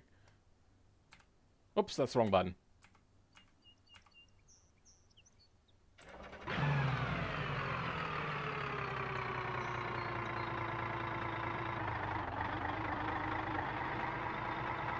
Okay, it doesn't have a good clutch controller. Damn it! Damn it! Okay, if I'm like 3% throttle. There we go, we're pulling away now. Okay. Jesus! If you edit the J-beams, you can actually turn the stall level down. Sorry that I was quiet during that, but that took a lot of concentration to get working. Also, I'm not sold on the pallet on the side of the thing. Do we not have automatic? Okay, yeah, now we have arcade. Okay. Damn, son. This will take some time? Yeah. Oh, low gearing. Oh, fair enough. I didn't even think about that. Now, imagine you stall that much during war. Your enemies in front. Yeah, I know, right? Oh, okay. You don't want an oversteery car as a military vehicle. That is a problem, because it is very easy under high-stress environments where you're not able to pay 100% attention to just the act of driving, but more where you're driving and all that sort of stuff, and going over, like, really difficult terrain. You don't want to have the chance of spinning out. Is this only a 2-speed? Oh, I love the sounds of this engine. This is fun. This is a fun car to drive. Okay, I feel like it could do with more power, though. Even if you had to edit it in J-beam to get more torque. Yeah. This is fun. Also, is this custom sounds? Very new at extensively modding J-beams? Sure. You probably also could have turned up the idle RPM torque number. Like, if you go into the engine, and you... Yeah, this doesn't sound like an automation engine. No, it is only a 2-speed. Interesting. Okay. Yeah, I want to take this somewhere. Where should I take this to? Let's try switching this over to low and see if it works. Okay, yeah, low works. Okay, cool. I suppose it really has 4 gears if you have low range. Is there a body mod tutorial that you could recommend? The complexities of making a Formula 1 car in automation or BeamNG or whatever. That one. That's mine. Goes over so many different things. There are VODs. What? Yes, more than half the cars are already off the track already? What are we talking about here? Did I come late to the stream? Ah, João Costa. Welcome, Costa. Never underestimate a pallet. You can make a makeshift sofa, swimming pool, shelter. Okay, fair enough. Is there a... I read that one. It is the diesel bus i6 from stock Beam. Nice. I see that you... Did you take that from my video on basic sounds? Or did you do something else? Wow, that actually works quite nicely with low range. Well done. Okay. Yeah, I think I... that's not the right one.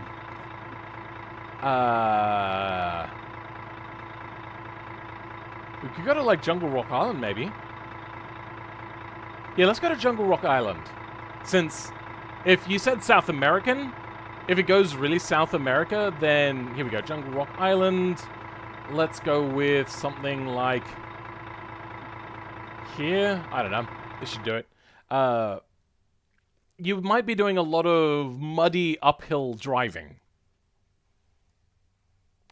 The purpose of the pallet is for tearing planks off and shoving them under the wheels in mud. Oh, okay, fair enough.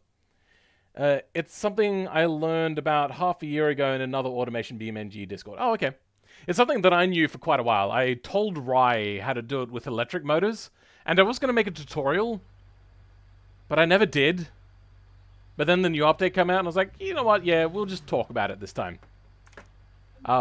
It has changed since that time ago, though.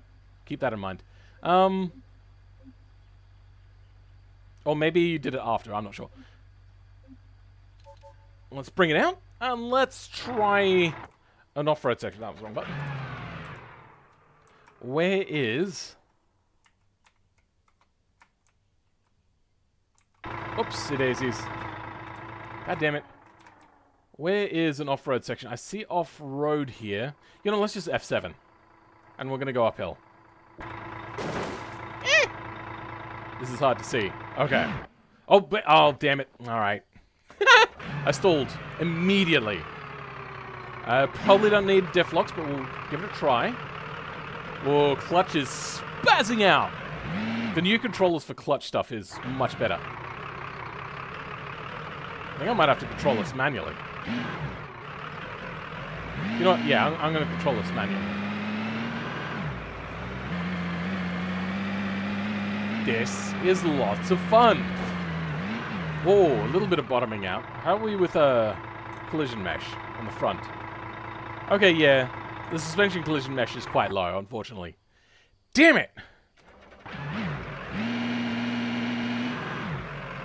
Yeah, BeamNG's mudding physics are not really up to par yet. They're no spin tires. God damn it! Yeah, I think you need to increase your idle torque numbers. Because otherwise, yeah, this is, not great.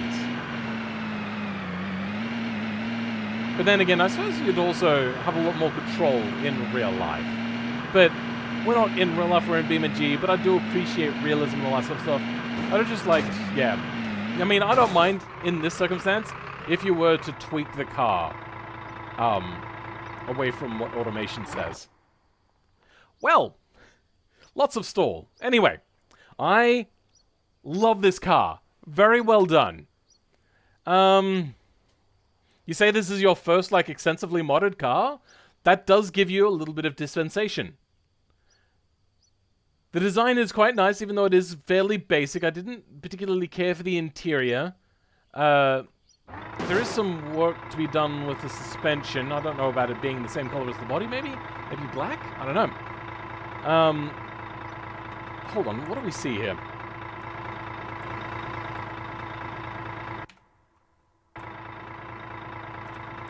Okay, so, a lot of cars have that V-shaped hull to take explosions away, and generally also from drive shafts as well. So where you've got it a little bit V-shaped, not so much going to be protecting your drive shaft there.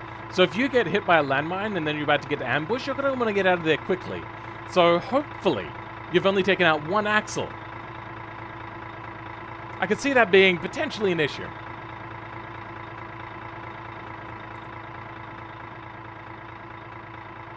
It might not be the best in mud because it is designed to be quite gutless. Okay, the engine is from 1946. Oh, dear.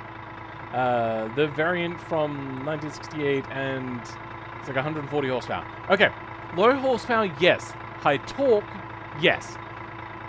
Low horsepower, low torque, no. It would have a lot of torque, because I'm assuming it's diesel, because you've got a diesel soundtrack. Well, I didn't see half of the stream. What car was most interesting for now? I think I actually really do like this one. I'm inclined to give this one, like...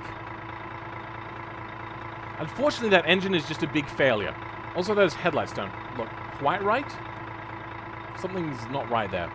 I'm trying to be nitpicky now. But yeah, like an 8 out of 10? I would give it higher, but that engine is a big flaw. Like, I feel like it would have better torque than that. Something to learn in the future. Normally the only thing I adjust are engine sounds. This one has everything adjusted. RPM and torque curve, turbo timing, and boost. Okay. Well, that's a lot of work you did then. I assume that's why it stalls. Yes, that is a wonderful idea. Automation exporter to Spin Tires series games. Shh. Don't talk too loudly about that. I don't want other people to hear about my idea. I mean, that idea. I wasn't working on that. I wasn't literally looking up how to do modding on Spin Tires. No, don't talk about it. Nothing happened here. You're imagining things. No. Nothing happened here. Please don't do it before I did it, otherwise it'll take away my clickbaitiness nature of the video. Yes, that is cool. The torque is almost 700 foot-pounds. Yeah, but I don't think it's coming in early enough. One thing you'll know about diesel vehicles is their torque at 0 is still quite high. I used to work for a delivery with a delivery thing, and I had a Ford Courier diesel.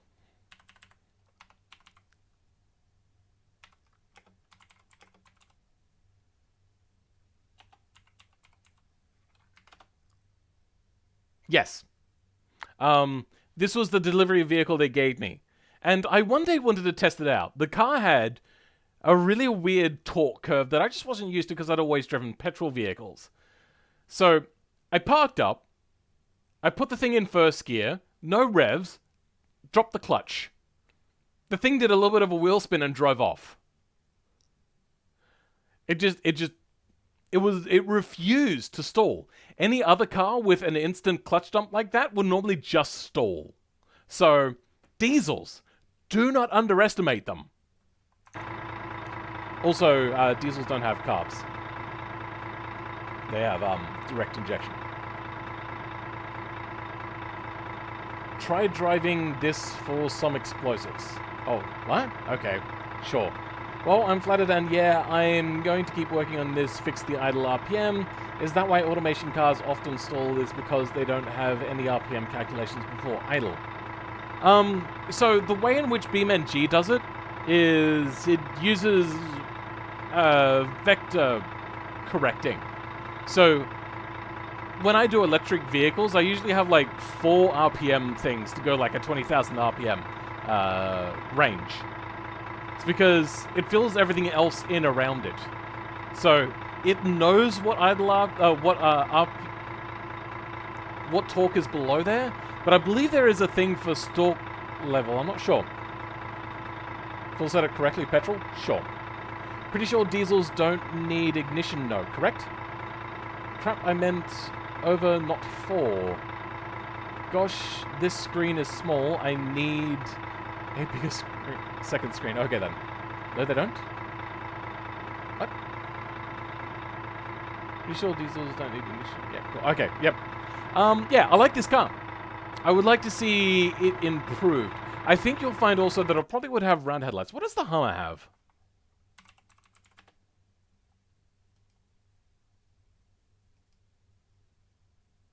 Yeah.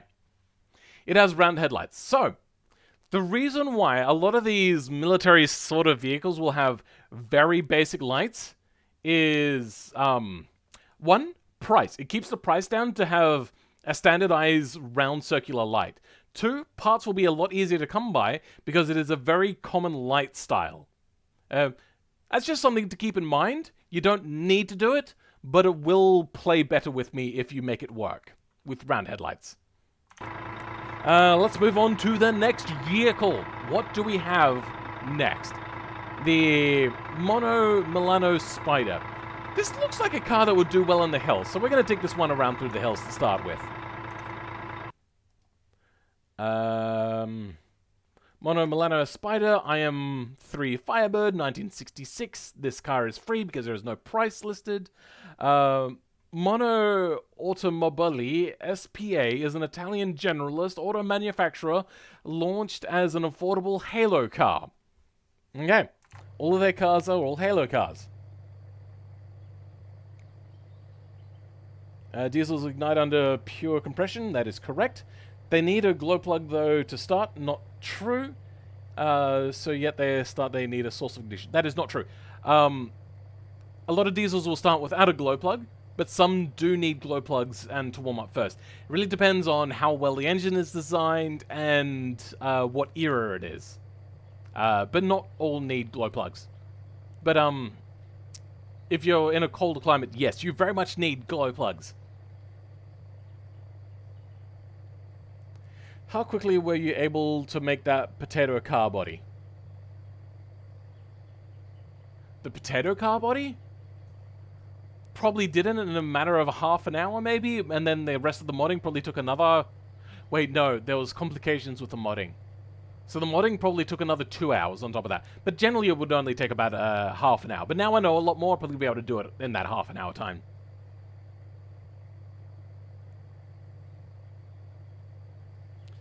Easy to replace in harsh conditions. Yeah, that's also true. Hey, I had nothing to do with this car. That one was Omi. The Mono Milano Spiders are from Omi. Admire them, though. Yeah, no, I do like the look of this car. This car looks really nice. It is reminding me a lot of the boat car that we had a couple of weeks ago.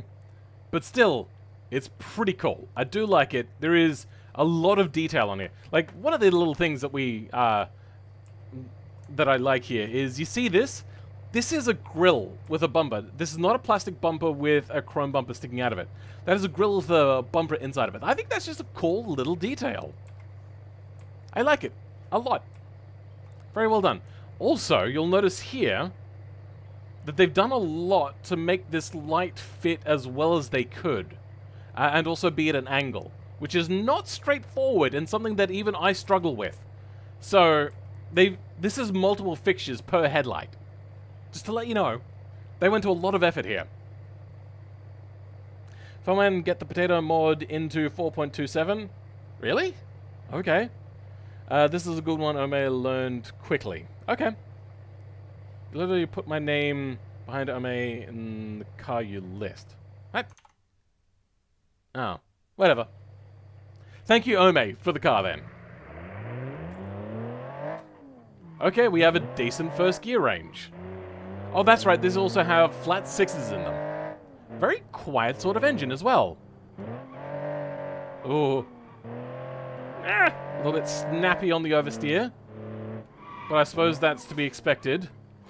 What year is this car? Hold on, let me have a look. Control E, because there is a list of cars. 1966. So, yeah. Being a European car, it probably has... radials.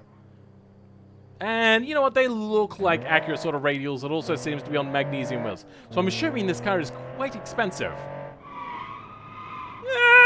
Oh, it doesn't have a huge amount of traction though. Maybe it is still on radial. No, that's not radial tires. That's cross-ply tires, I believe. Sorry, not the other way around. It's not cross-plies. It's radials. But it drives like cross-plies. No! Oh, we put it in a ditch. That's how a lot of British people drive their car, right? The front reminds me of a French car, but the rest reminds me of an MG style design. Yeah, it looks a lot like the Alpine. Let's have a look.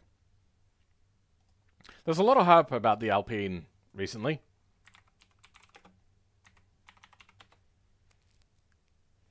Yeah, no, it's Alpine and something else. I'm just not sure what the something else is. Like, I know these side bulges from somewhere. I just can't think of where it's from. Anyway, my opinion though, I don't like the look of the Alpine. Though I do like the look of this. It looks much better. Is there a picture of the rear of this car? There we go. Yeah, even from the rear, this car doesn't look particularly great. Which cars are good for decorating a hood? Really struggle to get nice looking lines. I just use mostly, like as you can see here, vents. And, just the trim fixtures one next to the badges section.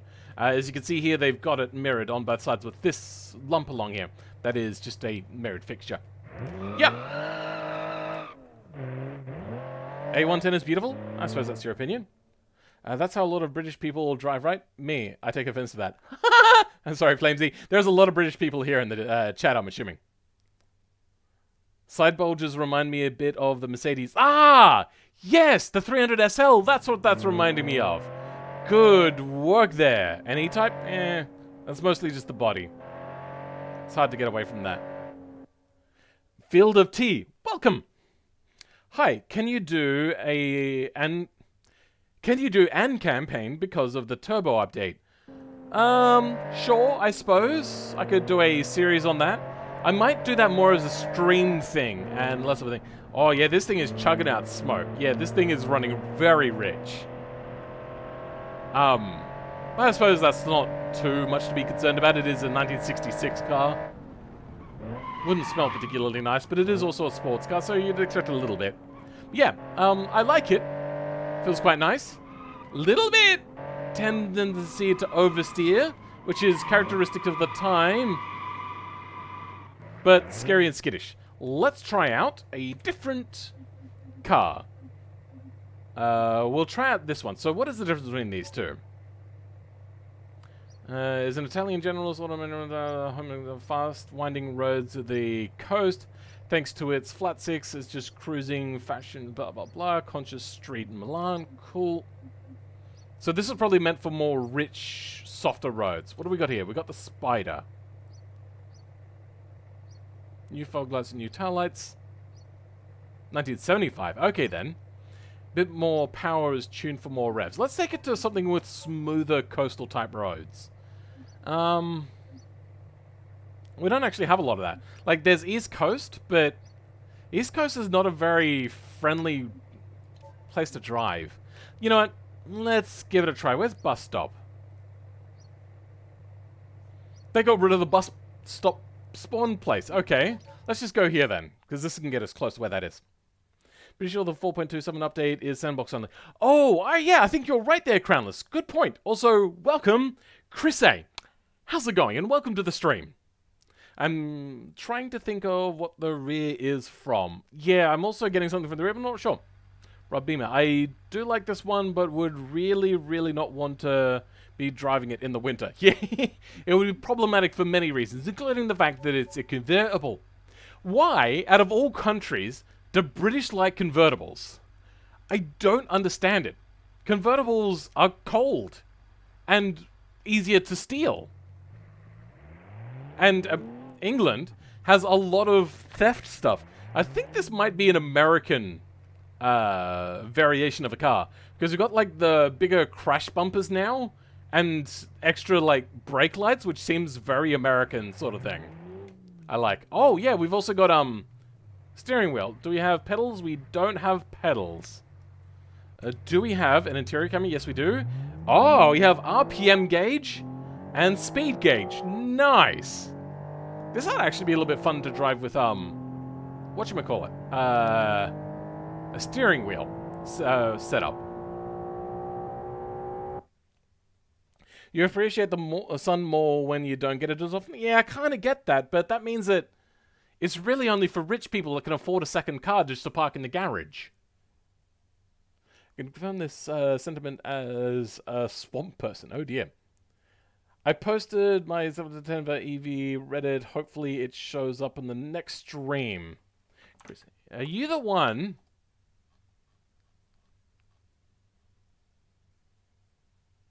That did this one? 8 hours ago, which is probably going to get skipped? Not sure. Anyway, cars from the last week I'm reviewing now. I want to figure out gauges and wheels. I did a video on it, if you want to look it up. Let's have a quick look. Let's get some music going.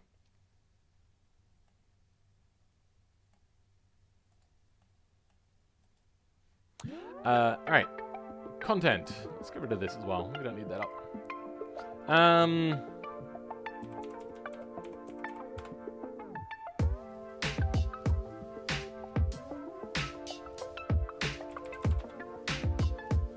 No, frick. Alright, you know what? It's not that long ago. We'll just scroll down until we see it.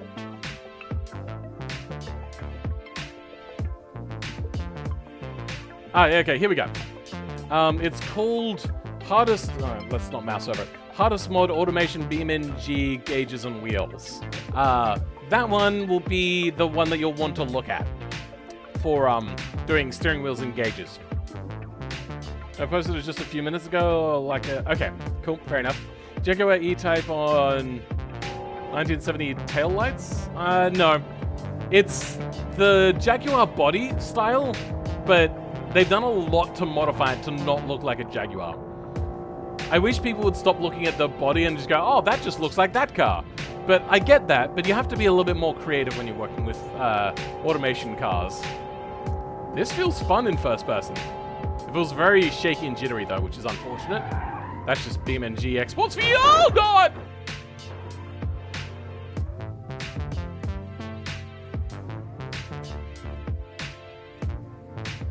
God damn it, get me back to the normal camera. That hasn't gone quite so well. Yeah, so let's go ahead and refresh that. So we got some knacker ducts. The vents are now gone. A little bit more squared off and sort of thing, but still looks mostly like the original car, which I do appreciate that they've tried to do that. I like it a lot. So much more of a fun car than the previous one. But that's also because it's newer. I feel like the tires though are a little bit unrealistically wide for this car. Unless this car is making a buttload of power. I feel that the tires probably wouldn't have been that wide for that time period. I'm trying to take this thing on the coast, but it gets a little bit bouncy. I feel that the shocks could be a little bit stiffer, but then again, shocks were really soft back in the day. More modern cars have a lot stiffer shocks than what they used to. A lot stiffer suspension. Lots of body roll was the name of the game. Gets a little bit skittish if you get a little too bouncy. But then again, we are going fairly fast. We are going considerably over the speed limit in an open top sports car, so feeling scary is kind of what you'd expect. Lock up the wheels a little bit, that's fine. A little bit of oversteer, get it turned around. Yeah, this handles quite nicely. This is actually one of the more enjoyable ones we're going to drive. But now we're only going to review one more car, and then we're going to move on from this collection. Trolley, this is the one which is in the thumbnail, and I am very excited to try out. The pack blah blah blah or something like that. Same one. I don't know the price of it. Let's go Control-E, see if there's a price or anything like that listed with it. Generations pack. Okay. This difficult third act designed to be brand new and in tune with times, this generation of Milano took a hard break from what people loved in the old ones. This sounds a lot like when Lotus tried to go front-wheel drive. The box engine was replaced with an inline 2. Oh, I love it. I love how they've just made all of these like arbitrary choices that nobody's particularly going to like. But they're like, but this is what everybody else is doing. Which is what Lotus did and made a front-wheel drive. Apparently the car is actually quite good. But everyone discounts it because it's like a fiberglass mess of a front-wheel drive, sort of like so much to hate sort of thing. The box engine was straight from their mid-size sedan. It introduced front-wheel drive, 4 seats, and brand new blocky design language to the family, being heavier and making less power than the previous generation.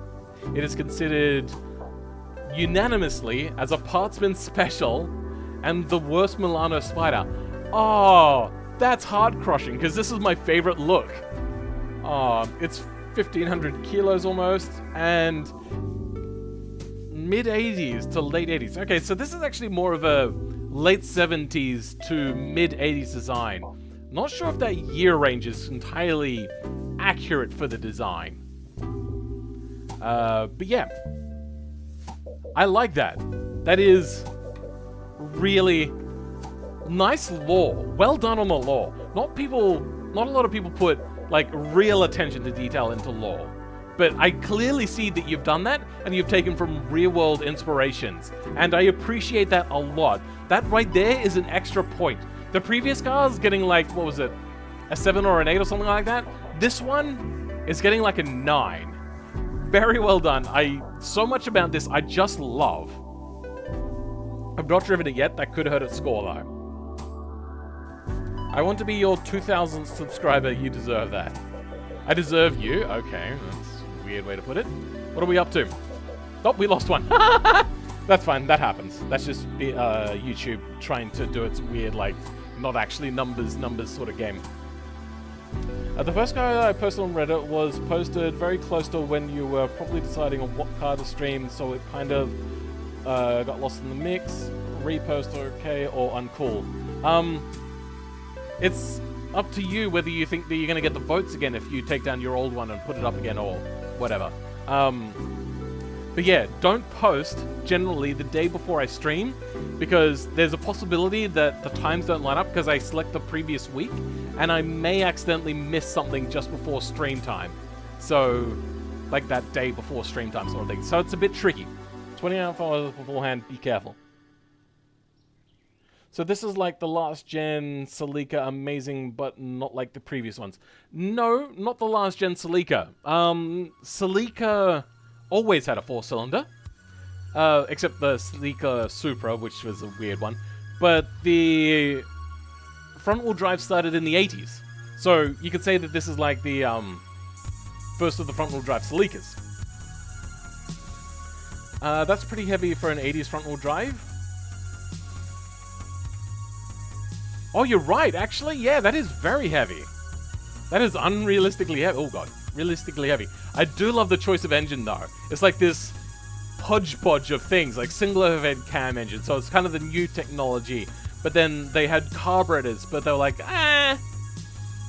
like, we don't want to make a new manifold and a new system. So we're going to use the old carburetor system with the fuel injector. So yes, it is genuinely a parts bin special car.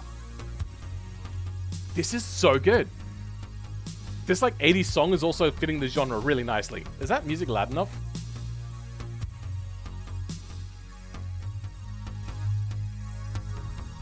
There we go.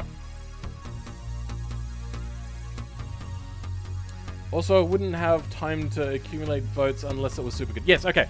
Also, yeah, if you post in the earlier part of a week, you're going to have more people viewing it. Towards the end of the week, less people are going to be viewing it. So try to probably do it earlier in the week so people can upload it and stuff like that. How's everybody now? I'm very sleepy. I haven't slept in the last 43 hours. Damn, Space Warrior. That hard. Waffle wheels? I love the wheels on this. I love these wheels so much. They are probably my favorite wheels. I just don't use them very much because they are very much a thing of their time, and you really do need a body to be able to match the design of it. And I don't like to do the same body over and over and over again. So I don't use them very often. That's because I think they're too special to use incorrectly. And here I think they're used actually quite well. Well done. Now comes the tricky act of seeing out handles. Let's actually see what the rear suspension is. Yeah, so this is also appropriate rear suspension as well. I'm assuming this thing is going to be nice and happy with a little bit of oversteer. Oh, that's gutless off the line, but not so bad in the top end. It is less power. I could straight up tell that this thing has less power, but not so bad. Oh dear, oh dear, oh dear. Oh, okay, that was my bad. I took that wrong. This is also my favorite road in East Coast. It's just I don't use it very often because I keep forgetting about it. So I forget about my favorite thing apparently. It's also really tricky to drive. It's a very scenic part of the map. I love it. It's very gorgeous around here. Look at this. It's so pretty here. Not healthy, get sleep? Yeah, I agree. I had to study for Polish? Oh dear. what were you studying how to be a Polish person during the Blitzkrieg? Like hiding and not being able to sleep because you're fearing for your life? Sorry, that's a bit cruel. I shouldn't do that. I actually have Polish heritage, so I suppose kind of okay. Alright, you know what? It doesn't feel fantastic. I feel maybe a little less body roll would be appreciated, but then again, this is still an 80s car and body roll is still quite common. Though I still would like stiffer sway bars, honestly. But it's still fairly fun. You can shop this around a little bit. Though, chucking around is safe and not particularly the most fun thing to do, because it is front-wheel drive. But it's not unfun. It's not a regular front-wheel drive. This is fairly nice. It's just nice. Didn't Lotus call their front-wheel drive roadster the Elan? That engineered their contemporary custom... that enraged their contemporary customers while making it way more expensive and less reliable than a Miata. Yeah, I think that's kind of what happened. Game Boy Tariosta. Also, if I've not said hello to you, hello and welcome. I've just had to read over 400-page book and had 2 days for it. Oh dear, bro, you gotta time manage better. 400-page book would probably take me the better part of a month if I was trying to like actually retain any information in it. Your brakes are not great. Yeah, no ABS, which sure, in the 80s ABS was not very common, but it feels... yeah, it feels heavy. The car is too heavy for its age. And it's also... yeah, not good on brakes, but that might also be its excessive weight. As a result, that is going to hurt the score a little bit. Because I feel that this thing should be a lot livelier than what it is. Like, even with a 4-cylinder, it is a little bit dull. The chuckability comes down to how vigorous you are as well.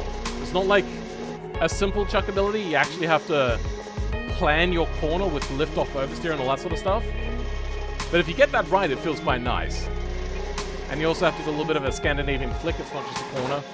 And yeah, so...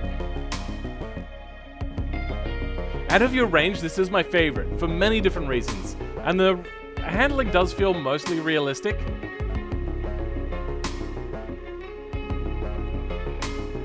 Only the brakes are letting it down. I think... still a 9. Because I do love this vehicle so much, especially with this song, which is sounding kind of like 80s sort of thing. Somehow this reminds me mostly in its handling of the Mercury XR7. I don't know what that is.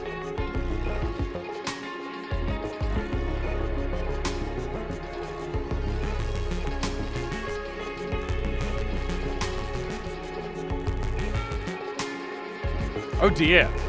I doubt that. I doubt that a lot. I mean, my time management usually is not bad. It's just that my extreme laziness has appeared out of nowhere. Fair enough. Okay, so I like the car, but let's move on to the final car of the day, which is a little hot hatch rear engine or mid-engine transverse car. But it is a V6 twin turbo, so I'm guessing this thing is going to handle like shit. And we've got it on one of the hardest kind of areas to drive on. Like, this place is harder to drive on than Italy. But yeah, big heavy engine back here. I'm not sure. I'm very unsold. You'll also notice that these rear tires for an 80s car, which this looks like an 80s car, let's see if there's any details of this car. 1986. So, yeah. 1 ton. So yeah, you notice that the tires here are quite wide, and they're, I believe, a semi-slick pattern. But you have a look at the front tires, very narrow. So that means that they made this car without any consideration of aero. And Control T brings up no hidden wings by the looks of it. What the hell is happening here? Weird things. Very weird things. Also, this is exported before the new alpha update as well. As you can see, a lot of the interior is shiny. Though the driving wheel is on the correct side. Well done, that's an extra point right there. Later generation, what are we talking about? Triumph XR7? I don't know. Anyway, let's give the last car a bit of a shakedown. See what this thing gives us. You know what? It's not exceptionally fast. Let's get a timer out here. So the fastest cars in the world were probably doing 0 to 100 in about 4.5 seconds. I think was kind of their time. Let's see what this does. I had to remember what I had to do just then to bring up the UI. I hate all the extra steps. It sucks so much. BeamNG devs, don't make your UI more clunky. Make it less clunky and more fluid. I know that that'll make things a little bit harder to find, but maybe put the harder things to find under the clunky menus. This is not a particularly uncommon thing for somebody to do. Don't make it clunky.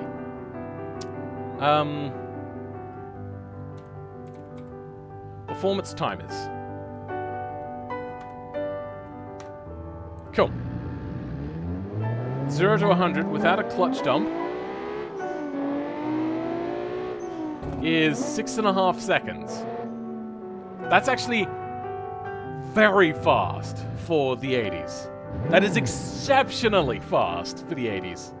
I bet I should have said the Mercury LN7. Again, not in looks, but the way it handled. I don't know if it handled like an old American muscle car, honestly. Okay, with a clutch dump and keeping it in the power band, we're going to get 0 to 100 in 4.5 seconds. So, if there's anything we can take away from this, this is unrealistically fast. Unless maybe this is meant to be a Group B car before all-wheel drive became a thing, like the O37. Hold on, what is the acceleration of the O37? Actually, does this have a description with it? 1986. This is by Agnosion. Thank you, Agnosium Dash, for your thing, because yeah, got a dash in there, so the dash is not silent. Because it's got a dash in there. Nobody else does. It's a $40,000 car, which is also very unrealistic. This is a homologation version of a Group B Valley car. Okay, yep, cool. Only 500 of these were made. Let's now get rid of this. Oh, UI apps, sorry, my bad. Get rid of that, and let's put on a torque graph. And see how much power we make out of this thing. Is that 300 horsepower? That's very fast for only 300 horsepower. And 300 horsepower is no slouch in the 1980s. That was not easy to come by. What? Ah, frick. Okay. Now what you have to do is you have to click that, then you have to click yes, then you have to click exit, then you have to click exit again, or press exit. Such a stupid system, BeamNG devs. Come on. Get your act together. So it is multi-point injection. 0.15 is half? What are we talking about here? Have I messed up? Did I screw something up, did I? Whoops. Let's see how this thing handles. If it's a homologation special, it's probably meant more for dirt, which means it should understeer like it is currently. But it has power oversteer, which is quite nice. Okay, we've got a broken steering. Let's fix that. As a road car, this feels kind of nice. You'd expect it to be Group B, to be, just a little bit dangerous. And currently, it is just a little bit dangerous. And I like. Woo-hoo-hoo! Oh, wow, that power gets away from you. You have to be very careful with that. Ooh, and it bogs a lot like a Group B. So Group B, you have to do a lot to keep it up in power band because they were going with smaller turbocharged engines and just relying on you to keep it up in the power band. So yeah, lots of turbo lag. Let's take this over to do some dirt driving though. There is a dirt section just around here. We're going to go through here. To be honest, it took that long time for other cars to use all-wheel drive because Audi was losing against rear-wheel drives. It's been deleted? Oh, retracted. Weird. Audi only struggled because of like the extents to which the 037 Lancia team went to. Otherwise, normally it wouldn't be like that. You said it was 6.5 when it was 6.1. Okay. I just rounded. It wasn't 6 seconds, so I just rounded up to 6.5. That's fine. Whatever. We're getting a little too much oversteer on the power. Damn it. Let's rewind that then. Oh, you didn't tune it for dirt driving. Okay, then, yeah. I was thinking that this thing was a little bit oversteering. Then, is this... Oh, Nozion, yes, this is your car. Okay, thank you for the car. As I was saying at the beginning, I do like the design. It's incredibly simple. Very, very basic. The NACA ducts are also incorrect. They have to be facing forward for them to be effective. But I still really like it, because even though it's basic, it is a nice design. Also, is that custom wheel fenders? Hold on, let's look at that. Or is that just weird body lines? Okay, that's just weird body lines. Okay, yeah, still. Nice. Audi lost against Opel? Did it? I don't know. Anyway. There are a lot of car companies doing a lot more. Also, the first year was a bit of a struggle. Because of, like, teething issues. And in its first season, Audi ended up 5th in constructor standings. Did it really? How big is the engine in this? It's quite big. It's a big, lumpy V6. So I'm assuming that added a lot of rear weight bias. So you had to solve that with bigger rear tires compared to your front tires, like what you've done.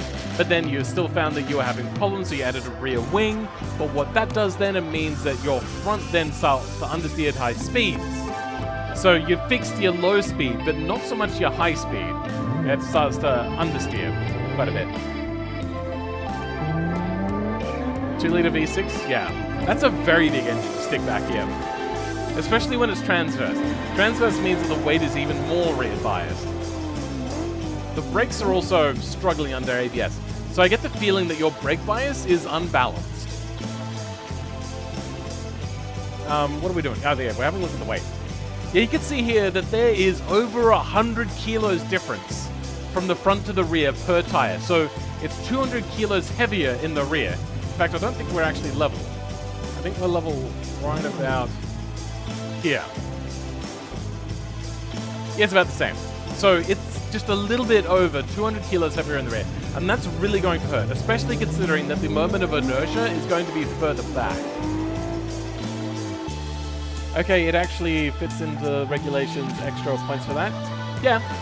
2-lever turbo disqualifies it from being Group B engine. Really? No, it doesn't. No, it's like a 2.3. Group B regulations. Yeah. Is this the one that has the rules written in it? Yeah, here we go. Turbo and supercharged, so you just got different categories. It would fit into the same category as the Ford RS200, the Metro 6R4, the Lancia 037, and the Audi Quattro. Yeah. If it was naturally aspirated, you could go up to 3 liters. This is not unrealistic.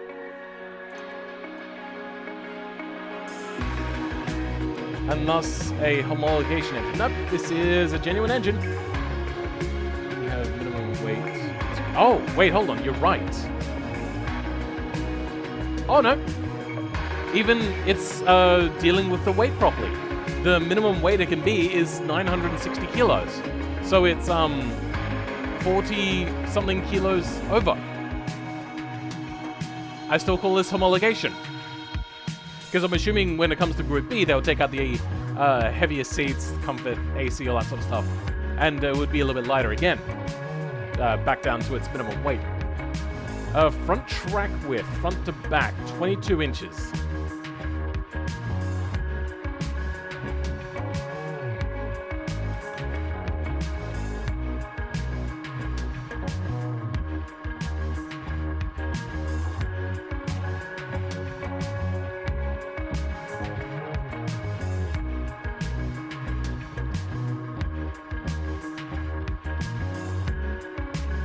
Oh, what?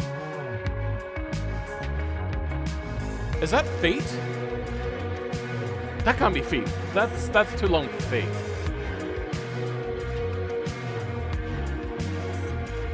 .7 meters or 55 centimeters, which is incredibly short. Like, there is no car in automation that is that short. I don't even think my potato was that small, short. OD, you're 4 hours late? Oh. Boy, how long have we been going for now? Nearly 5 hours. Far out, Brussels sprout. In 1981, Audi was 5th behind in order. I think, people were going by, like, a driver championship. Hey, what about my car? I guess I skipped it or something? Not sure what your car was. I don't see your name on the list. That's inch? Okay, so 22-inch wheel width. Sorry. I was thinking track width. My bad. That is... Okay, that makes sense then. 55 centimeters then. Or 20... Wheel width.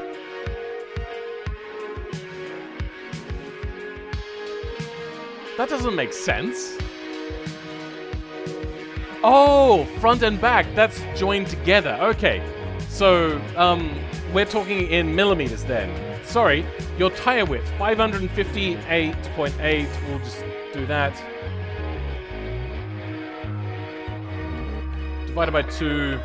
Okay, so you have to average between your front and rears a 200 and basically less than a 280 width wide tire on front and rear. But you would have much narrower front tires compared to rear tires being a mid-engine sort of car. Yeah, that is... Okay. Yeah, we don't have exceptionally wide tires. I'm pretty sure that fits within that. So yeah, this fits all Group B regulations.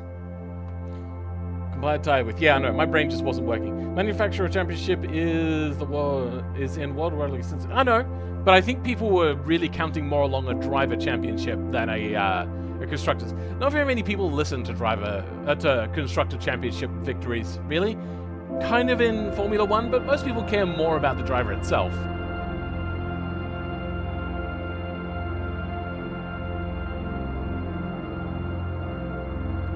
No, just left and right, not front to rear, if I'm not sure what you mean by that. Anyway, this is a fairly niftily handling vehicle. As homologation special, that means that these developers of this car know a thing or two about racing. If they've done Group B, they've probably done other sorts of racing as well, probably like GT sports cars, stuff like that. So that means that they should know how to do aerodynamics for these sorts of cars. Unless maybe they went with a Toyota MR2 sort of approach to the thing where, like, you don't care too much about aerodynamics. If that's what you're going for, then yeah, this is quite accurate. But if you're going for a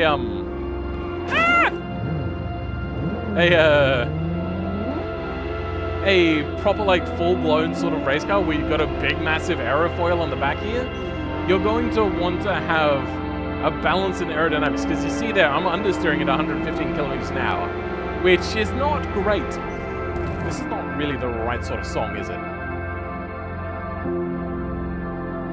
How do we skip? Let's just do that. I have the same name nicknamed on Reddit. Okay. Well, I'm sorry, Macedonia dude. Let's have a quick look. We'll just point this out for other people.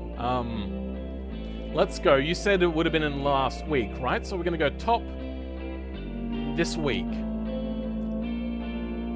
There was a car down the bottom. No. Oh! This car! Yeah, I did download this. But for some reason it's not showing up in my BeamNG. I was wondering where one of the cars had gone. But yeah, this isn't showing up in BeamNG, unfortunately. I don't know. It's just not working, unfortunately. I don't know what you've done. We have 10 cars selected here. This is the amateur...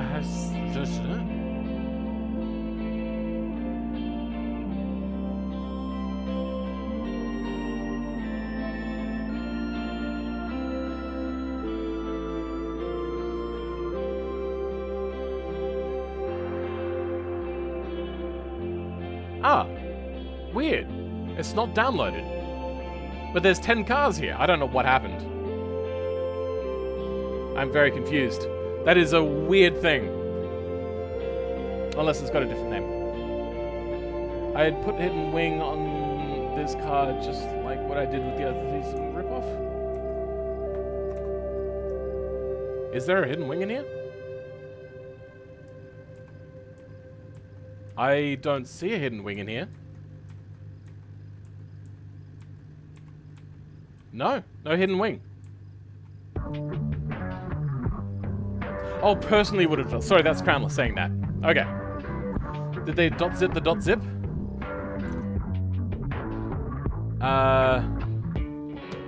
Let's look a little bit closer, see what's happened here. So, Google Drive shows me... Okay. It's the... Did you .zip the .zip, really?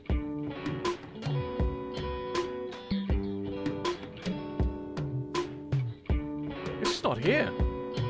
What if I download... Like, there's something here that's not on the list.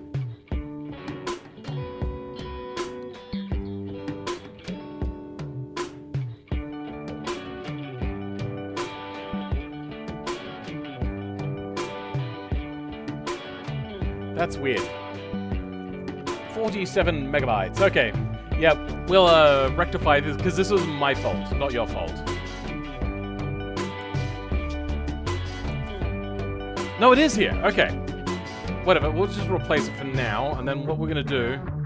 No, this is your fault. What have you done? Let's drag this out. Then... add to archive.zip. Okay. Then delete that. And let's go into mods. Okay, it's there. Let's see if it's shown up now. It's loading like something has changed. I'm not seeing it, so I'm gonna have to go into mods. I'm gonna pack it apparently.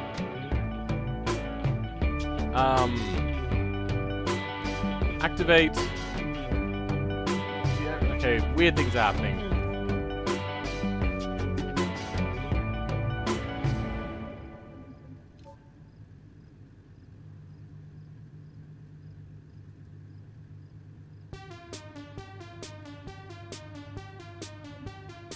It's the legit 600, right? That's what we're looking at?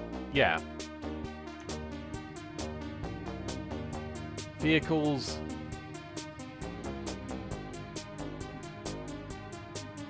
Yeah, it just doesn't want to show up, unfortunately.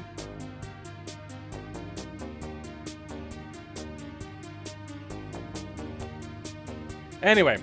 Yeah, so I'm not entirely sure what you've done there. Unfortunately, it's just not available. But this car... I like it. It actually fits the rules, so well done. It's a bit of a basic design. As I said, don't like the Nakaducks.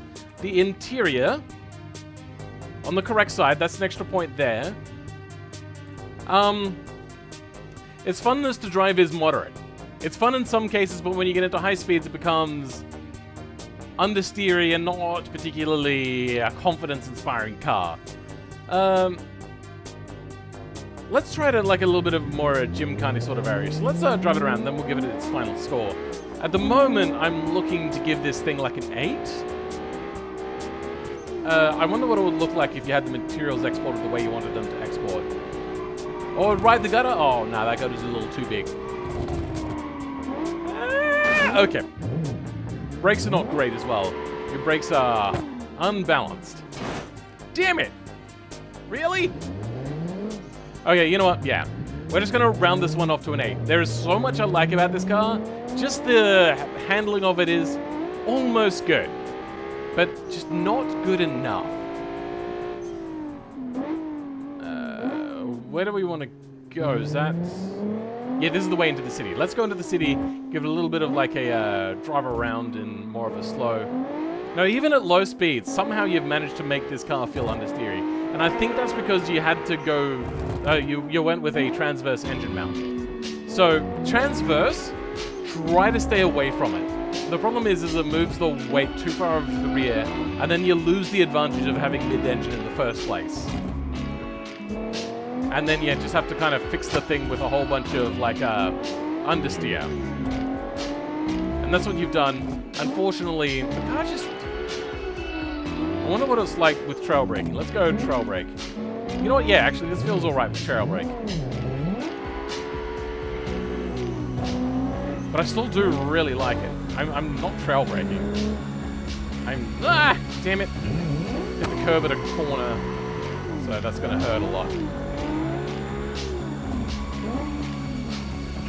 Yeah, it's not great on trail braking, but then again, that's BeamNG's latest updates.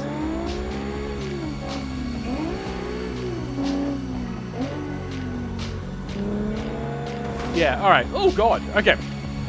8 out of 10. Good, but could be better. What you're using, transverse mid, because the IRL car you're basing it on has it? Maybe, I don't know. Sim community is down? Oh dear. That's weird. I've not seen that before. But yeah, thank you everyone for coming by today. It has been quite a hoot. There's been plenty of cars, good ones, bad ones, everything in between. And let's just start saying thank yous for people that have been here. Thank you, Erland, for coming by and for being around for so long. Thank you also for Vixen for hanging around for so long. Thank you, Agnosion, for the car and for hanging around. At least I got a better score than the last week's car. Okay, that's good. Malsena dude, I'm sorry, but thank you for coming around. Yeah, you probably should have made sure that worked. Welcome. Sorry, thank you to Crownless. Thank you to Game Boy Terroistia. Who else we got here? Rob Beamer, thank you. Elijah Speed, thank you. What a name, Elijah Speed. It's like Scott Speed, except like British version. Thank you, Vakanu, for coming around, even if you deleted a whole bunch of your comments. Who else we got? Let's Space Warrior, thank you for coming around, bopping in and out of there. Who was it that gave the donation? It was Ruben, I know, but I don't know what other name you went by. Thank you, Ruben, for my first donation here on YouTube. Field of Tea, thank you for coming around for a little while. Firebird, thank you for hanging around for such a long time. Shadow353, thank you for hanging around for a while. Sheedy, thank you for coming around. And Chrissy, thank you for coming around. Let's go down to recent chat and see what we got here. Great fun as usual. Thanks, Philman. See you later around, Philman. Bye, Philman. I'm not busy. I look forward to spending some time next week. Not busy. I look forward to spending some time. Okay, yeah, cool. All right. Yeah. So, Connor Merring, thank you for coming around, bro. Yes. And also, PTR0815, thank you for coming around. But yes, this has been a wonderful stream. I'm now going to go to bed because it's 5 a.m. I've spent way too long already. But thank you, everyone. It has been glorious. But let's do the ending. Goodbye.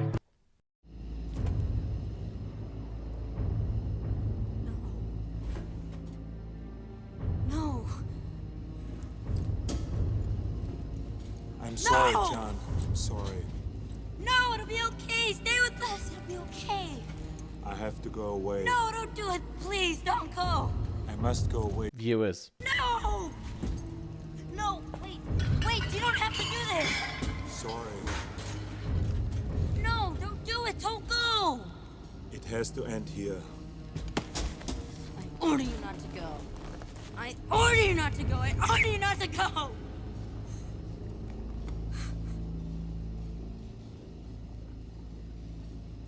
I know now why you cry. But it It's something I can never do.